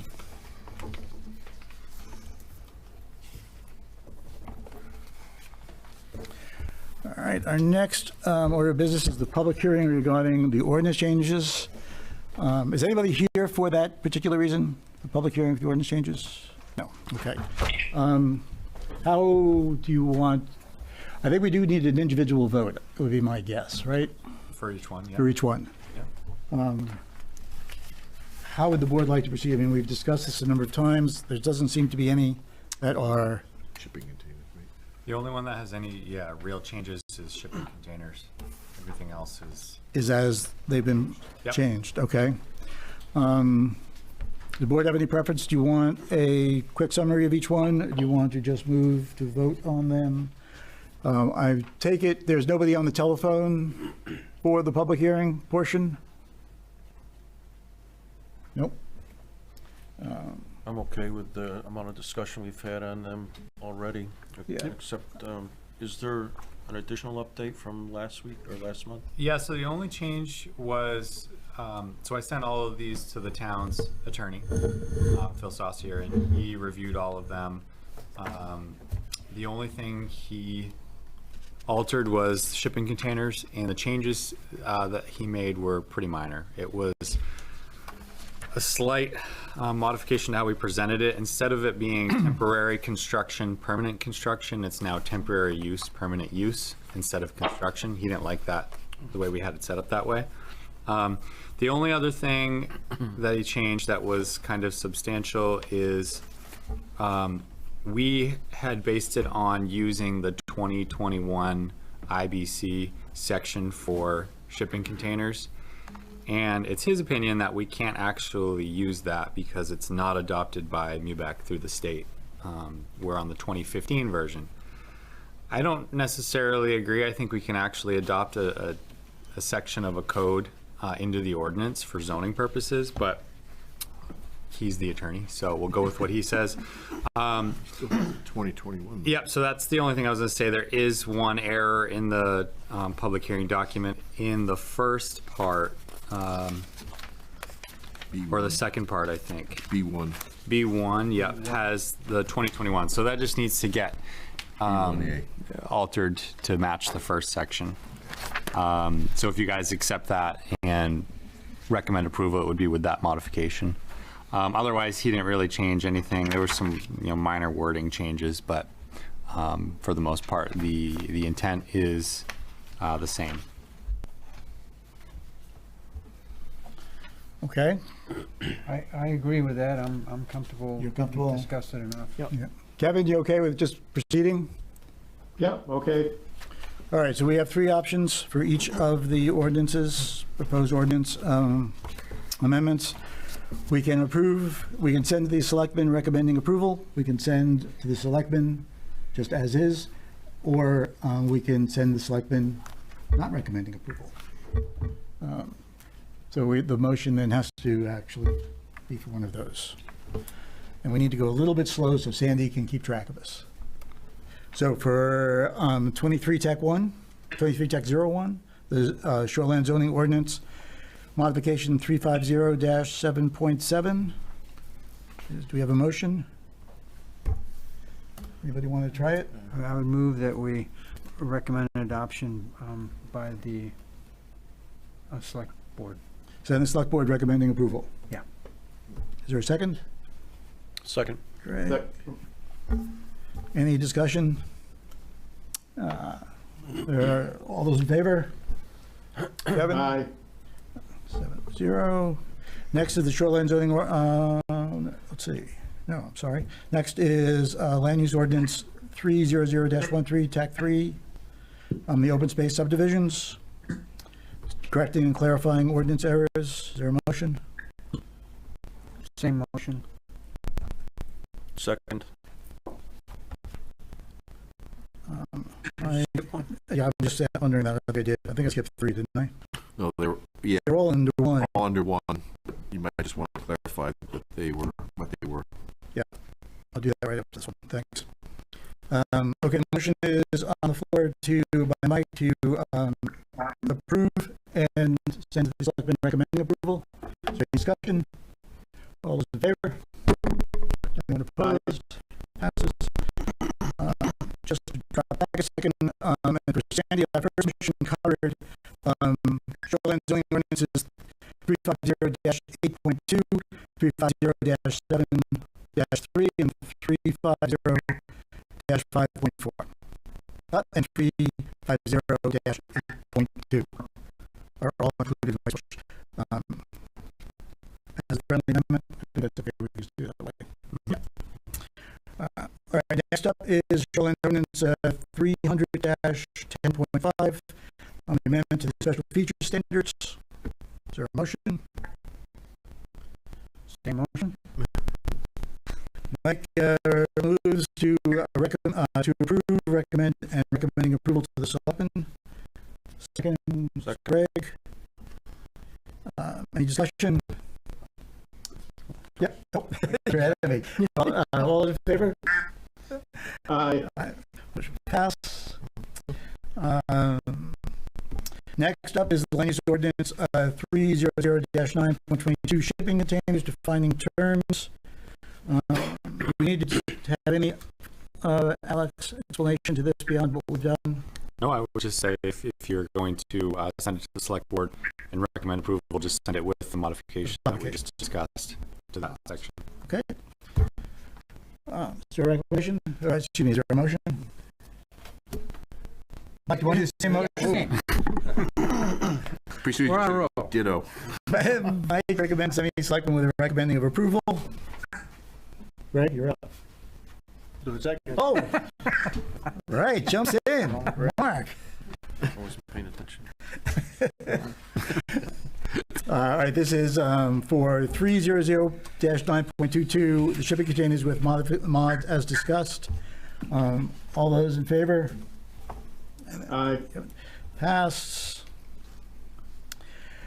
Next is land use ordinance 300-2 TAC 2 land use regulation map, an amendment to the land use regulation zoning map, correcting minor errors. That also includes the shoreline zoning. Oh, thank you. And also shoreline zoning ordinance 350-21. Thanks, Jim. Mike? Same motion. Mike recommends approval, forwarding to the selectmen recommending approval. Second. Greg seconds, beating out Mark. Is there any discussion? All those in favor? Aye. Motion pass. 2 to go. Subdivision ordinance articles 6 parent 4 and 7 parent 4 requiring notification to all lot owners within the subdivision when an amendment is proposed. Mike, you making the same motion? Recommend approve and recommend approval by select. Oh, nice. All right. Is there a second? Second. Right. Any discussion? All those in favor? Aye. Pass. Thanks, Kevin. And our last one, land use ordinance 300-9.26 accessory apartments, 300-12.2 terms defined, 350-5.4 table of land use changes, and 350-8.2 terms defined amends to maintain consistency with LD 2003. Which is accessory dwelling. What did I say? No, people in the public may not know what that LD is. Oh, gotcha. It's accessory dwelling units. Accessory dwelling units. Same motion. You're dropping back now? Yeah, it's too hard. Second. Mike recommends approval, sending selectmen with approval. Greg has seconded. It's simple. Ed. Oh, Ed's. Yeah, the other Greg. Oh, Ed. Geez, what am I doing with Greg the whole time? I'm looking at you and... Sandy, did you catch that? Sandy got it right. I don't know. Every time I said Greg, I meant Ed. And then when I said Ed, I meant Greg. I'm living rent-free in your head.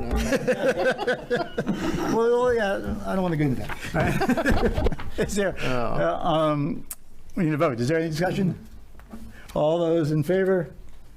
Aye. All right, pass. Sorry, I didn't know how I did that one. That's why you were, all right.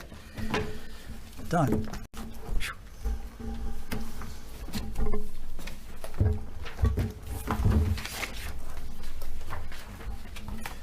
Sandy, you okay? Did you get all that? Okay.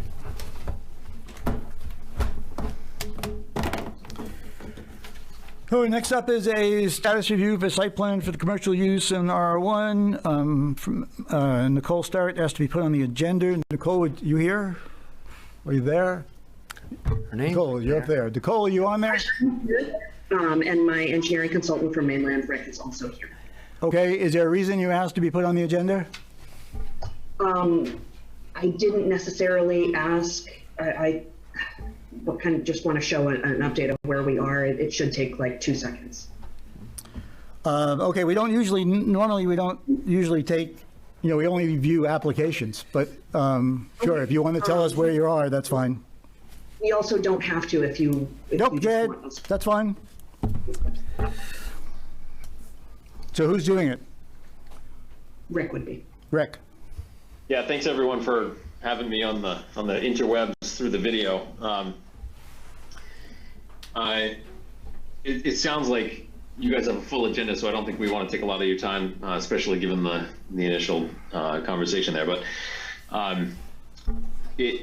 Mainland has been retained by the Starretts to work through the site plan review memo that Jim produced, and as well as we've got some comments, I guess, from the Raymond Fire Chief. So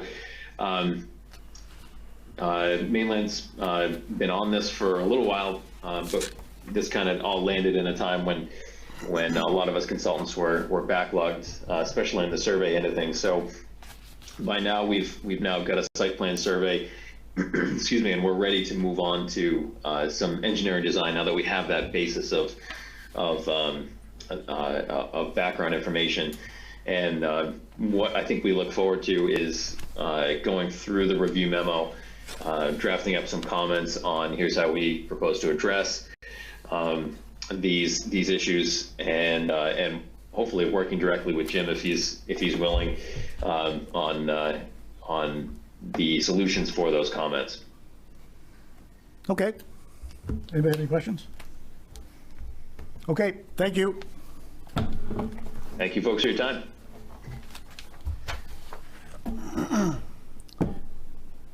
Nicole, do you have questions? I do not. Okay. Done.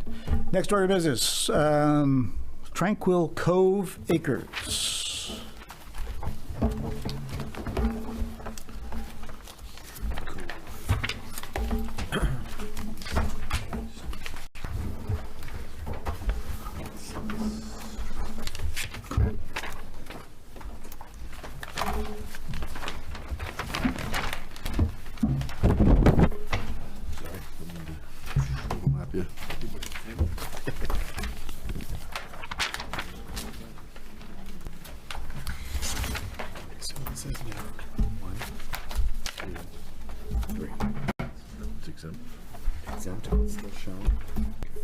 It's Bill, right? Yes.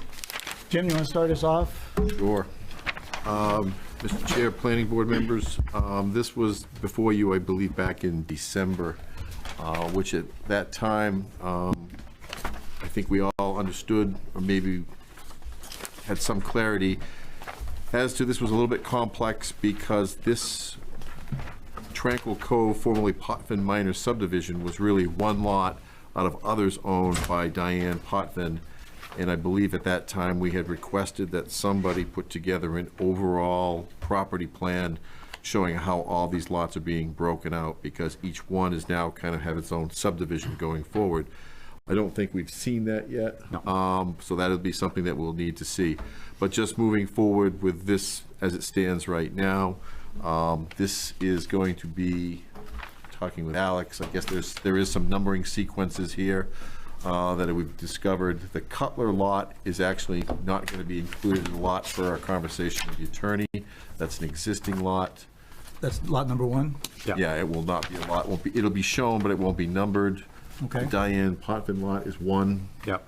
1 and 2 would be the lot on the other side of the road. 2 on the other side, and then did we get an answer on the proposed for family member? The proposed family member lot can be considered exempt as long as it was a gift or was sold for less than 50% of the assessed value, which I believe I was told it was a gift. So if that's the case, then it's exempt and would be still shown like the Cutler lot, but it wouldn't be considered a lot in the That's subdivision. interesting. Yeah, it is interesting. So it would qualify still as a minor subdivision going forward. Okay. Going through the technical review, we did have a few comments and concerns. couple of them are minor, but a few of them are a little bit more. There is an easement where Eastern Painted Turtle Road right-of-way was shown going through the Diane Potvin lot. I guess we just need to know, is that going to be dissolved with the new orientation of the road, or will that continue to be a right-of-way or an easement? Because it kind of transects the Diane Potvin lot on the southern side.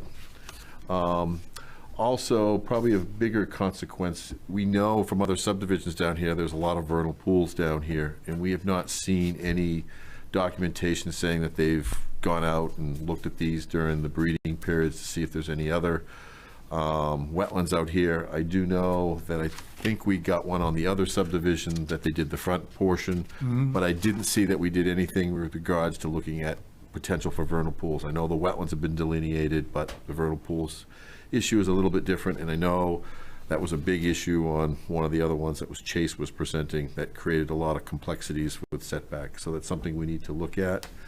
The other items that I had to deal with, this is in the shoreline zone. All of Raymond Cape is in the shoreline zone, so one of the things we need to be very cognizant of is lot clearing and the percentages of lot clearing on the lots. There's a limitation in the shoreline zone.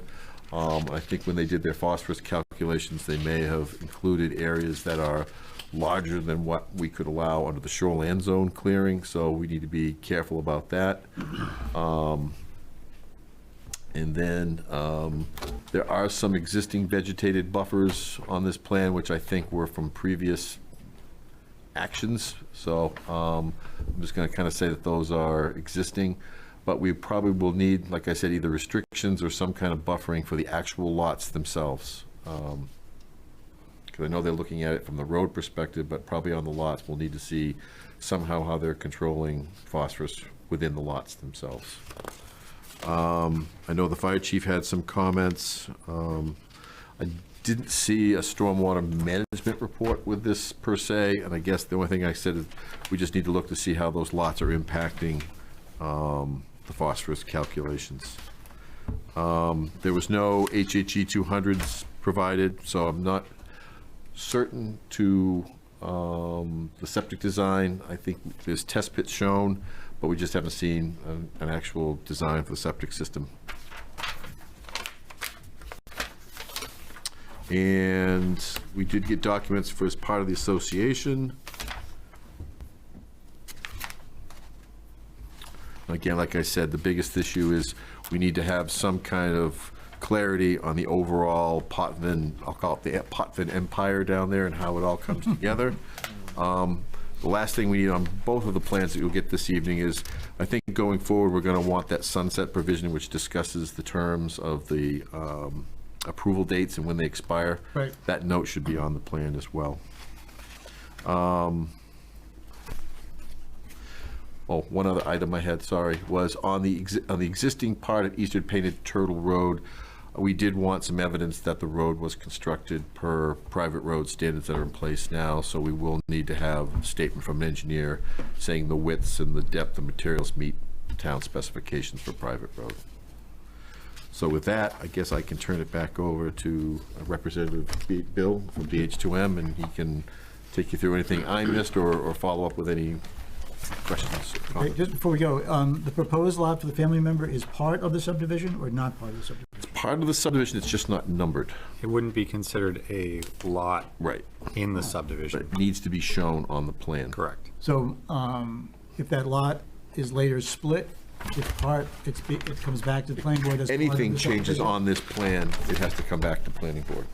Okay, Any so even lot though line- it's not a lot Correct. per se, it still is a lot. It's a lot, the family Or the member, subdivision. that was gifted, can develop that, build a home on it. If they sell it within 5 years, they have to come back to the board, correct? Yeah. They have to hold it for 5 years. You have to hold it for 5 years. If they come back within 5 years, it's an amendment to the subdivision. And then we go to a 4-lot subdivision. Right. Yeah. Which is still minor, right? I think that kicks it up Isn't that does- That kicks up the next level. It kicks it up to major. Yeah. Yep. So, which is going to change the road, right? The road's already pretty no, wide. I don't think it would affect that, but it Just might the review affect- policy, just some of the Yeah. reviews. Some things under minor subdivision you can waive, which under major you cannot. so that it doesn't change the road design at all. Because the road's still designed, because you have lots beyond this. Okay. It's still built to that 4 to 10 Standard. lot level. Okay. Okay, Bill? Thank you. Is the microphone on? Bill Thompson, BH2M Engineers, project manager, and with me tonight is Austin Fagan, one of the engineers. Doing this for Diane Podfin, and summary from Jim was quite detailed. If lot 1 is not a lot, then we have what I've shown as lot 2 and 3. It's really 2 lots. And that gifted lot, yes, the deed states that it was for no compensation. So I think we're qualified that is the case. The lots will be served by the Eastern Painted Turtle Road, and that was built 15 years ago, 2008, 2009. So that, when it was built, it was inspected, tested, gravel width, depth, and it is designed and built to serve the additional homes. So we don't see a problem with that. And when Eastern Painted Turtle Road was built, that subdivision on the far end, on the easterly end, it went to DEP. DEP did a stormwater review. We got a stormwater permit. So all of the issues with runoff, pre and post treatment and quantity, there's a number of different buffers along that existing road and vegetative soil filters. So this parcel, being next to it, received quite a bit of review to include whatever's draining into this road was evaluated and treated and met the DEP standards. So we feel pretty comfortable with what was done out there. Some of Jim Seymour's comments, we will add well zones, and on the HHE 200 forms, typically I don't do those until we're getting a building permit. These 2 lots what we call 2 and 3 on this plan, will be sold. So we don't know where they're going to build, what they're going to build, or how it's going to be situated. Diane's not building houses as part of this development. So I've shown 2 test pits on each lot to show that the lots would support a septic system of a 3-bedroom nature. But until somebody comes to the code officer, says, here's my site plan, I want to build a house here, here's my septic, here's my well, it'll meet the well zone separation of 100 feet. So I'd like to think those things can be brought forward as the lots are being built on. We can add, you asked a couple notes about silt barriers being placed. On sheet 2, we do have a detail for how erosion control should be managed for any site development, so that we don't have any issues, soil erosion surrounding. And again, we're just looking at 2 lots, 2 houses, driveway, so it's pretty minimal disturbance and improvements, if you will. Same with driveway locations; those will be picked at the time of a building permit. We don't know where the house would be situated, garage right, garage left, and we think that could be part of the permits at that time. We don't think the main historic preservation is relevant. Typically, that's when you're working in a neighborhood with old homes and, historic. There's nothing out here. We have elevation that would situate the 2 houses, and we don't see that either one would impact anybody's visual. Shoreline zoning criteria will meet. We're going to take a look at what we're going to need to do for phosphorus, whether it to be a foundation drip edge. We don't think we have, we don't have a whole lot of issues given the limited number of square feet and the improvements that are going to be done. Talked about the HHE 200, test pits are on there. Vernal pool review, yes, we have one area up on this corner that it could be a potential vernal pool. All of these other wetlands are what they call flow-through, and flow-through drainage swales, whatever, they cannot support a vernal pool. It needs to be a confined basin, if you will. And this one here up in the corner qualifies for that. And come spring, well, we're getting close now, a couple of months, we'll be able to take a look at that and see if it is a significant vernal pool or not. But the other wetlands on there are just basically forested wetlands with drainage swale, and there'd be no issue with any vernal pool issues on those. The 15% limits on improvements, footprint of structures, parking, and non-vegetated surfaces will be met. We added a fire lane turning bump out, if you will, based on the fire chief's design standards. And on sheet 2, we have the details of how that'll work. 20 feet wide and I believe it's 65 feet deep from the center line of the eastern painted turtle. So I think we're in pretty good shape. It's a fairly simple project that we want to fine tune some of the things that we talked about tonight, what the planning staff has talked about, and bring it back. And one thing I'd like to ask, potential, this lot 3 has a potential for a significant vernal pool.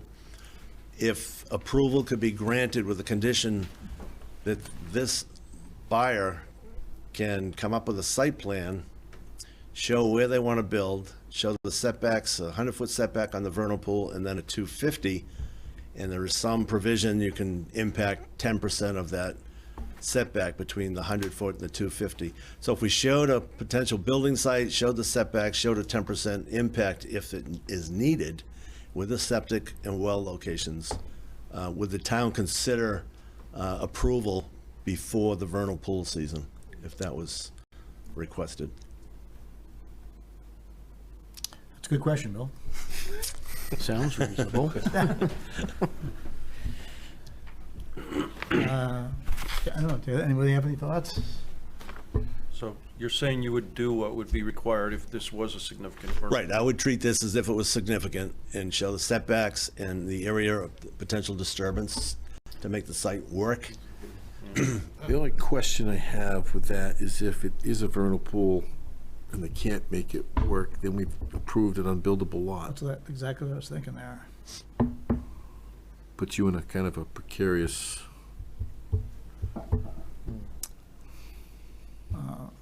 Well, I'd submit the requirements first before the board would vote on that. If you would just. Well, are you, is your goal to get to the next meeting for final approval? Is that what you're hoping for? I don't think I'll make March due to the submission deadlines. So you're hoping for April? Yeah. Bill, can you, I'm just throwing this out there, could you, if you were to say worst case scenario that was a vernal pool, could you do a plan for the April submission that might show that worst case scenario? Then if it's relinquished, then we could put a note on the plan that says, you know, following a study, we'll assume it's a vernal pool for now. Right. Worst case scenario. And if it's determined by study that it's not, setbacks may be reduced to what's allowed by DEP. Yeah. I thought that's what he asked. I could have that for the April meeting. Right, but he's gonna have to show us, I thought he was gonna I'll show you a wait. site plan with all the Everything things on that it. we're talking about. Yeah. Maybe I took it out of the wrong sequence. I thought he was gonna wait to see if he had a vernal pool before he did that. No, I was saying you couldn't wait that long. Yeah. Yeah, is that? I think that's fair. Yeah, I mean, if he can show that with the worst case scenario, it's still a buildable lot, then I think we'll be fine. Kevin, it seem reasonable to you? That seems okay with me. Okay, yep, so. That's good. Good, thank you. And I did have one question as well, if I can. With the stormwater management permit you did, when was that done? Well, it was 2007 or 2008. So it was under the current standards for stormwater management? Correct. And at that time, most of the time you do a stormwater permit, you have to do a historic preservation letter? Was that part of that application? Correct. So if you have that, or if we have that, or somebody has that on record, just provide us evidence of that, and that'll meet the historic piece of that. And then, yeah, on the lots themselves, because I know when the DEP reviews that, they're only looking at the road. Just the road, because we're not building lots. But the town's gonna look at the lot coverage for the lots, all of it. So I think your point about doing drip edges and anything you can with maybe a few buffers for if there's any lengthy driveways, makes some sense. We could take a look at that. Yep, okay. Oh, and what's going to happen with that right away that? To the south of the? Yeah. Well, it's not part of the project, but I would say if anything happens out there, that old right-of-way will be relinquished. Because right now, obviously, that's a restriction on that lot, right?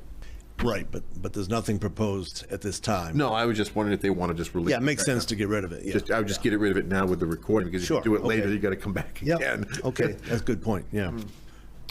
I have a question. Do you know the lot area shown, does that subtract the wetlands? Or is it just including everything within The that? wet area, excuse me, the lot areas on there are complete, everything, the lots. Okay, because in the shoreland, you have to subtract areas below the upland edge of a wetland from the lot calculation.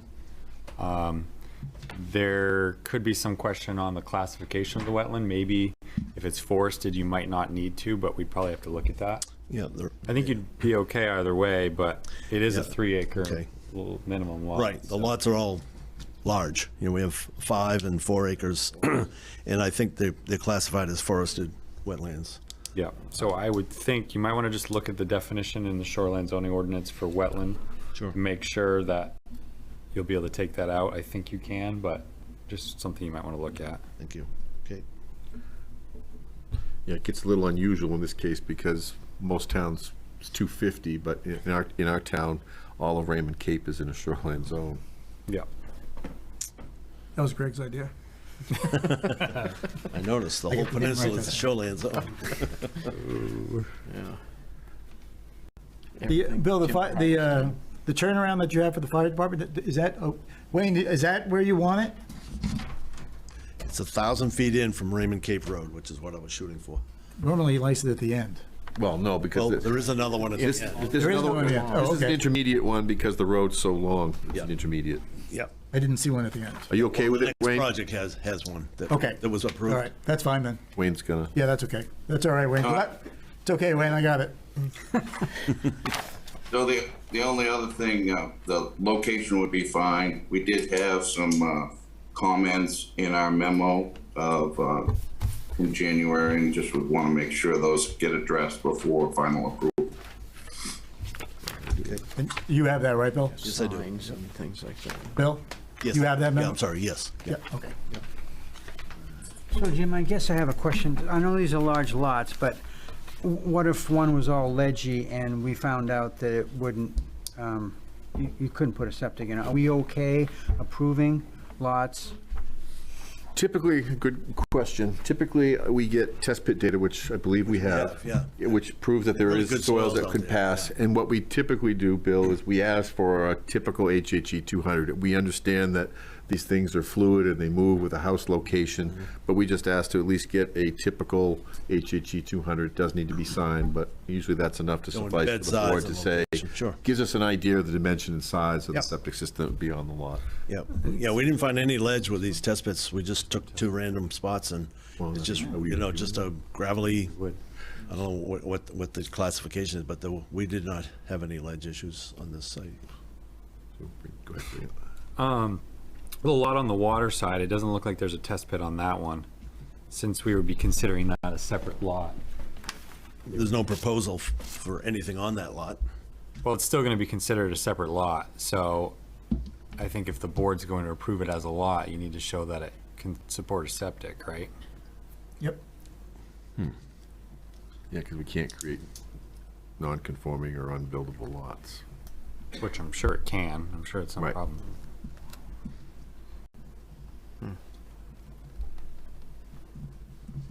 Okay. And excuse me, this is Diane. My understanding was basically 10 years after that road was built, that was already a separate lot. That's when it became a separate lot. When our attorney spoke, that's what was clarified to me.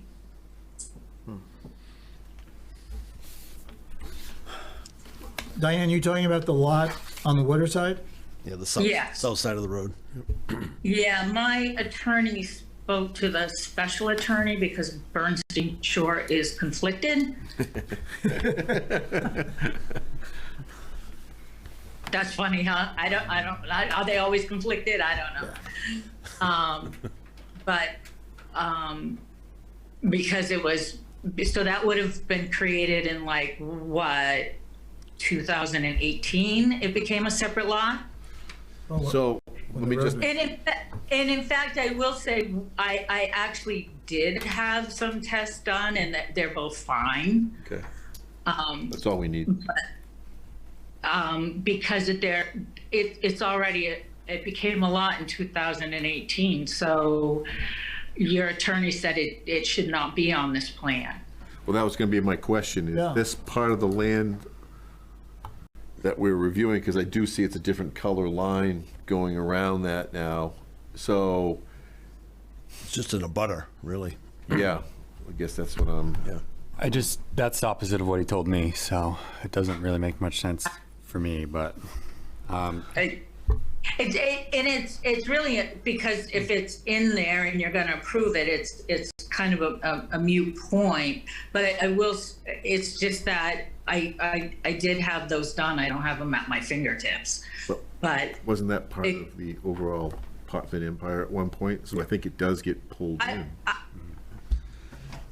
But it would have, how do I say this? It would have been so much of a bigger undertaking than the discussions, than what was said to me. And in fact, there was a slideshow done that he prepared of the lots that excluded the waterfront. So now I'm confused. Well, I think there's a bigger area here that we're trying to clarify as well, which is all of the properties you held, because they're all kind of being developed simultaneously. We need to see the overall. Well, actually not developed. I just wanted to hold them, quite honestly. I went through a divorce I did not want to go through. The court assigned me 3 separate lots that I thought I had 3 separate lots. Don Dyer met with Alex. That's what she understood we had paid taxes on for 20 years. And then I thought I was giving one piece to my daughter. I've known Allison since she was an infant, and I sold it to her then less than half of what it was appraised for. So it's not like I really wanted, I just want to leave it there. I want to leave it alone. I just, maybe it would have been easier for the state to find me. I don't know. No, I don't think, I think what you have the information we need. It sounds like she has test pit data on that lot already. That's all we're asking for. And then I think we can just proceed. Whether the attorneys agree it's part of the subdivision or not, I guess we'll work out in the interim. It doesn't make much difference. It doesn't make much difference whether it's on the plan or not on the plan. We can rectify everything through this process. Yep. Will there be a sunset date on the road construction? Because it sounds like she does not plan to, The road's go in. through. The road's there? The road's there. It's dirt gravel road. It's, Oh, the detail shows it paved, or shows a turnaround paved. Turnaround, that's an option. Yep. Okay, so it may not be paved? Yeah, I didn't understand it had to be paved. It doesn't No, need. no, I just thought from your drawings that it was Yeah. you intended to, but if not, that's. Yeah, I don't. No, but there will be, the sunset provision will be on there for this, but there's really, to your point, the road's already there, so I mean, we'll put the note on there, but the road's already in.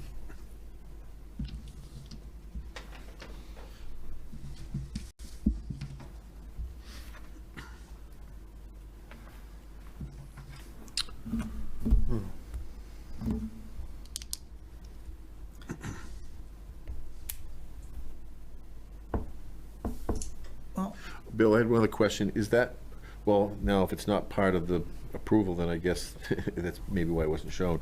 I just had a question about the flood zone for Sebago Lake and the elevation. Yeah, that's elevation 278, I think. It's down at the lower end of that lot on 268, I think is the 100-year flood. Yeah, I thought it was 267.1, is it? Yeah, I read somewhere it was 268. I don't know off the top of my head. It's in that range. Yeah, yeah, we're within a foot from each other. But yeah, I just didn't know if that lot had any floodplain. It doesn't really come up into that lot at all. Okay, I just couldn't follow the contours, and I was trying to backtrack, but Yep.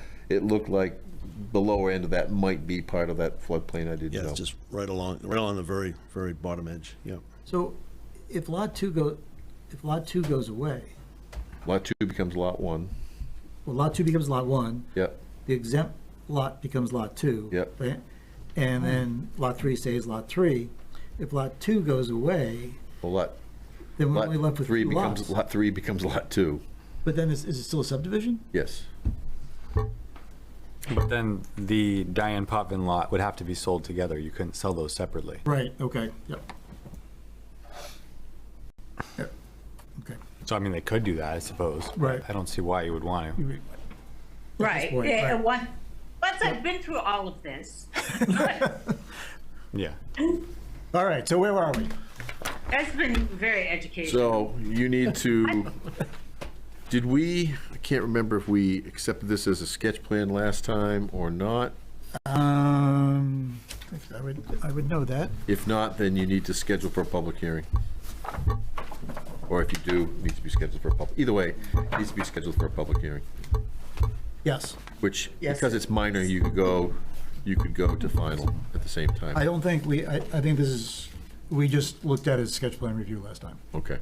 So you need to schedule a public hearing, but with the understanding that if everything's in order, you could, because it's minor, give it final approval.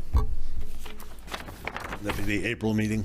At the April. Yep. And we can Yeah. have the details of how we're trying to work that second lot with the vernal pool potential.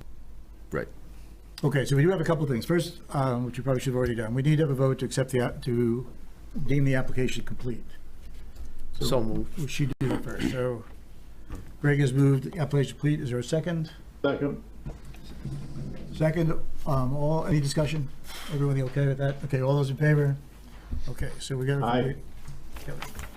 All right, so our next step then would be for preliminary approval, based upon what we have so far, and to schedule the public hearing for the April meeting.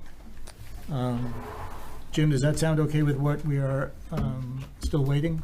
Yeah, for? I think as long as the information as discussed is submitted in time, Right. we can schedule for a public hearing.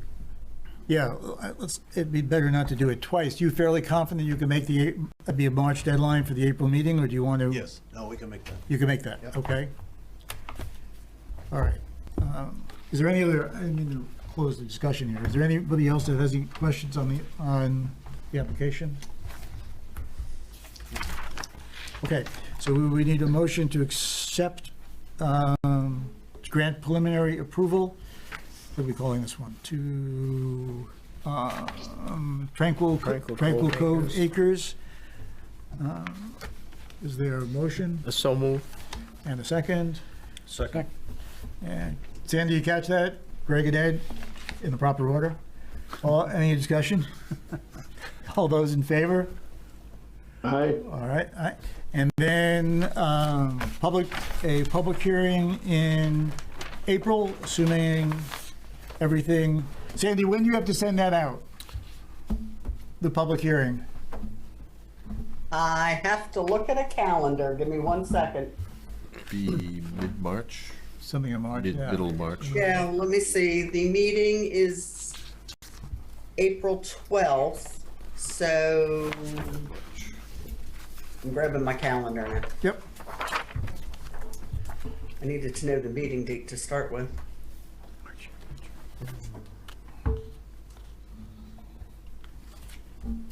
Come on, next month, there we go. All right, April 12th, so it would have to be published April 7th and March 31st. So I would have to send that out probably the week before that, which would be the 24th. March 24th? March 24th. Yeah. Okay.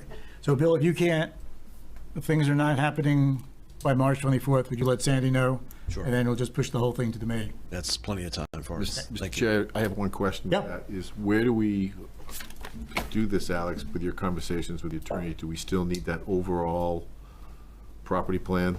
It was his request to have the overall property plan. Bill and I talked about this Put earlier. something, oh, sorry to speak over you. I need to ask, though, that he put something in writing to my attorney, because that's not my attorney's understanding before I invest in that. It's a whole huge addition to this project, and it makes no sense given the Maine state law that it became a separate piece of property in 2018. He said he wanted it, that we could show it as an exempt piece, not that it had to be included for review and approval, is how my attorney explained it to me, and it was shown to me visually on a slideshow he said he got from your attorney. So a totally different concept than what was explained to me. It's not funny, Alex. No, I created the slideshow. That's what I was saying. Well, So what he suggested you guys ask for is a drawing that shows all 3 parcels and how they're being split, so that it's clear down the road what went where. Because this is all one parcel to start with, right? Yep. So Bill and I talked about this earlier, and he can jump into. He has access to the survey information for both of these 2 contiguous parcels here, but not the third one, which was Brandon Chase. Okay. That was done by Sebago. So I don't know if maybe you guys would accept just these 2, and then a note for that one explaining what happened with that third lot, to kind of make this go a little smoother, but that's up to you. yeah. How am I to do that? That's not my lot anymore. Yeah, I've got the information, obviously, with both parcels, and with the CAD capabilities, I can put an overall together at a 200 scale, which would show the relationship of these 2 projects. No time at all. I understand what you're saying now. You're talking about something different than pulling in. You're talking about showing my land and Steve Clark's land all as one, and then basically we'll do the outline. Correct. All right, that's something totally different than what I was getting from the previous conversation. I am sorry for speaking over to you and speaking up. It's been a concerning process, as you can imagine. Okay, so we could go for 2. The third one, where are we? That third one, Chase, has been withdrawn. Withdrawn, right? So it's just a lot. Yep. Moot point then. Moot point, yeah. The lot, but it's just. And it was the first split. It was the first split. It was a legal split. So why don't we just go with the 2? I think that's fine. Yeah, and with the understanding that I would just like to have the attorneys at least review, so they're all on the same page. Yeah. To make sure, okay. Make sure that our attorney, town's attorney. Okay. And their attorney are on the same page, so we don't. I'll have it in as part of the March 24th submission. Yeah. Okay. Yeah, just so that we don't get any confusion at the public hearing. Is that okay with everybody? Yeah. Okay, everybody? All right, okay. Just a reminder to Bill that the filing date is March 8th. But if it's going to change, I can hold off sending the notices if he lets me know before the 24th. Okay. March 8th. Okay, it's 24 hours in a day. All right, you have any other questions? Tell my engineer. No. I'm good with that, if. Yep, I think we're all set. Okay.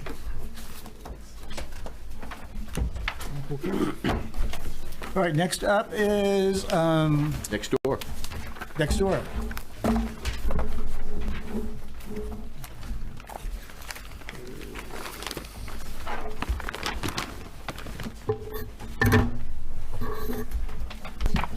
Right next door.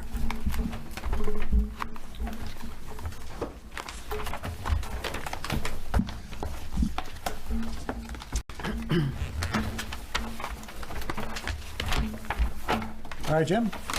Okay, so this is the Woodstone subdivision, which is located between the Brandon Chase parcel and the parcel you just looked at. They are proposing a new road going in, 5-lot subdivision. This would be a major subdivision. And going through things, they did provide large stormwater management plan. I believe they're going to be filing that for stormwater permit, is that correct? Filed. It's filed, okay. Did we get a copy? Yeah. Okay. With that, a lot of the same kind of concerns with impacts. What are we doing for lot area coverage? Because we are still in the shoreline zone, so we'll need to verify all that. I'm just kind of quickly going through where they're filing is, again, the same thing, where they're filing a stormwater management through the DP. They'll have a Maine Historic Preservation letter. The board should require some kind of containment of phosphorus on the individual lots, even though they may not be developed by the owner. The road is a 16-foot travelway with 3-foot shoulders, which they've shown. Just gonna be going through, just gonna, again, making sure. We did not, again, same thing, did not get an HHE 200 form. There's no floodplain, as this one's a little bit further back from Sebago Lake. Same issue, the wetland report dealt with all the wetlands from basically the front of Lot 5 back to Raymond Cape Road. Same thing, I'm betting that some of those back wetlands on Lot 5 may be vernal pools, so we're gonna have a very similar situation as we did to the last one.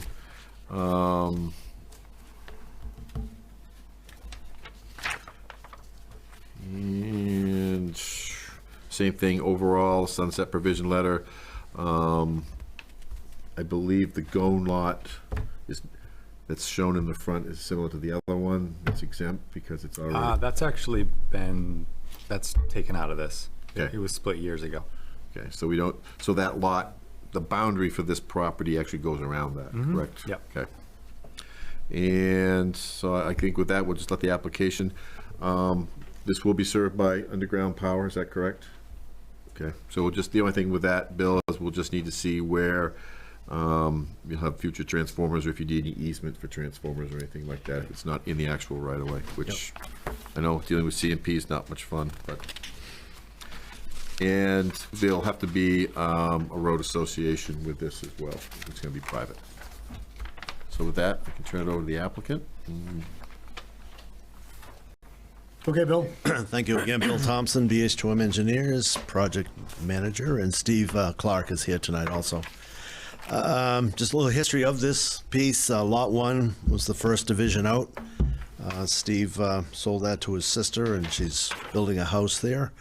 The road is 1,450 feet private road, 22 feet wide, which includes the shoulders. Underground utilities, which are in partway up to get power for that first lot. So we'll continue the underground utilities. We have 2 turnouts for fire lanes. They're shown on the site plan, one between the lot 2 and 4, and one to the other at the end of between lots 3 and 5. So the distance of the road required a little more than one, so we've said we need one at the end of the road for turnaround, and then we tried to split the difference close to give another turnaround. Those will all be signed fire lane with the proper signage, and the details on the subdivision plan show what the fire chief had requested for that. All the lots exceed the minimum standard of a 3-acre lot. There'll be on-site septic wells.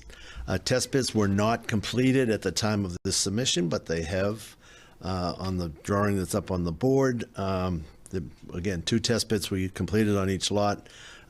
Great soils, a lot of elevation out there, but we'll get the septic systems to work without any issue. So again, test pits are shown. And then, as I stated on the last one with the HHE 200, if we get a buyer for lot 2 and we come into get a building permit, come in with a little site plan, here's where I'm gonna put my house, and I will do a sort of a preliminary HHE 200 that Jim had suggested on the last project, and we can get those to the planning office. Homes will have sprinkler systems, notes on the plan indicating how that is referenced as far as the NFPA requirements. Lots, again, will be sold to individuals. Steve is not a house builder on this project.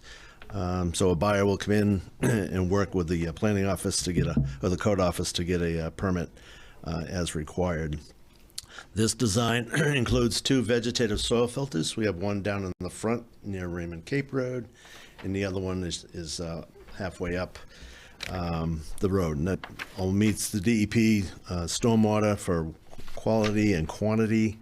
That's your critical impact to any project is the road for that amount of impervious. So that's all taken care of. Go down through the filter systems and buffers and DEP. They're a little behind timing-wise, but they do have it, and we're going to try to keep prodding them along a little bit if we can. Wetland mapping was completed for the entire Lot 5 early on. We weren't sure how far we wanted to go back, but it was suggested that the entire parcel have wetland mapping. And again, most of these wetlands are flow through, as I indicated on the last site, flow through on and off the property. There are a couple areas on Lot 5. There's a long finger, if you will, of a wetland. And then out on the very back corner of Lot 5, there's a closed loop wetland. So those will be looked at again in spring when the season is here. On Jim's comments, again, soil tests were completed, logs submitted after the fact. Well locations will be shown. Sprinkler system notes, note 12 on the plan indicate the type and the requirements for that. We'll have a note on there about silt barrier on the plans. Again, driveway locations won't be known until the design for a lot is completed, so that'll hopefully work well with the permit department. Again, with the Maine Historic Preservation, we'll have a letter part of the DEP's stormwater application. Again, HHE 200 forms, wetlands were completed. Stormwater design provides treatment for the entire roadway, utilizing BMP treatment. And again, the 15% area non-vegetated will be limited to the structures, parking lot, and that's it. And we're hoping to move this along. Again, DEP is going to be our, I guess, slow point. But we'll like to move forward, with you folks as quickly as we can, and that may be a condition of approval a couple months from now. So with that, I think I've covered everything. If anybody has any questions, I can go to the drawing. We have also a plan showing the roadway design coming up off Raymond Cape Road. The wetlands are flow through, is what you said? Correct. How then, is a culvert placed on the roads there that you? Yes.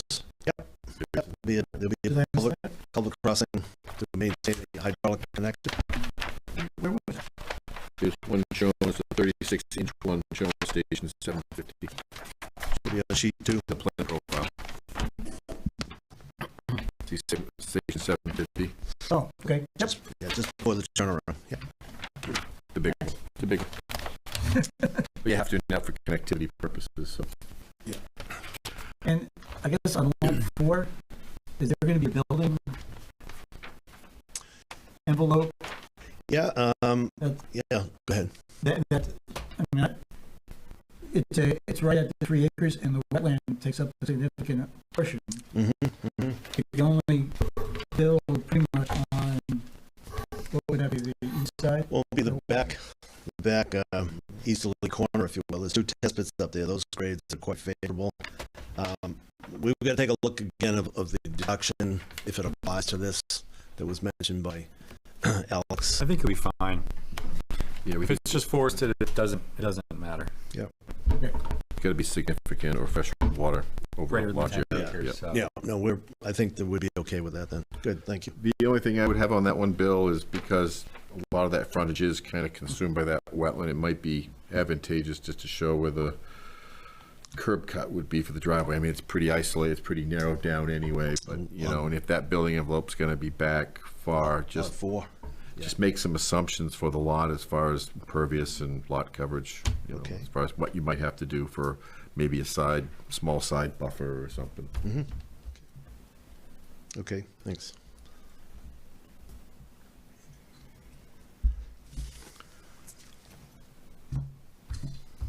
The board have questions? Pretty straightforward. Yeah, it is, kind of like the last one. Yeah, you're putting sprinklers in this one, right? Correct. Yeah. I didn't see the note anywhere. It's on this one. It's on, not on your current Oh, plan. They okay. put it on the new plan they just presented It tonight. might be worth putting on there that lot 1 is exempt from that, because lot 1 was permitted and built prior to this. Okay, And there's no sprinkler system in it. thank you. Oh, Yep. Oh, good idea. Burning, Yeah. Burninger.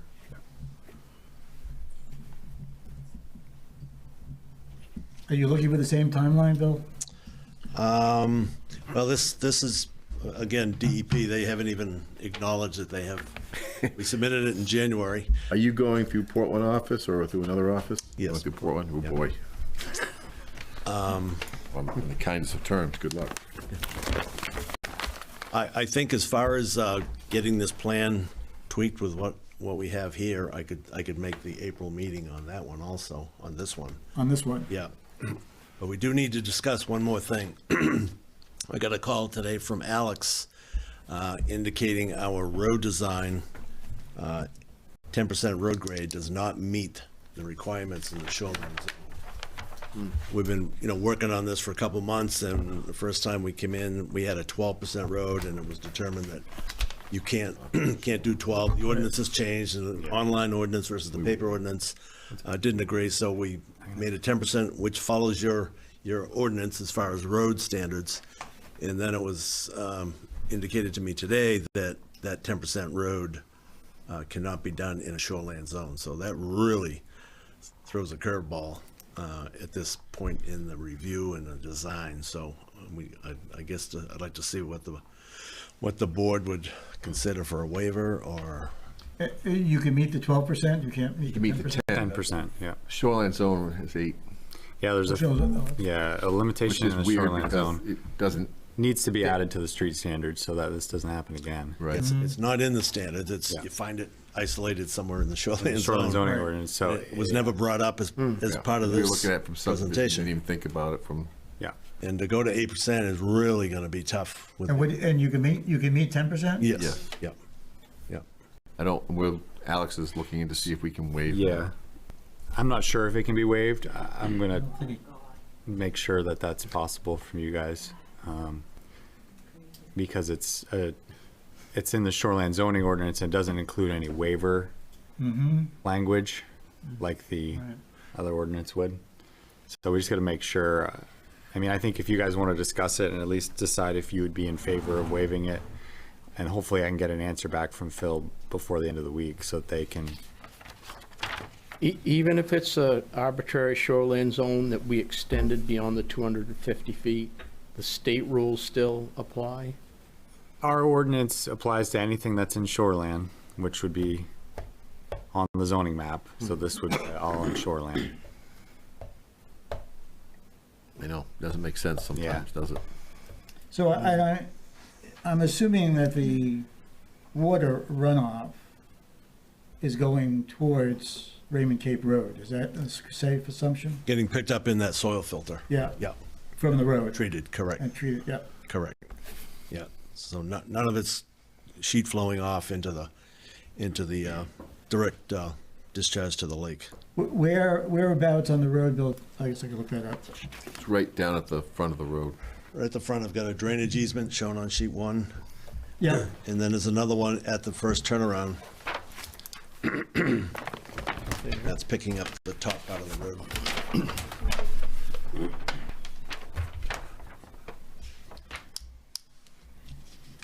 And it's the first, am I reading this right? It's the first part of the road that you can't meet, right? Yeah, because 10%? it'd be a deeper cut going through there. Yeah, it really doesn't work, we've only got a 50-foot right-of-way, which was established. And with the grades in there, you can see my 10% road grade requires removal of 3 or 4 feet of existing ground. And to go down to 8%, we'll be talking about a 6-foot cut through a lot of that. And then I start losing grading width to get back into the right-of-way. You can see the contour interval on the plan view. So it really, this is a tough one. Wayne, you don't have any problems with the 10% grade, right? For the fire? No, it meets our private road standards. Yeah, so. For the fire ordinance, 10% would be what they need. Would you say that again, please? Yeah, sorry about that, my radio. For, to meet NFPA 1, that would be 10%. Okay. I think the purpose of that in the shoreline zone is not to have erosion to the soil. If you're creating a steep slope with a road, if we require an 8%, it's going to make a significant more side slopes. You have a greater chance of erosion. So I don't know if there's any way that we could, allow it. I would be in favor of letting the 10%. Consistency with the It's kind of like a construction detail versus, a zoning. Right. I realize it's shoreline zone, but it's a construction component, if you will, on building the road. Right. Well, let me get the rest of the board in here. I agree with that 100%. You agree with Ed, Mike? I do. Wayne? Yeah, I agree with that too, because you're defeating the purpose, like you just said, of having that, 10%. So if you go down to 8, it makes it worse. Right. Okay, so I think what what you've got is the permission from the board for a waiver, which you'd have to come in with writing for, with the caveat that it can be waived. Sure. Yeah, can we grant a waiver in this, Alex? I'll do my best to try and make it happen. I'll have to be crafty about how I ask the question. And we can write a creative letter to support what we just talked about, so. Yeah, we would definitely need that to start the process. For the waiver request, yep. So the DEP still enforces the rules outside of the 250? We do.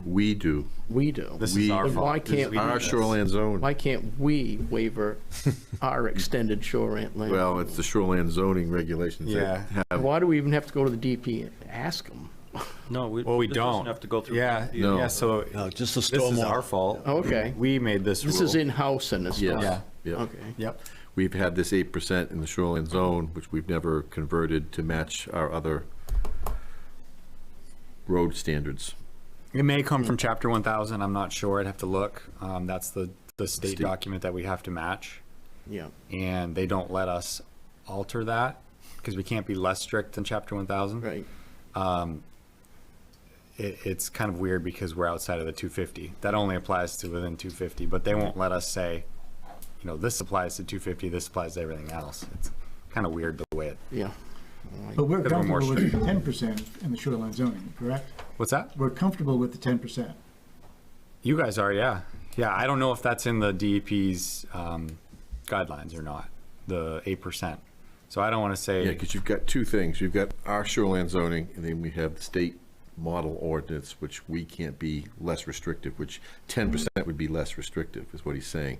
Right. So if the DEP has it in there at 8%, we may not be able to go less than 8%. But the DEP's jurisdiction is typically 250 feet. Right, that's the difference, Resource. yeah. We have the whole entire cape. Right. Yeah, So- which is why I asked the question. Yeah. We're like 1,200 feet away from. Right. Yeah. Which is kind of the issue with having so much land in shoreland.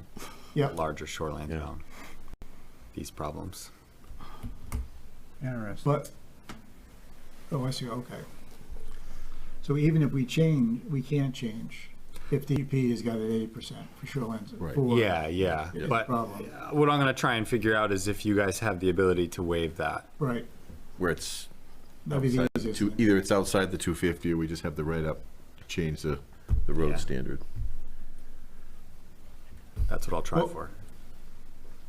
Yeah, I mean, that would be if we are comfortable with the 10% in the shoreline zoning, and it's our ordinance that has 8, we could probably just change the ordinance.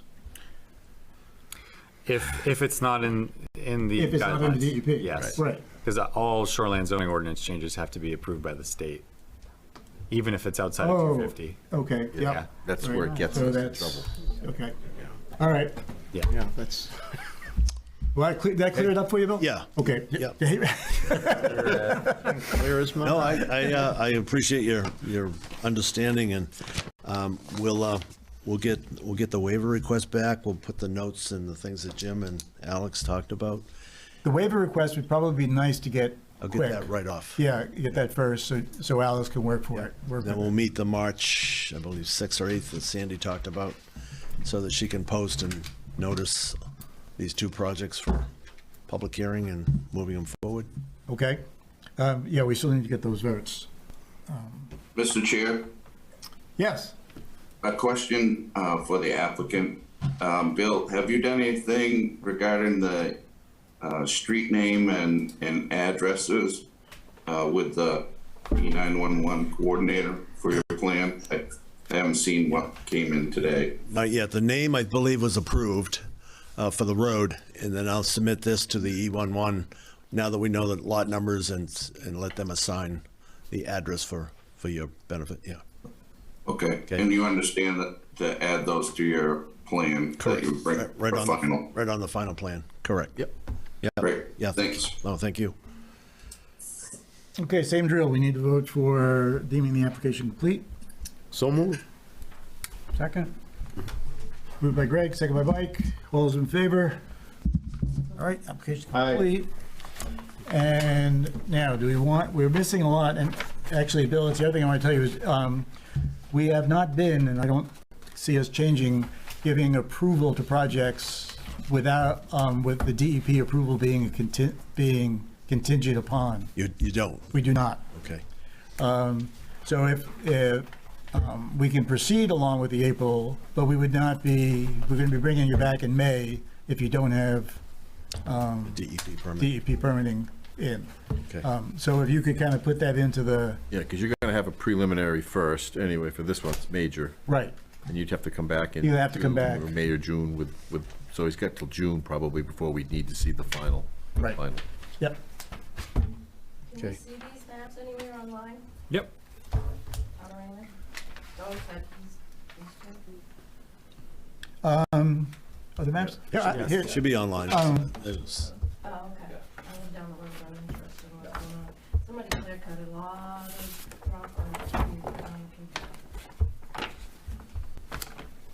Yeah, that would be Brandon Chase. That's the one that you guys were talking about earlier. Mhm. Cleared about 5 acres. He's planning on building a single family.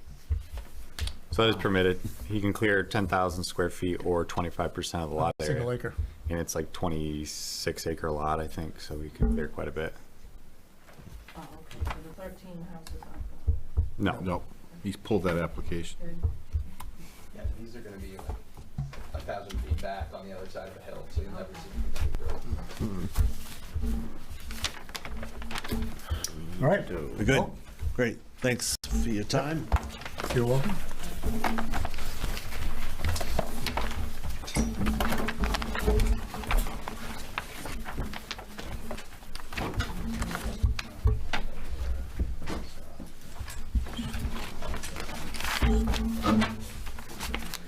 Ma'am, you can have my copy if you'd like.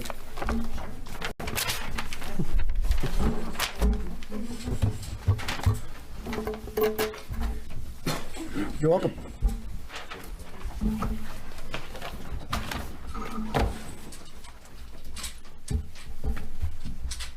All right, next up, Stephen and Susan Adams on a lot line change. Where'd that one go? There we go.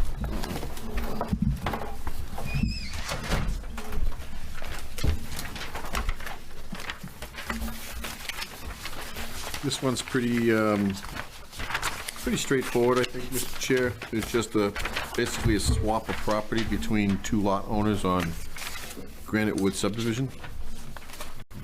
Both, the lot that's giving up is more than adequate land to do that. There were a few minor things that we'd want to see on the plan before the board either approves or signs. This is for the benefit of Lot 8 and 9 only. The plan should show pins to be set along the new common sideline with Lot 8. A note should be on the plan. This plan amends Lot 8 and 9 only of a previously plan approved of Granite Wood Phase 2 Granite Wood subdivision in May 29, 2002. All the record information. The lot areas would have to be updated, and then we'd want to see the appropriate yard setbacks for the new property lines. And then the final plan will need to be signed and sealed by a professional surveyor, provide a signature block for the board. There is a stream in the back, Hayden Brook, but do we have a plan right here? But obviously the lots are already in place, and I think it's just to benefit Lot 8 wants a little additional land to do some things in the back of their property. They would be in a stream protection, part of that lot could be in a stream protection district, but it doesn't preclude them from doing certain things. Which their lot, piece of lot 9 is already in a stream protection. It's in the stream protection, but it doesn't preclude them from being able to do certain things. If you look, Hayden Brook's way over to the west. Okay. So to me, it's just a simple property swap. Because they're altering the lot lines, it has to come back to the board. That's everything. Yep. Okay, sir. Hi, I'm Steve Adams. My wife Susan's here. I'm the owner of 19 Ball Drive, and I submitted the application to request approval to allow us to sell the 0.86 acres that goes directly behind the lot 9. And on the map, it's roughly located where the you see the C11. If you find lot 9 and lot 8. Found lot 8. Okay. Lot 8 goes, lot 8's property, which is the one that I own, that we own, goes behind lot 9, 10, and 11. Yeah, it's 18.73 acres. Lot 8. Where is lot 9, 10, 11? 65. 9 is, if you go to the hammerhead, right here. That's it, okay. You got it? I got. This is 8. This is 8. Am I looking at this right now? Am I upside down? This is lot 8 here on the end. Lot 9 is right here, but 8 goes all the way up into here. Oh, okay. So 8 goes all the way behind lots 9, 10, and 11. You can see lot 9 is 1.44 acres. Yep. So so what I was trying to describe is that roughly where the C11 is on lot 8, going down that side of that right of way. Yep. We'll cut triangle over to the back of the corner of lot 9 and 10. So there's an existing pin there. It's roughly a triangle section. That was surveyed and included in the application. So it's selling the, just really being neighborly, sell the to the next door neighbor. Butters. Oh, between the brothers? Butters. Oh, brothers, okay. Not brother. Yeah. Not brother. We are not Okay. of relations. Well, that's all one lot.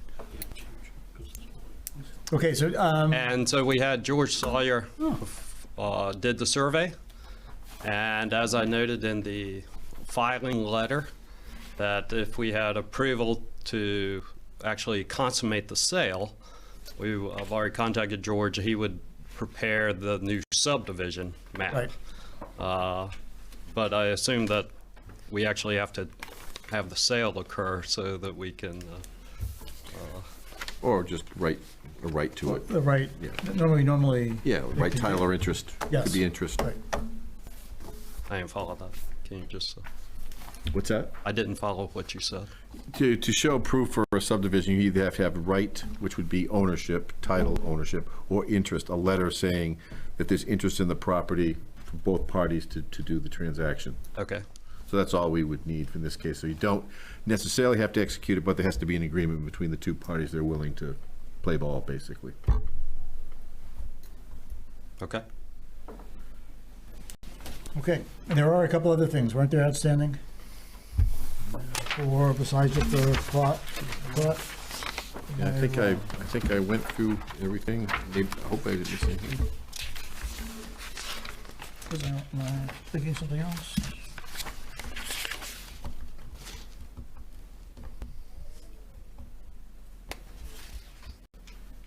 I mean, it doesn't change anything with any of the lots or any of the uses on the lots.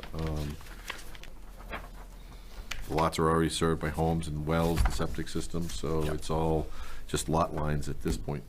Lot lines and area changes. We just need to update the two areas. Okay, so just for the board, we don't have enough of it, and actually for you, Steve, we don't have enough to approve this evening. But we could, we could approve with conditions that would allow staff to follow through with the changes. And the only change with that would be that we wouldn't bring Steve and his wife back to the board. And they could probably move it through a little faster. Right, and you could waive the public hearing if you don't feel it's, I don't feel it's necessary in this case, but you can waive it. Well, no, because it's the butters that are Butters, involved. right. But understand in the future. Yes. Yes. So it's up to you guys. So our course of action would be to advertise as a public hearing, because it is a subdivision. And then wait for the next, wait for the plot, the redrawn plot, and then we could approve at that point. Or we could waive the public hearing. We can approve now with the condition of approval being that Steve brings in the right letter, the intent, and the redrawn subdivision plots without having to come back to the board. I'm good with that. Yeah, you don't have to come back to the board once staff reviews, make sure everything's in compliance to sign. Right, we have to sign it, but that's, they don't need to come for that. Right. Is there anybody's thoughts? I like option 2. Yeah. Very good with that. What was option 2? The faster one. The one where we didn't have to come back. Yeah. Well, you did sit through this whole meeting, so. It was all right. Yeah, so no public hearing. They don't have to come back. They just have to do what we discussed and get the letter and a new plot plan. Yes. And work it out with Alex, with staff. So we need to make that a motion? We do. I think Ed just did. Yeah. That's a motion. All right, did we get, All right. did we get everything in there? Sandy, did you have that, all that, what do you have, you have it all? I did. I already had it written for you. Oh, what? I'm glad, because we'll have to do a findings of fact on that, too. Right. Everybody else, what do you have written, Sandy? I just want to make sure we are.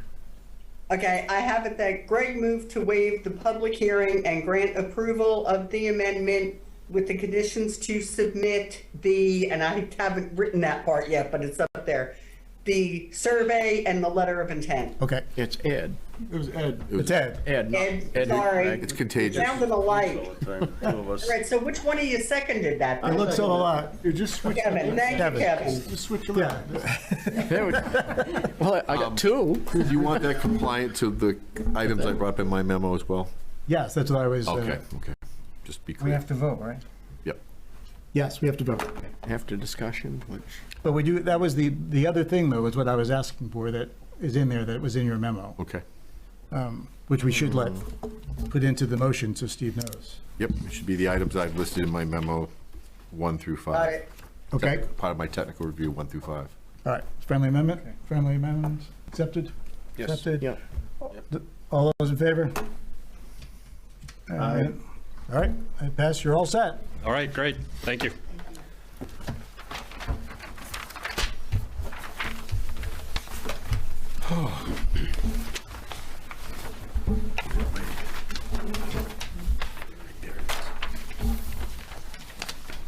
Staff communicate,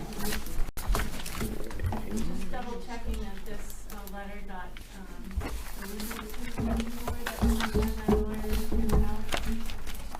Yes. Yes. I got it. We all got it. Alex, Staff communications? staff communications and updates. So, as we discussed a few minutes ago, that subdivision on Cape Road by Brandon Chase is no more. He does plan on building just a single family on that one, so that one's done. The condo project on 85 is well underway. They will be planning on applying for building permits, I think for pretty much all the units, pretty quick. So, Raymond Village, yep. The one down in the old gravel pit, I've heard nothing. Oh, that's the Willie. Willie, yeah, nothing on that one. I think he was trying to sell it. Boulder Bend. Boulder Bend. They haven't even, no decal. They haven't even recorded their plan yet. I've been trying to follow up with them, but, you know, it's wrong. Yeah, there's a time frame on that. Time frame so on that too. That would nullify. I reminded him. Would nullify everything. That may have to come back to be re-signed. Yeah. The subdivision on Valley Road, I believe, expires in July. So that one, they won't even start by July. So Okay. that one I would expect will come back to you guys at some point down the road. There is a site plan application coming in for next month for a very small campground on the Cape. I'm talking 3 lots, so it's pretty small, 3 sites. 3 sites. So that'll be coming in for next month. I don't think we've ever had a camper. Yeah, it'll be interesting. Yeah. I think, yeah, it'll be I mean, a legal one. Yeah, right. Did that come in today? It did come in today. Okay, thank you. Yeah. Sorry, it was kind of a mess today. I'm not surprised. Everyone's moving offices in our building for our annual office move that we do every year. So it's a little bit of chaos. And a quick question on you, Alex, while you're right there. We were supposed to move your computer tonight, right? Because they're doing it right now. Yes. Yep. Yes. Don't log in. You can move anyone's. Just move anyone's at this point. So I think that's all I have. You have anything else, Jim? I can't think of anything else. You answered my question on both Boulder Bend and Valley View, so.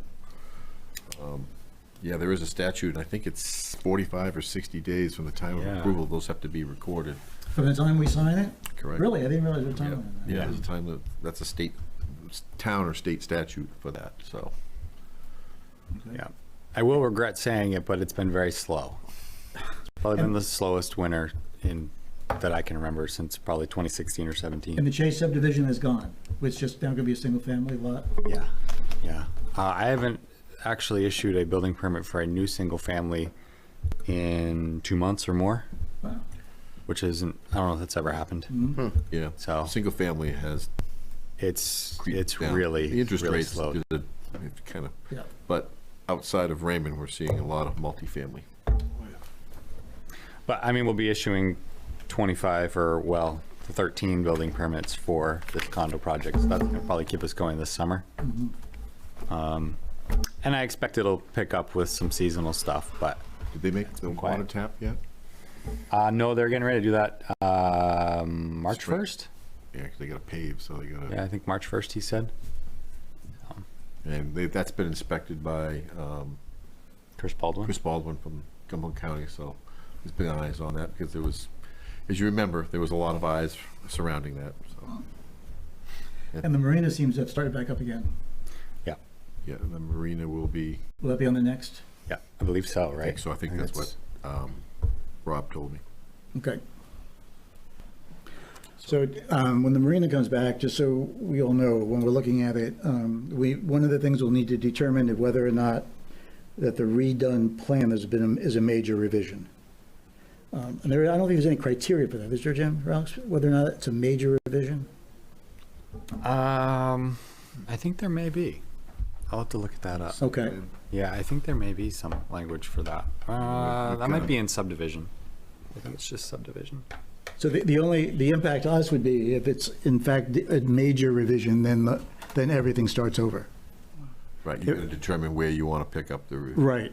If we're just going to say it's a revision to the ongoing project, then everything that we have done can stay and we can just move forward. So when you look at the plans, that will be our first discussion item. Yeah, you may have to go back one step to go forward, too. Yeah, right. Well, I mean, I think it's going to be we probably may or may not have to do a site walk, but we certainly would have to do the public hearing again. Yeah. Yeah, and that's probably the biggest piece of that. You have to determine if it's substantial enough, and I think the attorney's going to tell you if it smells and looks, you should. Yeah, I think that I would probably agree with that. So. Okay, what else? Comprehensive Plan Committee, we have selected a person to take care, consult. A planner, God. We selected a planner. That's as far as the committee's gotten so far. We only had one bid. We did everything properly and so forth. We only had one bid, and I think we've accepted that. And who's the planner? it's North Star. Yep, Ben Smith. Yeah, they've done quite a few. Comprehensive plan. They did Gray, Naples, and several other nearby towns. Yeah, that's who we recommended too. Yeah. Seemed very good, very competent. We were very comfortable with them. And yeah, they've done a lot around this area. So. I think their bid was 107,000 or somewhere in that neighborhood to be probably negotiated. We have students from the University of Maine that are willing to help to some degree. And some of the work that the planner might do, we may be able to do ourselves. So that's where we are now. It's a lot of meetings. We're looking at a couple of years. Yeah. Okay. I am traveling probably the next 2 meetings, so I will be Zooming in, definitely next meeting, and maybe April otherwise. Ed is standing by. Greg? Yeah, Greg. Greg, yeah. Ed is standing by to step in. Is that your middle name, by chance? And I only bring that up because, I'm not sure how it will work from the Zoom. I'm assuming it'll be okay. But if you guys would be more comfortable with Ed running it, since he'll be here, you're not going to hurt my feelings. Just, yell at me and I'll pass it over to Ed. Yeah. Or Greg. You gonna bring the gavel with you? I'll definitely bring the gavel with me, yeah. Okay, anything else? Move to adjourn. Second? Second. All those in favor? Aye. Done.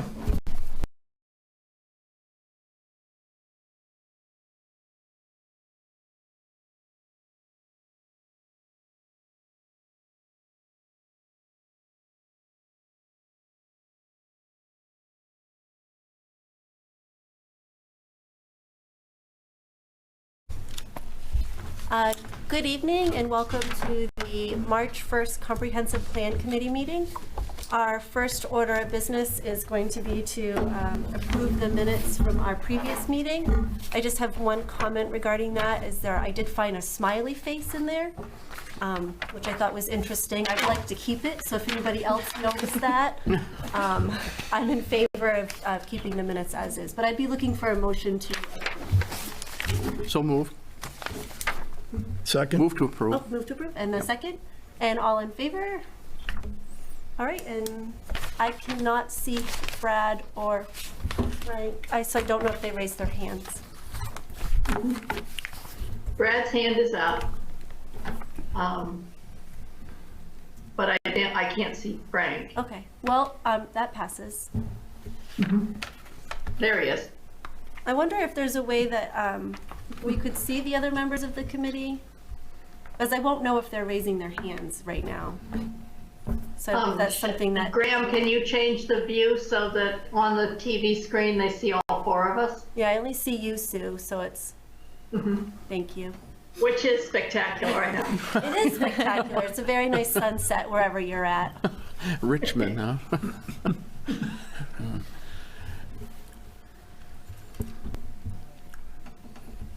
All right, well, I think while he's figuring that out. There you go. There you go. Thank you. That's so much better. Look at that. All right, so moving on, the next order of business is our old business.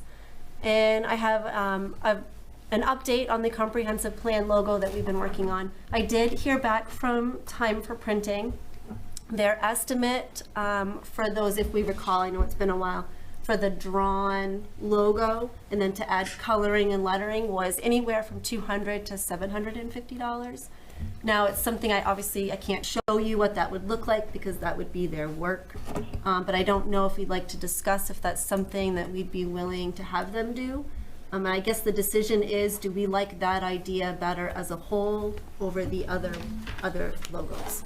And then I didn't know, just putting it out there, if we wanted to wait and have a planner's opinion as well on what would work best. So just kind of throwing that all out there to discuss. If anybody has any opinions on the matter. What were the options again? Pete's got them on his little screen here, but There were the arrows, the various four arrows or three arrow circles. options, Yeah. Yep. And then there was the drawn logo. Of scenes. Yes. The two Watersheds. scenes. Yep. Yeah.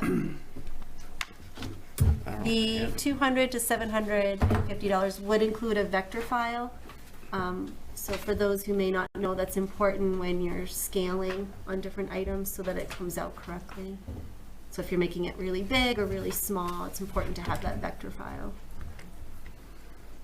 I like the idea of having something that's versatile that we could put on stickers or t-shirts or make a sign out of it, something that could scale up or down in size easily without... I kind of like the idea of the drawn logos. I think it fits a little bit better in with the rest of the things that Raymond has for logos, in my opinion. I like the drawn logo. For the cost, I mean, is this something, if we've already done a lot of the creative work, It would be on the lower end. it'd be on the lower end? I mean, is this that was something the range. that we could have a high school student with a inkling towards graphic design would be able to produce this for us? Probably. I mean, I think we could look into that before we committed to spending money on it. I think that'd be a cool I mean, if incorporation. I had the software, I could do it. Yeah. I don't. I have no creative design talent, so.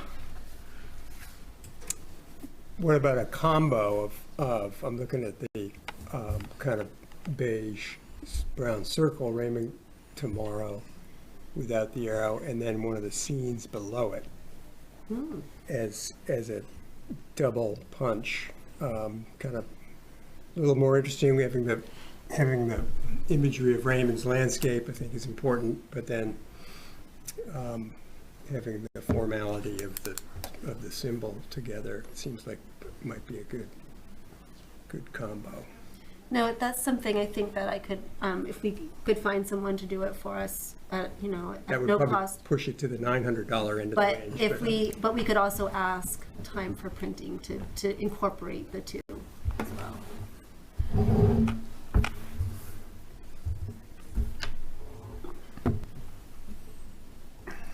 Well, it seems like we should certainly have a logo, and I think if we decided that before the planner came on, that would be a good step forward to not take their time in deciding our logo. Brad, I see you had your hand up. Oh, You're muted, you're Brad. muted, You're Brad. muted, Sorry. Okay, now? Yes, perfect, thank you. All right, sorry about that. I come back to what I said when this was first introduced. I'm very much in favor of logo. You know, thinking about what we wanted to do is really going to drive what it looks like. But if you look at the most popular, most recognizable logos in the world, whether it's the red dot from Target or the arrow from Amazon, they're really the simplest. And they don't have a lot of colors. You recognize the arrow from an Amazon package or on a trailer truck, and you instantly know what it is. You recognize what it is.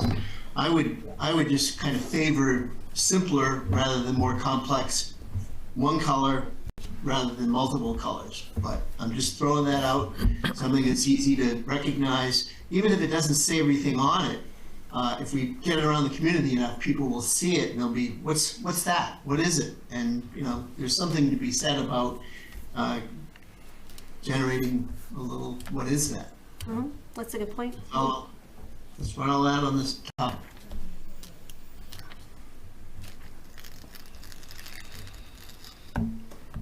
Well, I get the sense that this is something that we can sort of continue to come back to. I think we're close enough to a planner that we could get their opinion and see if they have any driving reasons to do it one way or the other. I think it seems like we're all going in the same direction, but. I mean, I hate to keep dragging something out, but I also don't think there's necessarily a huge rush to this, as we're not putting out materials yet. I think there's a bigger drive for that once we are. And I think, I mean, it is kind of an important decision on how we're going to brand ourselves. They probably would add some good, they probably have some good ideas to add to it. Yeah. Could I, as far as, could this committee arrive at least a consensus on the examples that we have here, so that at least we have some idea of what we're going to be looking at down the road anyway? Because I don't know that we've reached a consensus yet, have we? On what we all like. On what we like. No. Yeah. No, we haven't. I've always liked the arrow, the kind of orange kind of arrows. I've always kind of liked that. I don't have any problem with the actual drawings or the logos, but that's always kind of been the one I lean towards. Not so much the grayed out one, but if I were to pick out of those, my personal favorite would be the kind of orange arrow.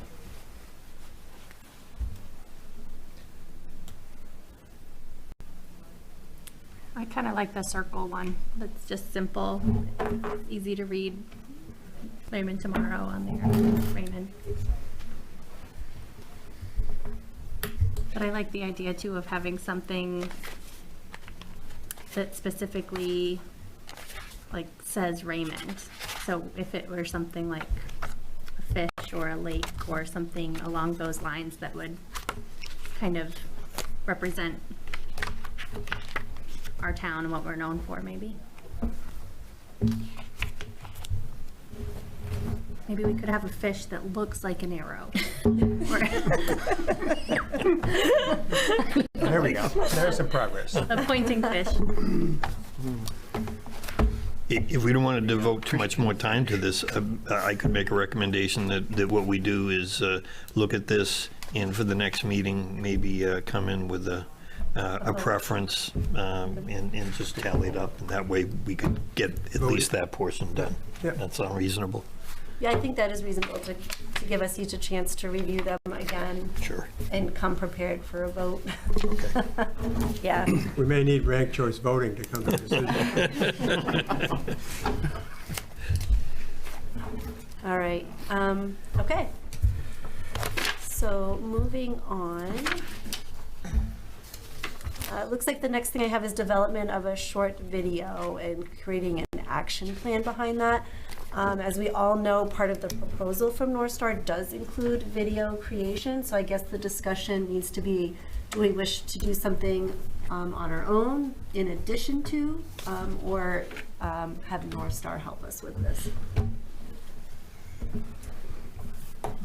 I wonder if there's kind of like a format or a general sort of video out there that we could just customize to, you know, insert our town name or something like that, that would be easy to kind of copy and paste, that would, you know, that describes generally what a comprehensive plan is and the process, so that it kind of dumbs it down for the general community.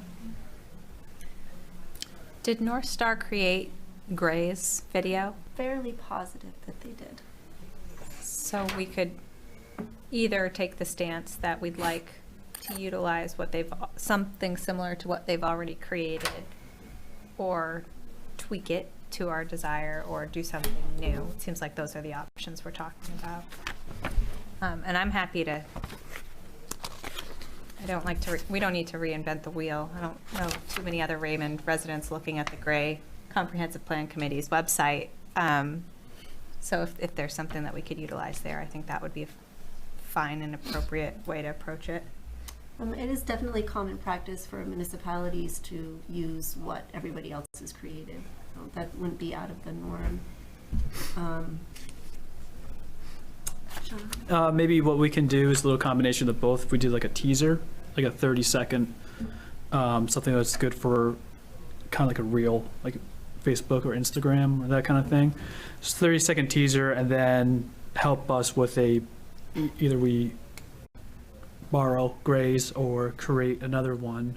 I think maybe having a teaser might be nice to get people their attention span, just to kind of capture it real quick.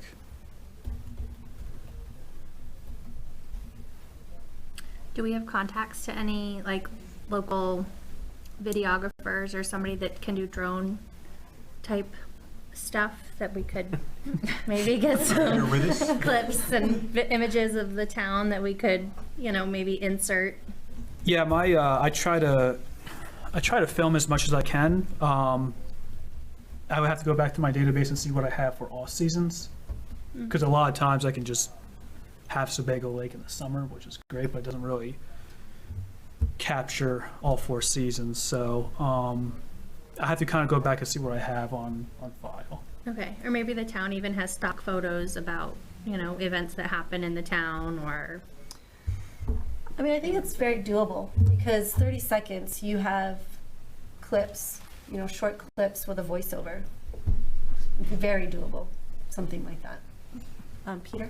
Yeah, I think if memory serves me, when I looked at that Gray, they basically did have, along with the stick figure and basically just the PowerPoint, you know, what is a comprehensive plan, they also were flashing pictures of the community, and they look like stock pictures, and they, you know, as far as like if it's a short presentation, something like that, I believe that's what they had actually worked into their presentation. And I think this was only a minute and a half or less. It wasn't a long video at all. And also, as far as under old business, B, and then D, community association outreach opportunities, both of those, I believe, were placed on the agenda prior to the presentation from North Star. So, you know, as far as looking at what we're going to do, I just made some notes. So under the Develop a Short Video Action Plan, under the North Star proposal, Task 1, April, build and launch a website. And then Task 2, August through October, update website and produce 2 videos. So that kind of gives us a little time frame as far as that. So if we wanted to get something out sooner, I believe that what North Star is saying is that they'd be building starting to build the website in April, but that they're not talking about the videos until August through October. So I guess that just gives us a time frame as far as, you know, if we wanted to get a quick 30-second presentation out, we'd probably want to do it within the next month or 2, because after that, then I guess we'd be waiting to see what they develop in the 2 videos. And I think maybe what we could do, since we have so many emails on file, is maybe we can ask for photos, because people are going to have various seasons and various activities. Maybe it's them at, you know, the ice cream place or something like that. Maybe we just ask for photos from Raymond residents of them doing whatever in Raymond. We might have a really good response, and then photo credit that each person going into it. That way now the community is kind of getting involved, and now we're getting more than just footage from what I might or might not have. Okay. I think that's a great idea, because that definitely involves the community, keeps them, keeps us in their mind. And then I know that Raymond, we also, Sue, correct, have a bunch of pictures that we use as well. Yes, I have a number of pictures of Raymond and whatnot that I've used in the town reports and all that sort of thing. So we do have pictures that can be put out. So I think between a little community outreach, so blasting an email, asking for pictures that could be used, maybe you go through your footage. I think that's a great, action plan to sort of get one, and we can come back to it next month with those pictures, that response, and whatever you may have for some drone footage. Is that something you'd be willing to put together for us for Yeah. next month? Yeah, absolutely. Would it be doable to put out a call on like the Town of Raymond Facebook page or something too? See if people wanted to post on there? We can do that. What I did initially for the town report was sent emails out to various organizations like the summer camps and the Boy Scouts and places where I assumed they would be taking pictures fairly regularly, and got some absolutely spectacular pictures, but most of them are summer.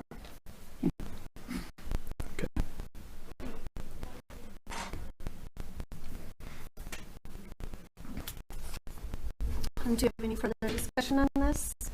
That's a good plan.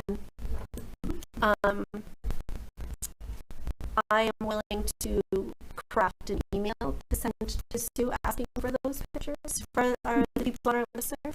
I'll put that on my to-do list. Yeah, it would be good, I think, to send out something to the listserv each month anyway. So if we're asking them for something, that's letting them get involved too. That would be cool.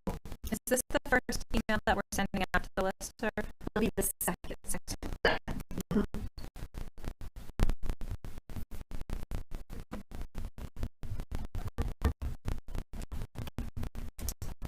All right, I think we have accomplished an action plan. So scheduling of the bus tour part 2 is the next on my list here, and I guess I'll look to Sue for a little bit of information on that. And I talked with Joe, who talked with Wyndham, and they're still in the throes of ski season and taking kids to various ski events and winter events. But that's all going to be winding up, and they said that if we looked at April 10th on, they would be available. So what I thought would probably be easiest is if all the committee members sent me what days, morning or afternoon or both, that you're available in April. I can come up with a more or less a consensus of the people that when most of the people could be there. And from April 10th on, Wyndham's fairly open. So if we come up with 2 or 3 dates, then they can accommodate at least one of them, is what they said.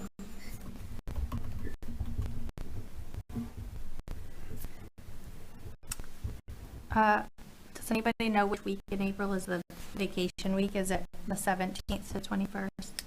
I think it is that week. Okay. It usually is. Okay. My sister never went to school on her birthday, and her birthday's that week. Yeah, I think that's. Is that Monday Patriots Day as well? No. Oh. Okay. Brad? Just have a question for Dawn, or if Chris is on the call. I was very enthusiastic about the tour that we took back this past fall, and I can't say enough good about it. The tour guides we had, and Dawn and Chris, were outstanding, and Sue piped in with a lot, and Frank piped in with a lot. It was just wonderful. Raymond Cape is a little bit different in the sense there's like one road that runs out the middle of Raymond Cape. To my knowledge, there are only a couple of areas where we can see the water without going on private property. That would be just before Camp Wawanock and the ferry landing, unless I'm missing something. Are we planning to go across private property? What's the goal on Raymond Cape, Don? Well, I'm not sure we've really talked about that, and if you have it on April 10th, I'm having surgery, so I won't be on the tour. So Chris, of course, is very, I think, knowledgeable about the Cape, and I don't think the idea is that we're just going to take a one shot down and back and stop at, public, access, viewshed opportunities. I think the idea would be to go down some of these roads and take a look at some of the development, and that may be on private roads or not. I can add that my thoughts were it wouldn't just be the Raymond Cape. We'd take the 302 route to get to the Cape. We've got industrial zones where there's Sabre yachts and some other different facilities that we could look at. And when you get down on the Cape, there's many private roads that you can take that get down towards the water where there's been development in the past, like Castleton or Zephyr Road. You can take Sunset Chimneys Road, even though it's a private road, there's plenty of places to turn around and see the kind of development that is on the Cape. I think the purpose of that would be to see the other side of Raymond. We went up to North Raymond and saw rural Raymond. This would be more the developed areas where we have a large tax base of seasonal residents, and more we're seeing the tear downs and rebuilds, and I think there's plenty of opportunities to see that. There's Wild Acres, there's Papoose Island, there's Quarry Road, there's the Fry Island landing. There's plenty to see. It's just a different section of Raymond with a totally different set of topography and zoning and land use. So I think it would be very positive, and we can add anything that anybody wants on that tour, but I can see it taking as long as the last one did with no problem. Peter? Yeah, and I would say also, what I agree with Chris, and also, I think it's important that we take some time to look at the village. I think it's time that we take that time when we're in the village in that area, also look 121 in that area. We didn't really spend a lot of time on those areas, and those are areas where we're either going to be considering, I know in the last plan, we attempted to direct some growth in those areas, not necessarily the Cape. And there's other areas, depending on time, there's Thomas Pond, you can go down Thomas Pond Terrace, you can go down Twin Pines, there's a lot more to Raymond. We got a good view of maybe a little more than half, and it's very easily that we could see the rest of it. Sure, and to Brad's comment, as far as the Cape is concerned, the Cape isn't complete without talking about Sebago Lake, but I think that's the plan for the boat trip that once the weather gets better, we would do as well, and I think that's going to give us a good vision of the Cape and the lake. Is there any merit in going down deep shores? Are you on deep shores, Brad? Deep Cove. Deep Cove? Deep Cove, no. I'm down off of Cape Road. But Chris, we'd go down Deep Cove. We can go down Deep Cove, you can go down to Turtle Cove. Yeah. There's a ton. You won't be bored. Yeah. No, I was asking whether we were planning to go down private roads or not. That was, because if you don't, you really can't see. Yeah, absolutely. We got to go down private roads. Going down private roads. I mean, we're not going to go by, gated residences or something like that. But, as far as the town's concerned, the code officer can travel, I think, at will. Well, we can go anywhere the postal service can go. So if it's not a prohibited miles that we can travel area, we can go. We will. Brad, did you want to put a date up for? Yeah, I was just about to say, I'm available anytime in April as long as I have enough notice, which I do. So I don't have any specific time where I can't. Yeah, so I think the plan is to just get an email into Sue with availability, and then you can look at when the most of us can make a certain date and see if that works. As far as the staff goes, the tour guide, I can go anytime during working hours, so I'm available. And just as a teaser, we've got projects on the Cape that are $50 million. That's significant. So we can see some. We don't have to travel into the gated community and see it, but I can show you where they are and why they're where they are. And we have other properties where we have significant violations. Maybe we can take a look at those. There's all kinds of things that we can do. It should be an exciting day. And I don't, at least this is my opinion, but I don't think we're in any kind of an emergency. We have to get this done right away. And I would like, if we could, to do this a little later in April so Don can join us as well. Because I think his contribution to some of the history and the stories and all that are very valuable. Yes. Last week in April, tentative. Yes, I think that's a good idea to kind of narrow it down a little bit, just even for ease for Sue. So if everybody could give their availability for the last week of April to Sue, that would be great. Good. So that's the 24th through the 28th. And that would miss vacation week. Yes. Frank, will you be back in town by then? Yes. By the end of April? Yes.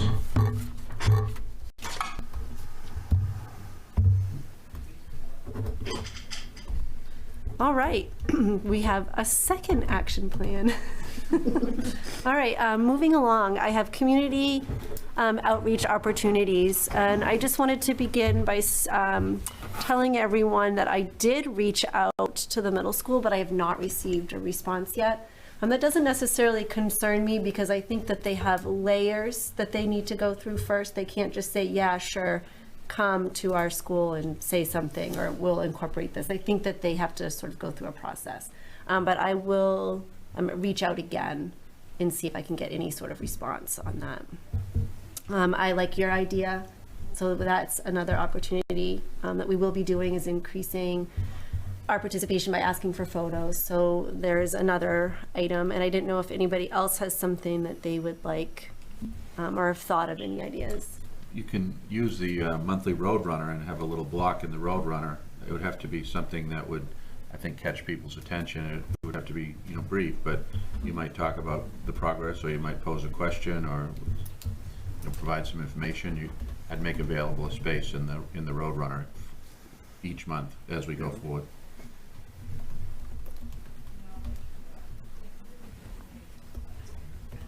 Peter? Yeah, question for Sue. Sue, do we have at the town a listing of associations, or I'm thinking in terms of things like Lions Club, lake associations and the like. Is there any listing that the town maintains? Not really. We have a few. We have some of the road associations. I'm not sure how up to date that is. We generally don't keep much of that because it doesn't have any bearing on what we do as a town. Sure. Any suggestions on where we would find those things? I'm thinking in terms of, if I was looking at, once again, at North Star's proposal, task 1, stakeholder ID groups, and that's how and that supposedly will happen in March. My guess is that's what the North Star is going to do. They're going to want to know, what are the contacts in town. So I think that this could serve if we were to start to compile a listing of those things, because I believe North Star is going to be looking for that. Unless they do that exclusively on their own. My guess is that they probably come to this committee, they'll come to you and say, what are the lake associations, Raymond Waterways or the like comes to mind. Certainly if there's small woodlot owners associations or any type of group like that. Maine Woodlands. Maine Woodlands. Yeah. So it's those type of things where if we could, put some sort of a listing together, because my sense is that the consultant's going to want to see those. I don't think that's going to be too difficult to do. If we don't have it presently or maintain it at the town office, we can, do an outreach to the groups that we do know about. And, for instance, the Raymond Waterways group can probably tell us all the different lake associations. And so we can identify those stakeholders, I think, pretty easily. Would road associations be one on that list? I mean, that would be harder, but I think we can do that too. I'm wondering if it's. I think between this town staff, we can come up with something. And as I remember, we had some kind of a survey when we had the Raymond Revitalization Committee. So maybe Frank would be of some assistance on that task as well. Because we had the same conversation at the Raymond Revitalization Committee 6-7 years ago. Yeah, my sense is something like a road association. You think, well, what would why would they be stakeholders yeah, necessarily? But when we start talking about services and trash pickup, and what's gonna happen in the next 10 years with recycling and trash, that they're gonna have to want to weigh in. They want to be on it, yeah.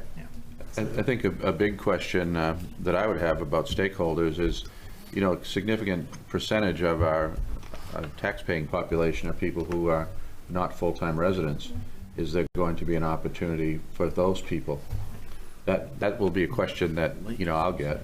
Sure, it's a great point.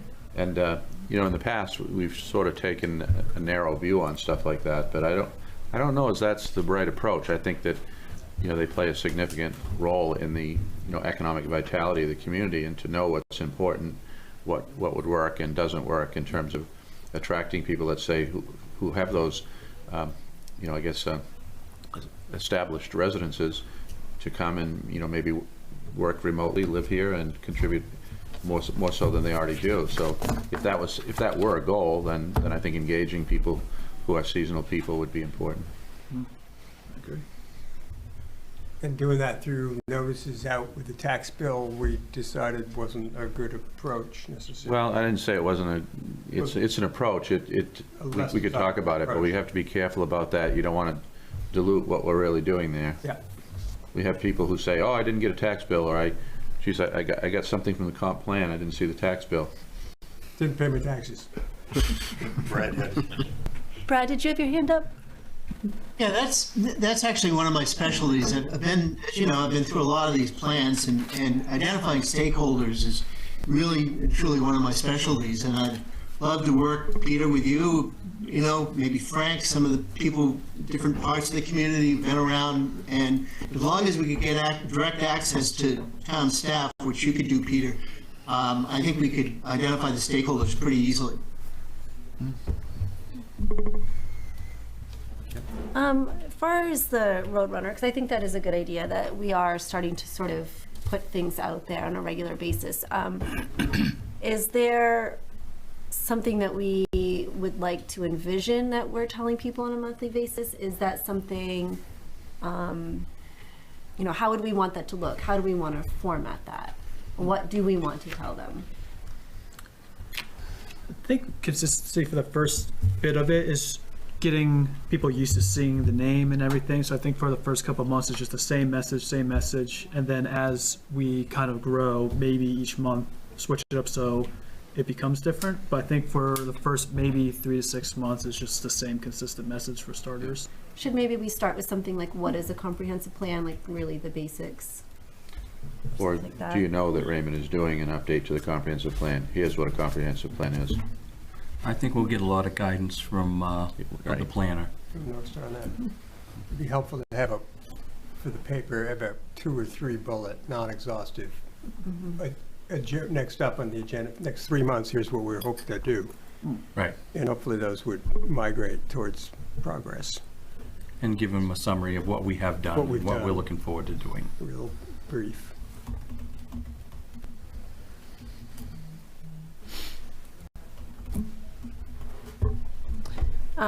Let's say I put something together, would we want to wait each meeting to approve that? Would you like me just to send it out in an email and say, hey, what do we think of this? That seems... I think between you and Melissa, you can do this. You used to do the Roadrunner. She does it now. I mean, if people really want to see it, they could see it, but I think you could do it. Do we want to wait until we have a logo that we can attach on with our message every month so it's recognizable and consistent? I think we did talk about that, yes. We'll have a vote as of next month, perhaps. So, right. I don't know how long it would take, like, let's say we did go with time for printing for them to turn around an actual logo for us to use. But that does add some additional time. So maybe for the first month, depending on when the Roadrunner schedule is and when the deadline would be for that, we may not. Is this the beginning of March? I mean, we probably could get something in the March Roadrunner. But you're right. I mean, I guess we need to decide, do we want to wait until we're completely ready to start doing that? Or do we want to start with something really small, and then as it grows, we can say, hey, we've made a logo. Here it is. Sean? I think getting it out would probably be good, even if we didn't have the logo. I think getting it out, and then once we do get the logo, finally putting it. But I probably wouldn't wait for the logo. Yeah, agree. Agree with that. Yeah, that's good. Okay. Yeah, I'm getting a bunch of nods. Yeah. Frank, did you? I thought I saw your hand, but maybe not. No, I'm just agreeing with that idea. Okay, all right. And if I would ask, I would just ask is, similar to, looking at the bus tour and doing a little homework there, and maybe a little homework would be between now and the next meeting. We're all professionals here, and we all have professional associations. We're all on roads. We all, use the lakes and the like. So if we could maybe come back to the next meeting with just a list, I'm sure there'd be a lot of duplications to it, but just a list of what we would consider to be stakeholders or community associations for outreach, and start compiling that list. And then we can look at that at the next meeting as well. I don't think this is a perfect answer. It wouldn't be a perfect list, but I'm thinking about, we could potentially contact the Secretary of State website and see what associations, LLCs, corporations are listed with business addresses in Raymond, not necessarily registered agents. Sure. So it would likely get a lot that are not appropriate, but I think we could extrapolate some pretty good ones off that too. I also think that because Raymond has, like, for example, the big strip that we have on 302 is not Maine resident anymore. I believe that was just sold to Massachusetts. Oh, yes, our little mall. Yeah. It did just sell this. La Plaza. So even though that plaza is not owned by someone in Maine, it's still important that they're having business driven to them. Like, that would be somebody we want to identify to speak to.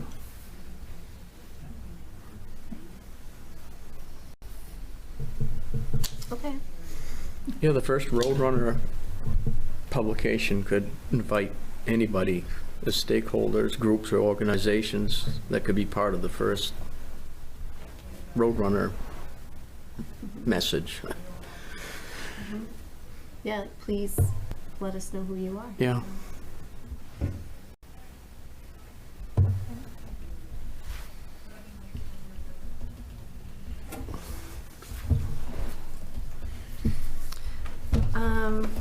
All right, any further discussion on this? This is kind of not related, but I don't know if we want to put it out there to the town or offer, if we want to do any sort of an abbreviated version of a tour around Raymond for residents that would be interested in learning more about the town. I don't know if that would be a way to get them involved and learn more about the town, and I don't know if anybody has the time or resources to do anything like that, but if we all felt like it was a beneficial thing for us to learn more about it, maybe the residents would feel the same. If that's something we couldn't sort of logistically do, I'm wondering if a really good video that highlights different parts of Raymond would be an avenue that we could look at. Yeah. Like something that they could watch, because I mean, you're right, a lot of people aren't seeing all of Raymond. But it may be logistically hard for us to offer that sort of tour. Right. But I'm wondering if a good video, I don't know. I think we made one for the open space effort, something tells me, with Hugh Cox, and it was a 10, 15, 12-minute piece of tape that had some music in the background, and it had some aerial shots, and it had different parts of Raymond, and it was on Coneska Road and down on the Cape, and so digging that up and getting it on the website so folks could click on it. I'll look into that. I may be making that up, but I'm pretty sure we did that, and that there's a tape. So that would be a lower carbon way of not touring folks around. It might be a good idea to take, at some point, the planners that are going to be working on the comp plan on the same tour that we took. Maybe something I can do. And I know that Ben Smith has a drone, and he's licensed to do drone photography, and is an accomplished photographer in his own right. So we might be able to do that, come up with that video with the town planner after he's on board, and I can take him on a similar type tour, maybe a shortened version that we took on these 2 tours, and even on the boat. And you could put that video together in no time. And like you said, you could put it right on the website, and you know, it'd almost be like not branding Raymond, but it would be selling Raymond as all our natural resources and assets, and it could highlight some of the stakeholders that we're talking about. That might be the way to accomplish what you're talking about. Madam Chair, Frank has a comment. Oh, sorry, Frank? I was just going to say that's a great idea. Many more people would watch a video rather than taking a couple of hours out of their day to do that sort of thing. And that would be a wonderful thing to have on our website that people who are interested in moving into the area could look at. That would attract the kind of people we feel we would like to see moving into Raymond. Yeah, and it would hold I up. think Sorry, Frank. anything we can do to do something like that is going to be well worth it. And once you produce that, you could use your monthly Roadrunner block to say, here's how to go see it. I think also just to have that. Absolutely. Yeah, something that we created. Historically, it will be fun to look back on as well, because over the years, things will change in Raymond. So to have that already created will be a great thing for other future generations to look at down the road. And Madam Chair, I have a few comments from Kevin, if I may. Oh, yes. He says, he asked me to mention that we should host the website to avoid any extra cost. The vendor can design and maintain it, but we would host it. And also we can turn on the listserv software at no cost. So that's something we can leverage. And we can also put everything you're talking about on our YouTube channel and get it out there to an even broader audience than goes to our website or uses our Facebook. Okay. Just, yeah, thinking about the outreach it'll provide, which is on one side, it is a marketing tool for folks interested in moving to Raymond, but perhaps zeroing back to our task at hand is making sure everybody who's here already knows what we got, and they do, they largely do, but they may not know those corners of Raymond like you were talking about, Jackie. And in my view, having them learn about those parts of Raymond that they haven't seen, I think was your initial motivation there, and I'd see that as kind of a priority, and a side effect, a side outcome though would certainly be having a presence of Raymond on the You know, what's funny is we all travel the same route to get home, how to go to work, and you know, I go by the Raymond Elementary School every single day, but you know, there are certain days when you go by the elementary school and you see the sunset, and it's just like, wow. And I can think of many places in Raymond that we could have those little clips, like this is, you know, North Raymond, or this is the Cape, or this is the beach, or this is the schools. It's just, it's you know, I keep saying at every meeting, you know, we all live here for a reason. And I think one of the things the tour did for me, the first round, was I travel Raymond every single day. And enlightening you people on what's there made me realize, wow, this is great. This is good stuff. So, you know, that's why I'm excited about this stuff. It's a lot of fun. Yes, getting to drive that hill is great. Sometimes Mount Washington smacks you in the face this time of year. When it's clear enough to see all the white. Trees have kind of grown up a little bit, so when I first moved here, you got a real clear shot of that snowy covered mountain when you were headed down the hill, and now less so, but I would agree. And then if you're on the Tenney River or just in a canoe, you know, it's all those things. Or if you're in the forest, like Greg's doing his forestry thing up on Patricia Avenue, when you mark that out, there's the Picasso of the woods. It's just great. What'd you say? The Picasso of the woods. I paint the trees to cut. Did you make a noise? All right. Because you didn't hear it, I didn't make a noise. You come out to the rural side of town. on the top of Spiller Hill, you can come You out if can. you want to see Oh, it. and I'm sure you Yeah. can on Tarquin Hill Road still, right? And Patricia Avenue. Yeah. Yeah. But those would be, I mean, I think it'd be a great idea if we Tarquin could Hill. capture that somehow now while it's snowy covered, because it's not the same, it just doesn't have that same majestic feel to it in the summer. I think it's really hits you in the face when it's against that bright blue sky. Well, we all If I have could just- health phones now that we can take the pictures. So I think capturing that this time of year would be great to put that into all of our materials. That is really something, you know, it's cool about Raymond. We have everything There's, here. thinking about photographs, and, you know, I've seen a number of really spectacular ones, and the Portland Water District does a Oh, they calendar do. every year, and so, you know, I don't know but what they might help us if we wanted to get get permission to use some of those photographs. I mean, you want to talk unbelievable photographs, that their contests they have every year, and when they produce that calendar would be what you're looking for, I think. And a lot of them are from Raymond, because it's a lot of the shoreline.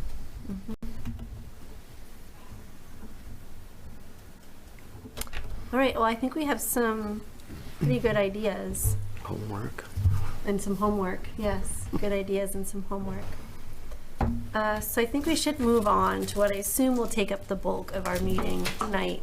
And that's our new business and discussion of what we think that us as the committee and town staff can contribute to the planned completion. Everybody should have an email. This came out a little later this afternoon, but this was North Star's sort of their ideas of what is probably feasible that we do as a That's what I was committee. looking for. And then they also gave us an updated fee from that. So you all have that, I think, in your emails. You should. And then I can pass this around, which would be if we were to do the things that they proposed, the task 1.5, 1.6, and 2.3, it would take some amount right off from the estimate that they gave us. I think the kinds of things that you could consider doing are So I'm the gonna- inventory and some basic analysis, interviews of department heads, other interviews, you know, some of the, I guess, rounding up and doing the legwork for the materials that you're going to need, the promotional materials, and, you know, the probably the public meetings if you really want to do those, although I think it's good to have the experts there with you. But I would leave the planning as it is, you know, to the planners. But you would be doing the support kind of work, and so I think it would be, to me, that's where you'd look. Now, I have a question. Can we add in the contract that we agree to pay up to a certain amount? That way, as we continue down this road, if there are more things that we take on, could that take away from their overall fee? I mean, I don't know how they would bill us, or I don't know how that would work, but is that? I think from their possible? standpoint, they would hope to have a signed contract with a scope of work, and, you know, you would deduct from that whatever it is that you thought you could do. You know, if you ended up not being able to do it, you would have to look at that on an hour basis as an ad. I don't know if they'd be amenable to, you know, on the fly saying we can adjust it. My guess would be that wouldn't be something they'd be very excited about. Okay. So I think what you should aim for is, what is it can you reasonably do? And you know, have me go and meet with them and do that. And I guess it's not really much of a negotiation because they've kind of delineated what it is by hours.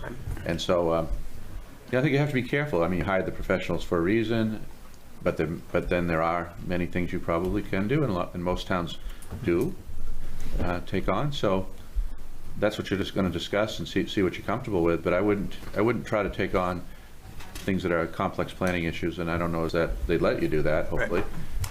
But I think to do everything we could to be helpful, staff and committee, to mitigate the cost, why not? I mean, I certainly don't want to bite off more than we can chew. Right. I would probably undershoot a little bit than overshoot. We are volunteers.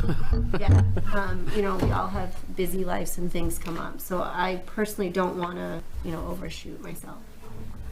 Peter? Yeah, so I crunch some numbers, as I usually do.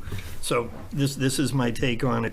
The existing conditions, 1.5, the department head interviews, 1.6, and the public workshops, listening sessions, 2.3.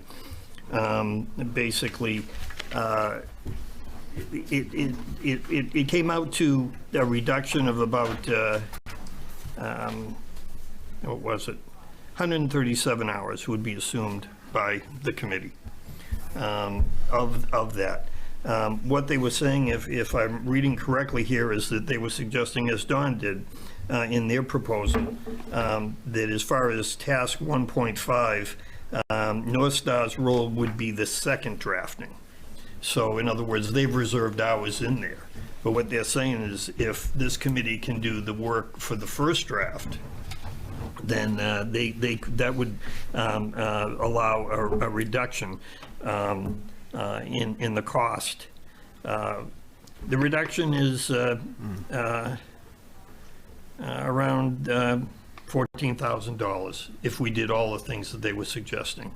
And so that kind of is in line with, about $100 an hour.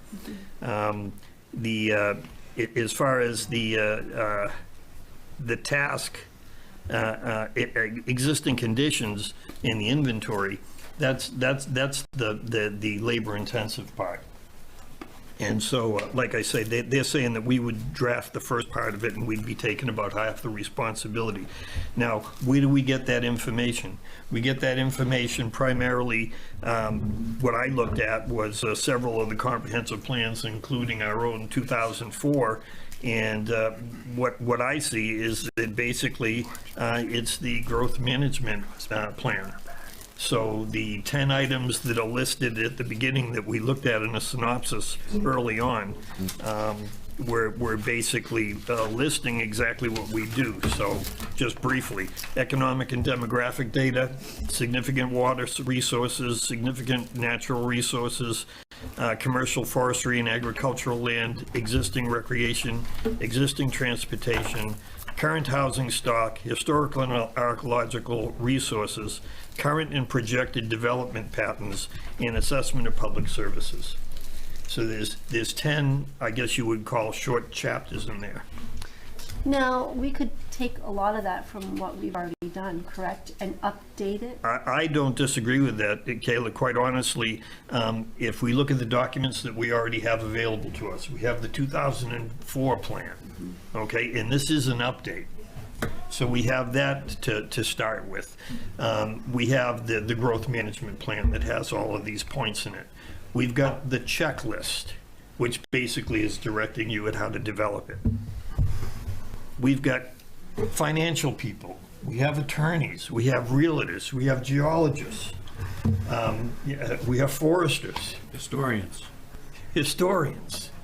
So I guess what I'm saying is that and I'm not looking to bite off more than I could chew, but my recommendation would be look at the first part of this, the inventory and analysis, and look at have the committee basically first draft write their first, second, and third choice on a chapter.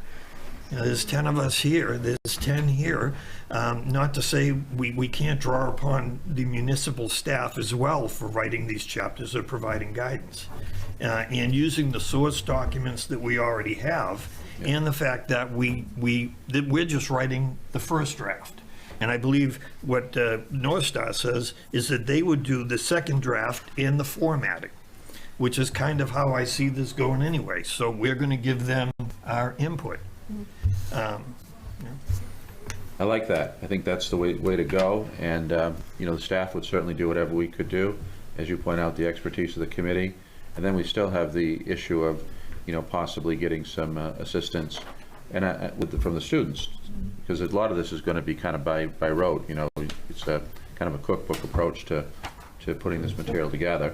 It's not something that's going to be wildly innovative for Raymond. It's the same town to town. So I think there may be work that the students can do too.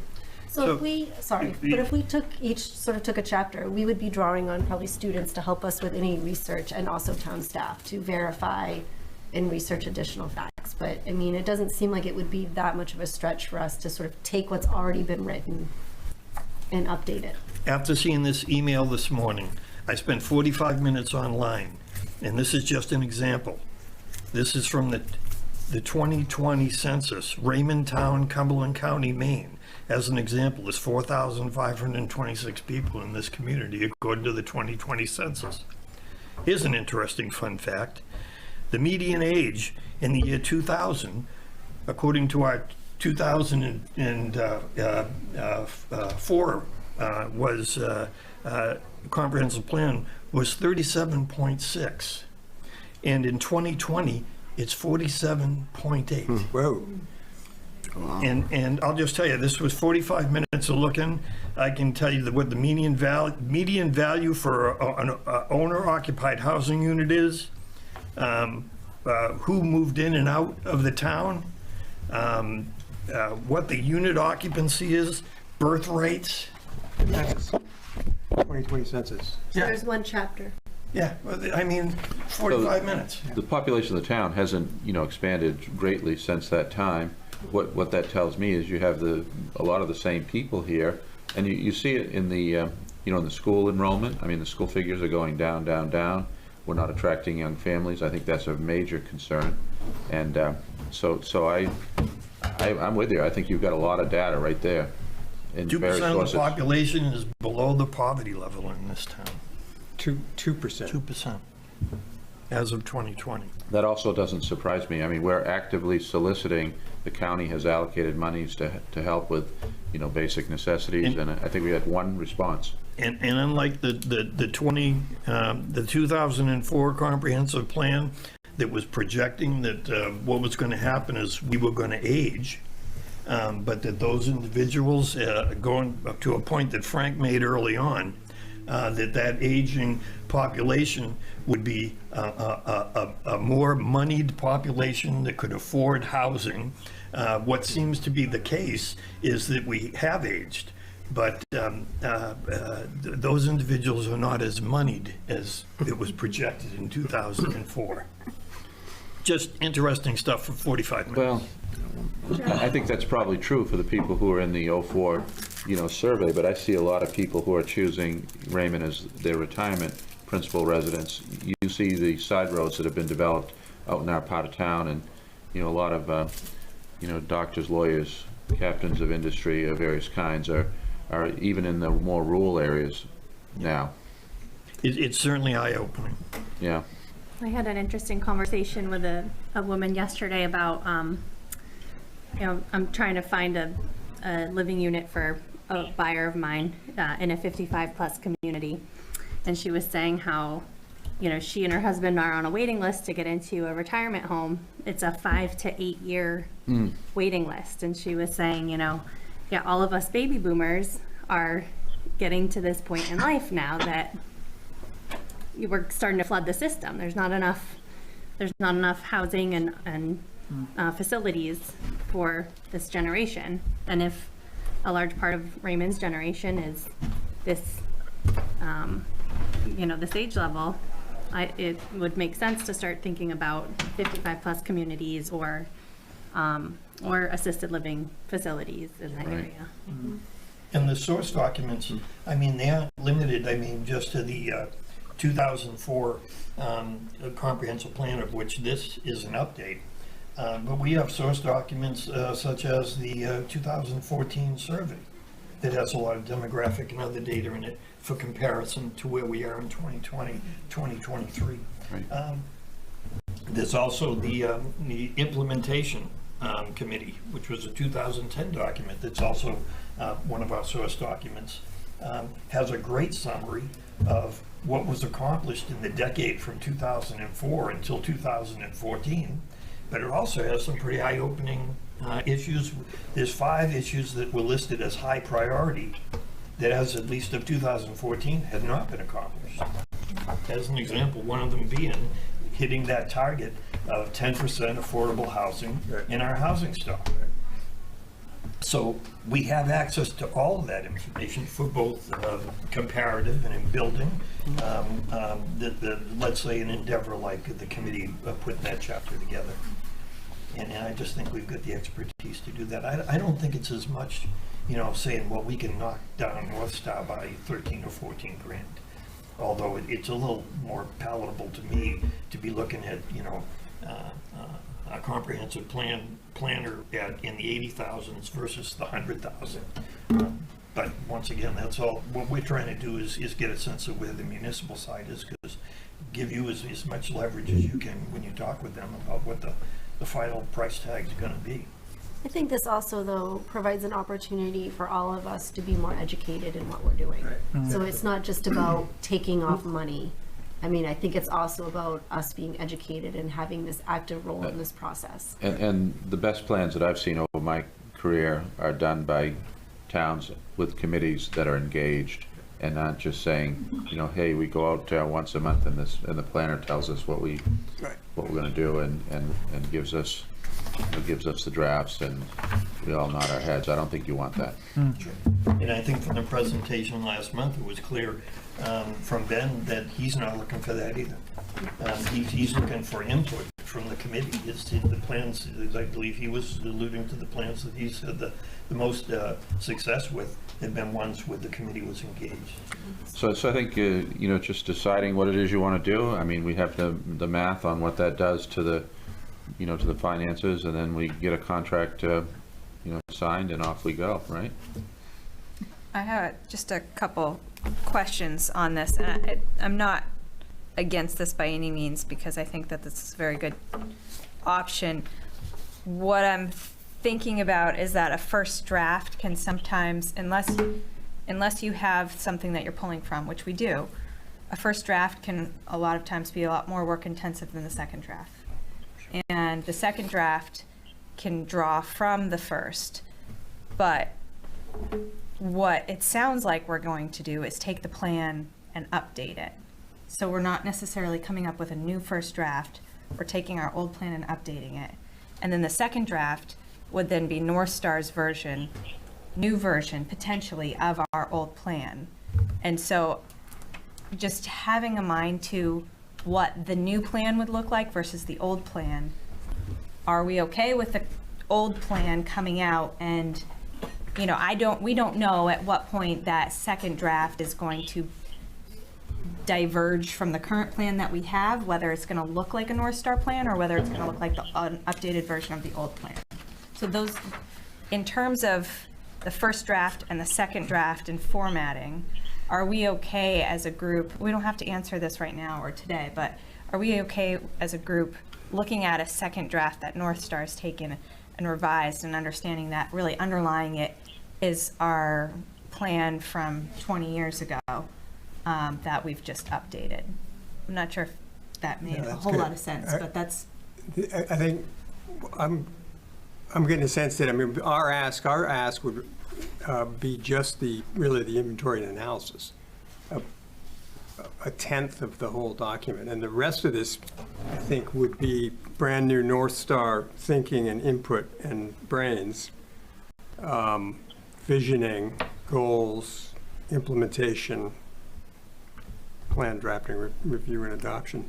A lot of what you'd be doing is, you know, factual stuff that you can draw on source documents to get. But I understand the point, though, and it's a good point, an important point. I wouldn't want to, you know, I guess sell the town short by just doing sort of a perfunctory update on the old floor plan. I understand that. So, but I don't know if that would be what you'd be doing if you did the inventory analysis and some of these interviews and things. I don't. I'm thinking, as you are, John, that it's a small part of it. And I think some of this could be solved with questions and answers with North Star. When they say first draft, what does that look like? When I think first draft, I think, let's sit down and start writing something, but that's not necessarily. Maybe what we need to do is you have a idea of what you think you might be able to do and establish that tonight. And then maybe, you know, I could meet with North Star and the co-chairs and we could talk about this. Just confirm that And what we think confirm is our the understanding first and make sure it is something that's within our, you know, ability level and depth. The first draft would just be of the inventories, right? Right. It would be existing conditions inventories, and there's a herd of inventories, a whole bunch of them, natural resource and social and economic and stuff, and that's what we would have the update fingerprints all over it. The rest of these 30 lines or so here would all be brand new North Star things. But what I'm saying is, decide what it is you think you can I know, do. that's what I'm hoping Then we for meet too. to make sure that we understand what we're doing, and they understand what we're doing, and then, and then you can have that amendment of the contract and come to an approval. But I think you want to make sure there's no misunderstandings about this. Very clear. Good point. I would say, Don, you used that operative word there. I didn't read anywhere in North Star's proposal as far as the inventory where they mentioned us doing analysis. And I see analysis being more their bailiwick. And so once we've updated, or let's say with the first draft, gotten demographic information and the like, in their second draft, I believe that in the formatting or whatever, that's where they're going to be doing the analysis. That's why I say it's sort of a factual thing. I mean, you've got the old one, which is a roadmap. You've got, you know, the materials from the state, which basically lays this out, what needs to be in there and what you should be looking at. So then it's whether you feel like you could go out and dig out all that data and put it into some sort of a, you know, format that looks probably a lot like that 04 plan, and then give it to them and say, here it is updated, and now you take it from here. And it didn't surprise me that and it's 0 hours from 16 hours. But I was a little excited when I saw that they would be perfectly willing for the committee to do the department head interviews. I think there's a wealth of information that this committee could get. I'd love to sit down with fire and safety, ask them what they need, code enforcement, find out where they're coming from.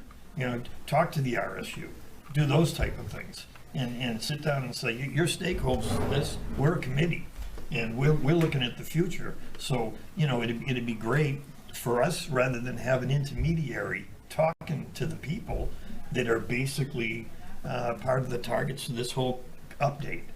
So I mean, and once again, we're talking that they budgeted, North Star budgeted 16 hours for that, you know? So I definitely see that as being something we could wade into. As far as the putting together the, what was it? The meetings and stakeholder meetings and stuff like that. I believe what they said was that they would take half of that time and they would be training us. So public workshops. North Star could prepare town staff and committee members to hold workshops, listening sessions with stakeholder groups and the general public.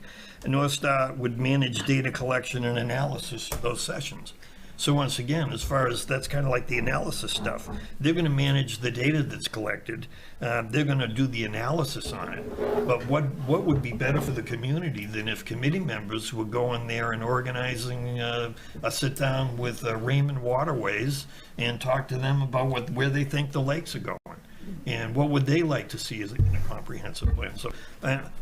Once again, I'm not at all trying to bite off more than I think this committee can do, and it seems like I've heard this repeatedly since we've been meeting, that this is a very talented group, and it'd be a shame to leave these talents unused.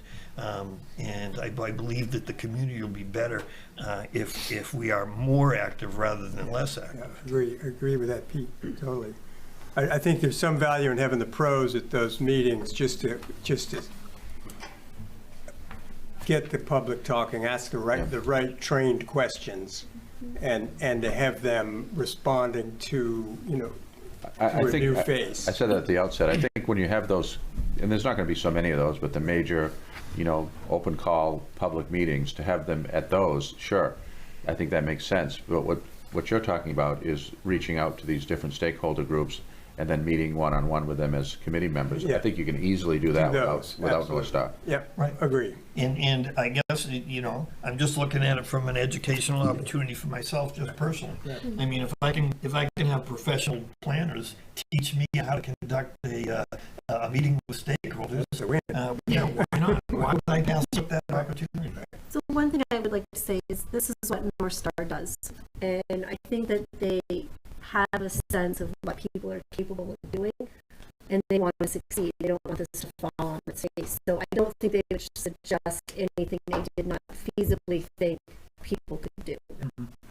Just another highlight of what I think. So I'm okay with taking on the first two tasks for sure. The third task would be good to have some good training for that, but that's the only one I'd be a little bit more on the fence about, is not having someone who's better skilled and maybe can articulate it a little bit better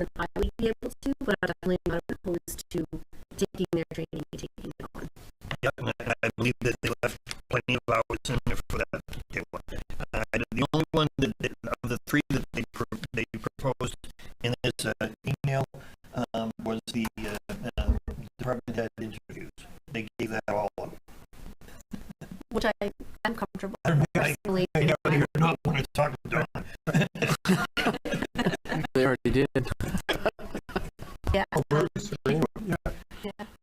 So we're basically saying that we're going to accept their proposal. I think with just the, if you could ask, confirm, we accept their proposal, but with the confirmation that what they mean by task 1.5 is just that initial first fact finding. That's what they mean by first draft, but it doesn't mean. I think Sue mentioned, I talked with her earlier, is as far as inviting maybe the planner to the next meeting and to have the opportunity to ask questions like, can you just clarify a little bit more what the first draft? I think that would be a good idea so that everybody feels more comfortable. Or what their format is. Yeah. I mean, they've done this. Yeah, sure. Just hand it to us and we'll fill it in. So is that what you'd like to do? I think that would be an opportunity so you make sure what you're doing here. Right. I do apologize. It was suggested or offered that we want to attend tonight, and I said, well, I'm not sure if that's necessary. Yeah. Well, I actually... Oh, it's fine. I believe it was. Yeah, no, it wasn't at this point. I apologize for the lateness of the materials, but I had written, back to Ben, and I don't know what happened. I called Sue. I was out in the office today, and then Sue reached out to him, so he did provide that information. Then I guess she called me later in the day and said that he was willing to come or send a representative. But I thought negatively on that because I think, you weren't ready to talk to him. I think you would be next meeting. You had to have this meeting to have, I guess a general discussion and understanding of what you're doing. And now you're going to meet with him and have some more precision and understanding and then do it. So I don't think it would have been good to have him here. Hopefully he's watching.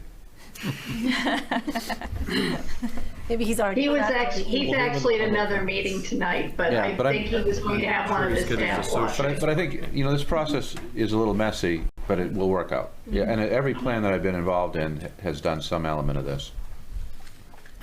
Well, I personally am in favor of us taking on the 3 tasks. I'm okay with that. So do we need a motion? I guess we could to formally take that on. So I'd be looking for a motion. I'll motion it. To accept the 3 tasks being put onto the committee members and taken off of the North Star's proposal. Yeah, pending clarification and review of the tasks, because there's about 10 of them. Yeah. So then that empowers Dawn to basically open up that conversation. You don't have to wait until the April meeting to talk to Ben again. So, like you say, it would be hopefully someone there is going to be watching or will watch this discussion. But, so I would second that motion. Now, I'm sorry, I couldn't see who made the motion initially. Sean. Okay, thank you. Do I have a second? A second. Second. Peter has second. Sue. Any discussion around this? Okay, you can go ahead and vote. In favor? Yep. And Brad has his hand up. Frank has his hand up. Okay, yep, so anonymous. Okay, that's great. Moving forward. The last thing I really have is consideration of roll call voting, and I'm going to turn to Peter for that. Yes.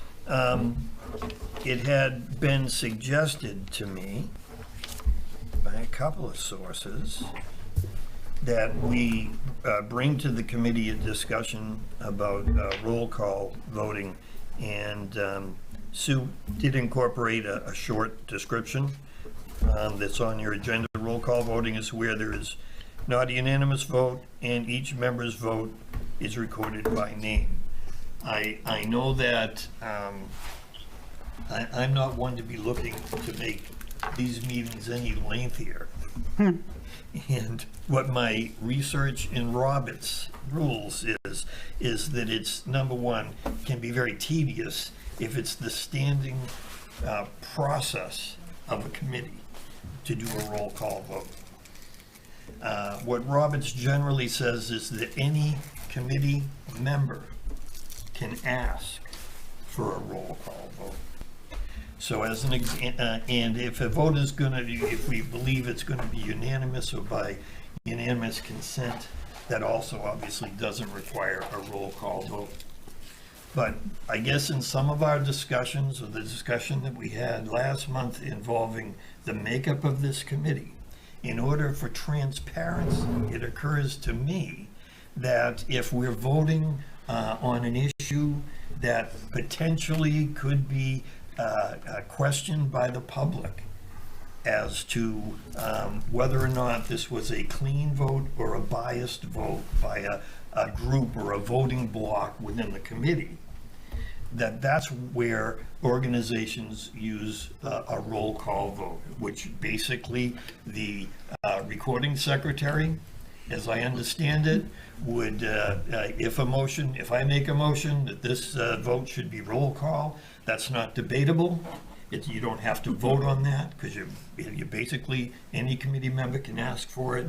And then there is a roll call vote that is done alphabetically by members, yes or no, yay or nay, and that whoever is presiding as chair of that committee votes last.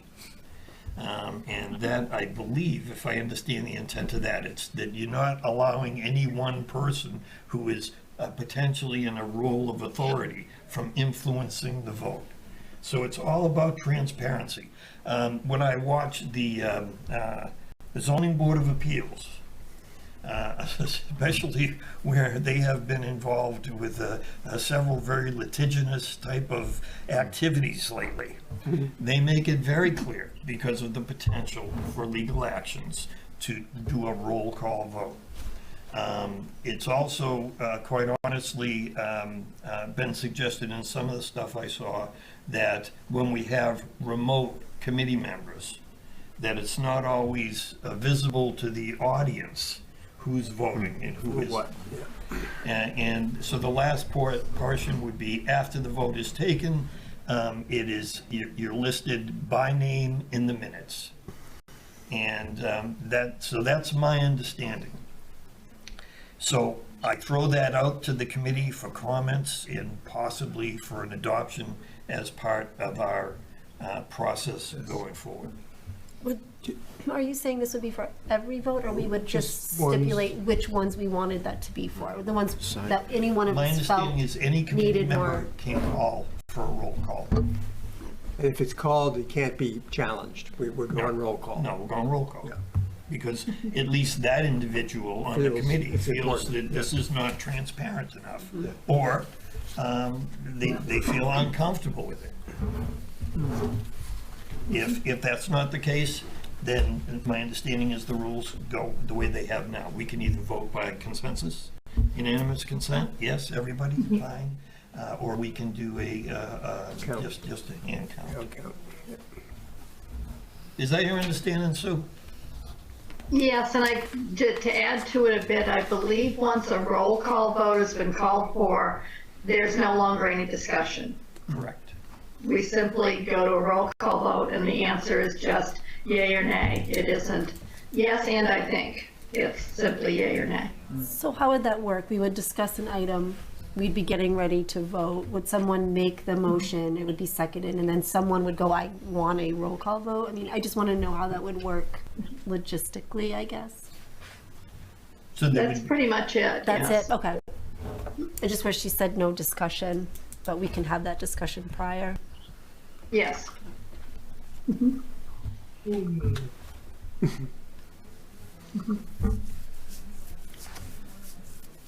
Any thoughts?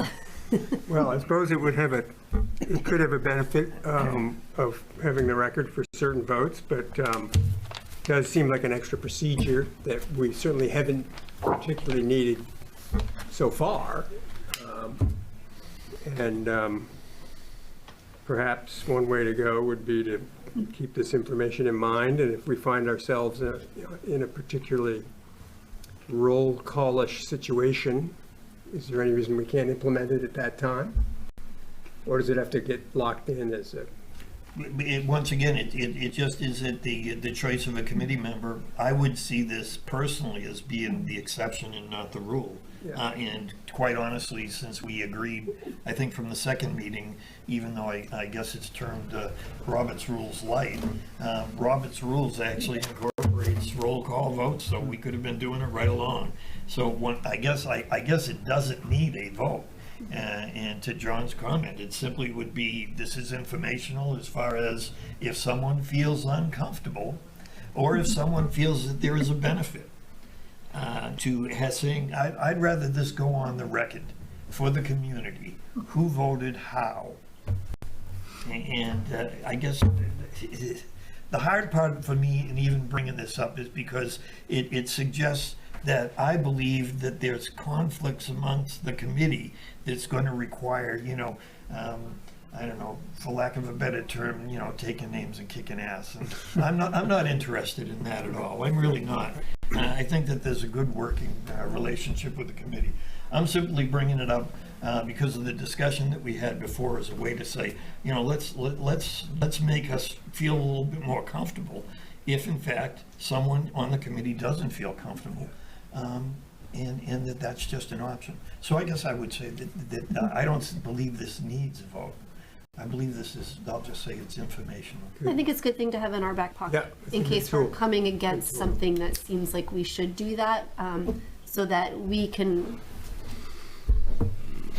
go to the public and say, we feel confident about this. We've done a roll call vote in this, and it appears to be no conflicts here. Absolutely. So we're in the almost unbelievable circumstance where someone would question the vote of this committee. We have some tool to say, well, we can show you.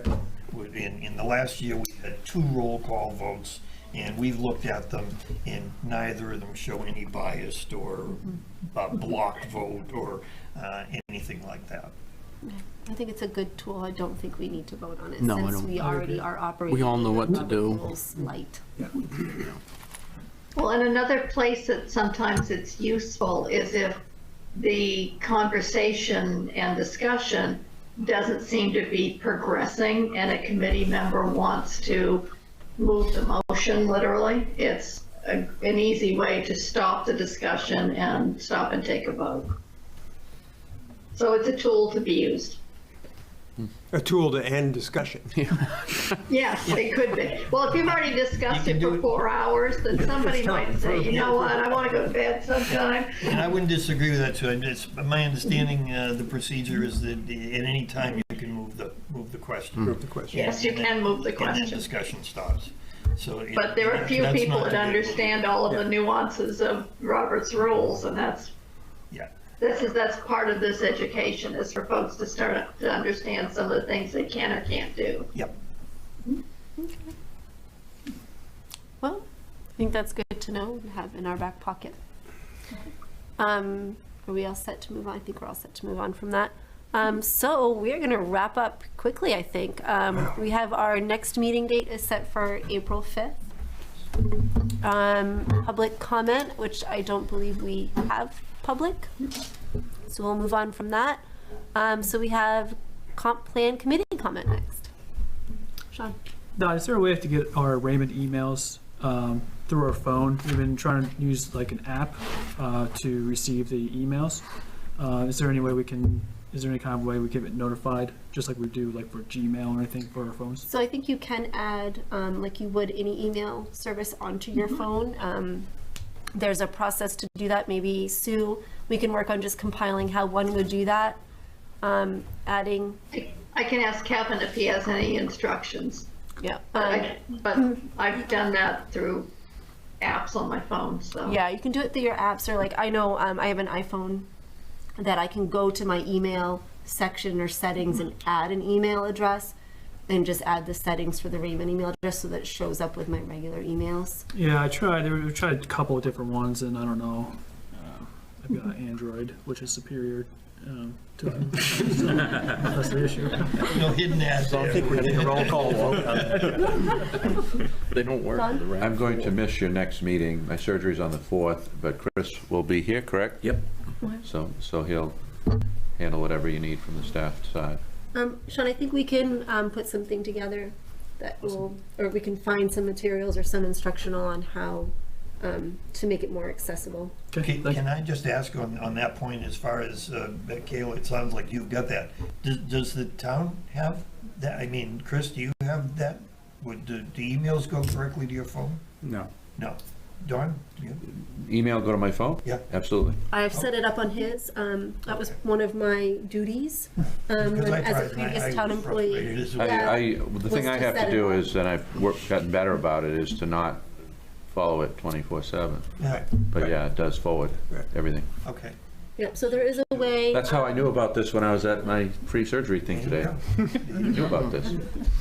So yes, that's something that can be done, and I probably could even spend a couple minutes trying to set it up for you. Thank you. Even though, you know, I work with less sophisticated phones than you do. Well, and on my phone, what I use is going right into the World Client email website. So it's not. I don't really incorporate it into my personal stuff. Yeah. That keeps it separate. So you can do that. You can also get your voice messages on your phone. You know, so if somebody leaves you a voice message, it kicks over to an email, and then you got it on your phone. So it can follow you everywhere. Town connected to you, whether you like it or not. Did you have something? Yeah, yes, I just was, I'm just asking, the committee did receive the update that I put together with the listing of accomplishments. Yes, excellent. And so I guess what I would just ask is, has that been disseminated yet? Has that gone to select board? Has that gone to planning? Has that gone to any of the municipal entities yet? I'm pretty sure it went out, but I can't answer to any of the specifics. It went out, I know, to the listserv folks. I'm not sure that I don't recall that it went out to the select board. Okay, so in my sense is that certainly Dawn, Chris, I mean, or you, Sue, any of you on the municipal side can certainly incorporate that into a meeting. So that the planning board gets to see it, or that the select board gets to see it, maybe budget, finance. But I believe that the part of the intent of that was to both promote the committee's work and to keep the municipal side updated. That, you know, we're just not meeting here for laughs. Were you intending, Pete, for us to be able to just share that with our neighbors in Raymond, to the extent it's inapplicable if someone's asking what's going on in the town of Raymond? Well, I got this email right here, I'll send it right over. Sure. Yeah. Absolutely. I mean, I think listserv is what I was most interested That's in, where as you're far headed, as, yeah. you know, those Getting it out there. individuals that gave us their emails. And I believe the discussion at the last meeting was, you know, they may be sitting there waiting. You know, I gave my email at elections in November, and I haven't heard boo from them. And I guess what I'd also just ask the group is this, you know, should we rotate that? Should we do it every month? Should other committee members besides myself put together these updates that go on listserv and everything?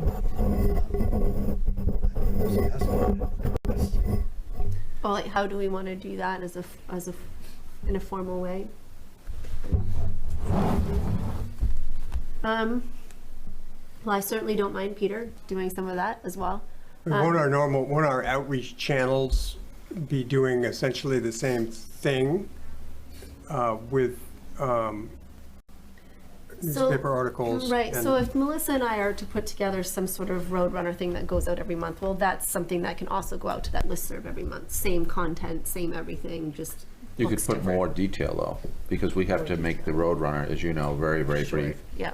And I think to rotate it around, you know, there's going to be different topics that people are going to be more involved with than others. So I don't know why you couldn't do that. You can also, you know, delegate to the staff. Or the planner. Or the planner. So that maybe it doesn't have to all be, you know, one person. Yeah. I guess that's what I was just asking. It shouldn't be one person, probably. It should be No, it spread shouldn't. around. Shouldn't be. And basically, I just gleaned that information by going over and just looking at minutes. Yeah. You know, and that's all I did, is I just pulled what we did in minutes, and this one was probably a little more not to overuse the word comprehensive, then they have to be, because it was the first one and we had gone 6 months. This is something that I learned from the old Roadrunner, when we had a newspaper here that ran at times 20 pages, and so I had a problem, and that was I tended to put in more detail rather than less. And we had a person in town at that time who was no longer here, but he appreciated the quote-unquote excruciating detail that I had. But I don't think most people do. So I think you want to make it so, not that your first one was, but you want to make it so it's interesting and people want to read it, and so it's a little bit of a challenge that way, to keep their interest. If they get just a crush of words and it may be a problem. That was a nice bullet list of, Yeah, no, I'm not saying that one. I'm just saying moving forward, you want to make sure it's long enough to cover what you want to talk about, but interesting, hopefully. Maybe that's something that we could add sort of to our agendas, is who wants to do an update this time.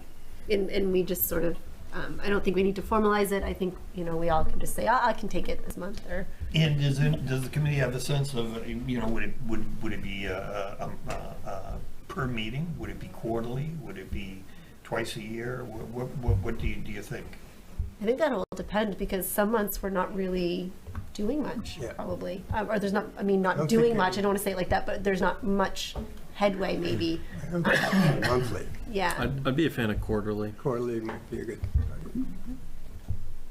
Yeah. I think in the meantime, part of the outreach can be expanding on the listserv and making that a target for our outreach objectives too. Jackie and I both think we have some trouble with listserv, so we're, I think we can be your first targets and trying to get ourselves on that.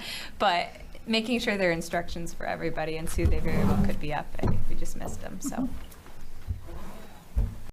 I just went through email, and the list that you had, Peter, did go out to the select board. Dawn forwarded it to them. But it didn't go out to the planning board or the ZBA, so I can send that out to both of those committees. I don't know if I got it. No, I don't think I Usually when I get something that I think would be of interest, to whatever entity within the town, whether it be the elected, appointed, some peripheral committee, I'm all the time filtering and sending stuff, so that's what we do. But if it was automated, that's better. I think, we can just keep that in mind, and sort of just take that on as we get there and sort of delegate that at the time. Any other comments from the committee? I have one, but if someone else has one, I can go after them. I think I mentioned it maybe in one of the early meetings, but this book, I think everybody should read this book. It's called Nomad Century, and it's pretty new. I heard it on the radio probably 6 months ago. It just came out. It was written in 22. It's about climate migration that will happen, and it's just a good primer for what is likely to happen over our longer horizon than our comp plan, but by the